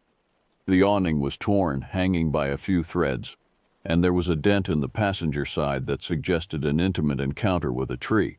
But I knew these old chieftains. They were built like tanks, and the 454 Chevy engine under the hood was practically bulletproof. Walter seemed eager to get rid of it, hovering nearby as I did my inspection. The interior was musty but surprisingly clean, with that peculiar smell old RVs get, a mixture of aged vinyl, propane, and memories. The engine turned over after a few tries, coughing to life like an old man waking from a deep sleep. I checked the essentials. Frame was solid, transmission shifted smoothly enough, and the generator still ran. Nothing I couldn't fix with a few days' work. $3,000, I offered, knowing full well it was worth more even in this condition. Walter didn't even try to negotiate. He just nodded, already pulling the title from his back pocket like he'd been waiting for this moment. As I counted out the cash, his hand trembled slightly, and for a moment something passed across his face. Was it relief? Guilt? But then it was gone, replaced by that pleasant, elderly smile. "One more thing," he said, as I was about to leave. "Best stick to the established campgrounds. Some of these back roads," he trailed off, shaking his head. "Well, just be careful where you park her for the night." I should have asked what he meant by that. Should have pressed him for details. But I was too excited about my purchase, already planning the repairs in my head. I drove the RV home that afternoon, the steering loose but manageable, the engine running rough but steady. Over the next 2 weeks, I spent every free moment working on it. New belts, fresh fluids, rebuilt carburetor, patched the roof leaks, and replaced the worst of the rusty panels. By the time I was done, she wasn't pretty, but she was reliable, or so I thought. I planned my trip carefully, or at least I thought I did. The Allegheny National Forest seemed perfect for a first-time camper, close enough to civilization that I wouldn't feel completely isolated, but far enough out to get that wilderness experience Mike had talked about. I packed tools, spare parts, enough food for a week, and my old hunting knife, a habit from growing up in Detroit where you never went anywhere without some kind of protection. The drive up was uneventful. The RV handled well enough on the highway, though it drank gas like a drunk at last call. I arrived at the campground just as the sun was setting. the sky painting everything in deep purples and oranges. The ranger at the entrance station barely looked up from his magazine as he took my camping fee and handed me a map with my spot marked Miners Site 47, one of the more isolated spots in the grounds. It took some maneuvering to back the RV into the spot, but I managed it without hitting any trees. The site was beautiful, I had to admit. Tall pines surrounded three sides, with a small clearing that opened up to the sky. As night fell, the stars came out, more than I'd ever seen in my life. The city boy in me felt small under that vast expanse of sky. That first night was peaceful, almost eerily so. The silence was complete in a way I'd never experienced before. No traffic noise, no sirens, no neighbors arguing through paper-thin walls. Just the occasional rustle of leaves in the wind and the soft hooting of an owl somewhere in the distance. I slept better than I had in years. The trouble started on the second day. I'd spent the morning doing some preventive maintenance on the RV, checking fluids and adjusting the carburetor. Everything looked fine, but when I tried to start it, nothing. Not even a click from the starter. Strange, considering it had been running perfectly just the day before. I popped the hood again, checking the obvious things first: battery connections, starter solenoid, fuel pump. Everything looked normal. That's when I first felt it, that sensation of being watched. You know that feeling when the hair on the back of your neck stands up? Like that, but worse. I looked around, expecting to see another camper or maybe a ranger, but there was nothing, just trees and lengthening shadows as the afternoon wore on. I told myself I was being paranoid and went back to work on the engine. But the feeling persisted, growing stronger as the day progressed. By evening, I'd given up on fixing the RV for the day. The light was failing, and my flashlight batteries were running low. I retreated inside, securing the door behind me more firmly than necessary. The interior of the RV felt safe, familiar.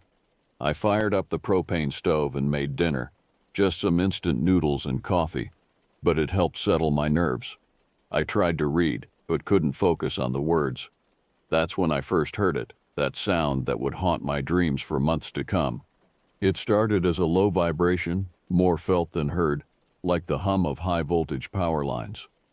But there were no power lines out here, nothing that could explain that sound. It grew gradually louder, taking on a quality that made my teeth ache. Not mechanical, not natural, something in between, something wrong. My first instinct was to grab my flashlight and investigate. Stupid maybe, but I've never been good at sitting still when something's wrong. The beam cut through the darkness outside, catching glimpses of movement just beyond its reach. Something was out there, moving between the trees with a fluid grace that seemed impossible for its size. I'd seen plenty of wildlife documentaries, knew what bears and wolves looked like when they moved. This was different. Its gait was wrong, like watching a puppet being manipulated by someone who'd only heard descriptions of how four-legged animals should move. The proportions were all wrong too tall, too lean, with limbs that seemed to bend at impossible angles. The beam of my flashlight caught it fully for just a moment. What I saw made my mind recoil, trying to reject the image even as it burned itself into my memory. It had the basic shape of a wolf, but stretched and distorted like a reflection in a funhouse mirror. Its fur was patchy, revealing something underneath that glistened wetly in the light. But it was the face that haunted me. Too long, too human-like in its expressions, with eyes that held an intelligence that no animal should possess. It knew I was watching it. Worse, it wanted me to see it. The creature turned those eyes directly on me, and in that moment I understood what prey feels like in those last seconds before the predator strikes. My flashlight flickered, the beam growing weak, and I backed toward the RV door, never taking my eyes off the thing in the woods. Once inside, I locked every door and window, pulled down all the shades. My phone showed no signal, of course not. I was miles from the nearest cell tower. The satellite radio was just static, and the CB radio I'd installed as a backup produced nothing but white noise and that same strange hum I'd heard earlier. The night stretched on endlessly. Every creak of the RV's frame, every whisper of wind against the metal walls sent my heart racing. I sat in the darkness, clutching my hunting knife, a K-bar I'd bought years ago after a break-in at my apartment. The blade seemed pathetically inadequate against whatever was out there, but it was all I had. Around 3 a.m., the scratching started. At first, it was subtle, could have been branches scraping against the roof, but it grew more deliberate, methodical, like something was testing the RV's weak points. I heard it moving along the roof, its weight making the ceiling creak. Then it moved to the windows, tapping against the glass with something that sounded more like fingers than claws. The worst part was the silence between the sounds. In those moments, I could hear my own breathing, too loud in the confined space, and the pounding of my heart that seemed to echo off the walls. I kept thinking about Walter, the old man who sold me the RV. He must have known, the way he'd practically pushed me to buy it, his cryptic warning about where to park. It all made sense now. Dawn couldn't come fast enough. When the first gray light filtered through the blinds, the scratching had stopped. I waited another hour before working up the courage to step outside. The morning was crisp and clear, deceptively normal, but the evidence was there. Deep scratches in the RV's metal siding, some high up where no normal animal could reach, and the engine compartment. God, the engine compartment. I'm a mechanic. I've seen every kind of engine damage imaginable. Accidents, vandalism, even animals nesting in engine bays. This was different.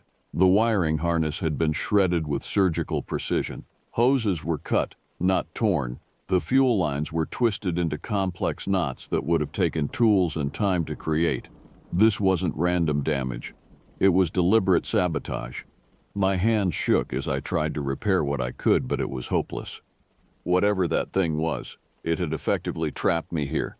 The nearest ranger station was about 10 miles away, a long hike through dense forest, but what choice did I have?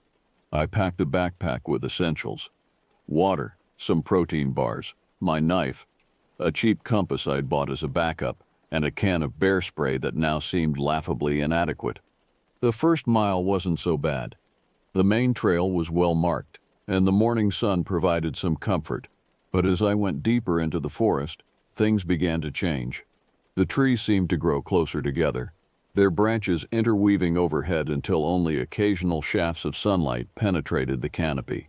The air grew thick and heavy, carrying a musty smell like wet fur and decay. That's when I noticed the silence. No birds singing, no squirrels rustling through the branches. Even the insects had gone quiet. The forest was holding its breath, waiting. The hum returned, stronger now, seeming to come from everywhere and nowhere at once. My compass began to spin wildly, the needle rotating in complete circles, as if searching for a north that no longer existed. I quickened my pace, no longer caring about staying on the trail. My only thought was putting distance between myself and whatever was pursuing me. But with each step, the forest seemed to shift around me, the trees moving when I wasn't looking directly at them, paths appearing and disappearing like a maze that rearranged itself when I blinked. The creature appeared ahead of me so suddenly, I almost ran straight into it. One moment the trail was empty. The next it stood there, its massive form blocking the path completely. In the daylight it was even more horrifying than what I'd glimpsed the night before. Its body was a contradiction.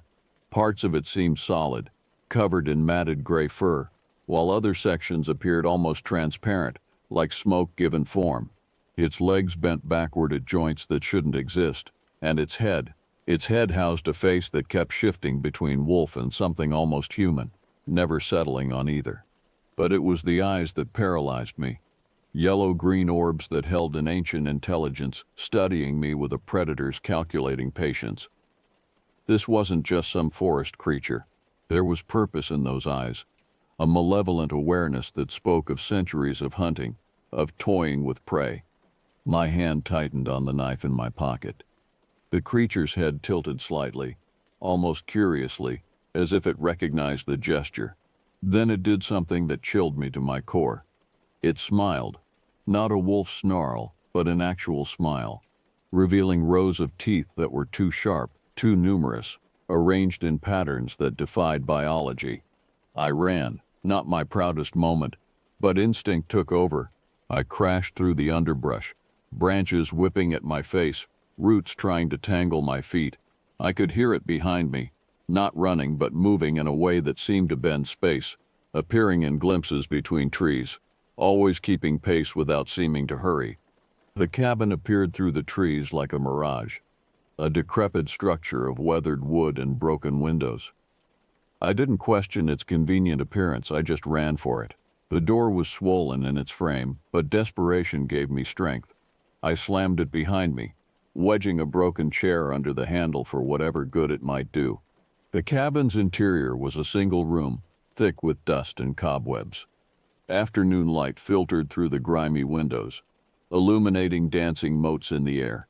Old furniture lay scattered about, a bed frame with a rotted mattress, a table on its side, shelves lined with rusted cans and moldering books. But what caught my eye was the rifle mounted above the stone fireplace. I reached for it just as the door began to splinter. The creature wasn't being subtle anymore. It was coming through, wood cracking under immense pressure. The rifle was an old lever action, the kind you see in Western movies. A quick check revealed it was loaded, the brass cartridges green with age but still solid. The door exploded inward as I brought the rifle up. The creature filled the doorway, its form seeming to shift and flow like smoke, but there was nothing insubstantial about the claws that had reduced the door to splinters. I fired without thinking, the rifle's report deafening in the confined space. The creature jerked backward, dark blood spraying from its chest. The wound seemed to steam in the cool air, releasing a smell like burning metal and rotting leaves. For a moment, the thing looked almost surprised, its form becoming more solid, more real. Then it screamed. The sound was impossible, a mixture of wolf's howl, human scream, and something else, something that made the air itself vibrate. It lunged forward, covering the distance between us in a single bound. The rifle was torn from my hands, clattering across the floor. Hot breath washed over my face, carrying the stench of decay and something metallic like old pennies. We grappled, its strength overwhelming but somehow not quite solid, like wrestling with a nightmare given form. My knife was in my hand, I don't remember drawing it, and I struck blindly, feeling the blade sink into flesh that seemed to both resist and yield at the same time. The creature's blood was hot, almost burning where it splashed against my skin. It thrashed, its form flickering between solid and ethereal, but I held on, driving the blade deeper, twisting it with all my strength.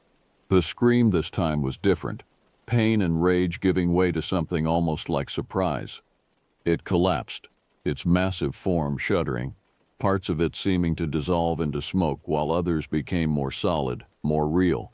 The transformation was horrifying, patches of fur falling away to reveal skin that looked almost human, limbs twisting and reshaping themselves. In its final moments, its face became almost recognizable, wearing an expression of what might have been relief before it finally went still.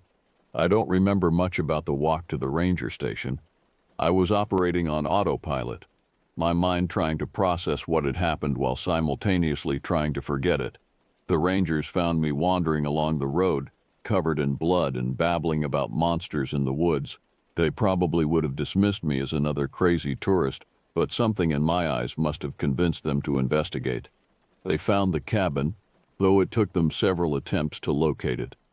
The creature's body was there, but it had changed in death, becoming something that defied easy explanation. The official report called it an unknown species of wolf, possibly deformed by disease or mutation. The cabin itself was declared unsafe and demolished a week later. I never went back to get the RV. Let the forest have it. Sometimes I wonder if Walter is still out there, still selling that cursed vehicle to unsuspecting buyers. I've thought about trying to find him, to demand answers. But part of me knows I wouldn't find that farmhouse again. Some mysteries are better left unsolved. I still work as a mechanic, still fix other people's vehicles. But I've developed a peculiar habit. I always check the engine compartments for signs of tampering, for knots in the wiring that shouldn't be there. And sometimes, late at night when I'm alone in the shop, I hear that low hum again, coming from somewhere in the darkness beyond the fluorescent lights.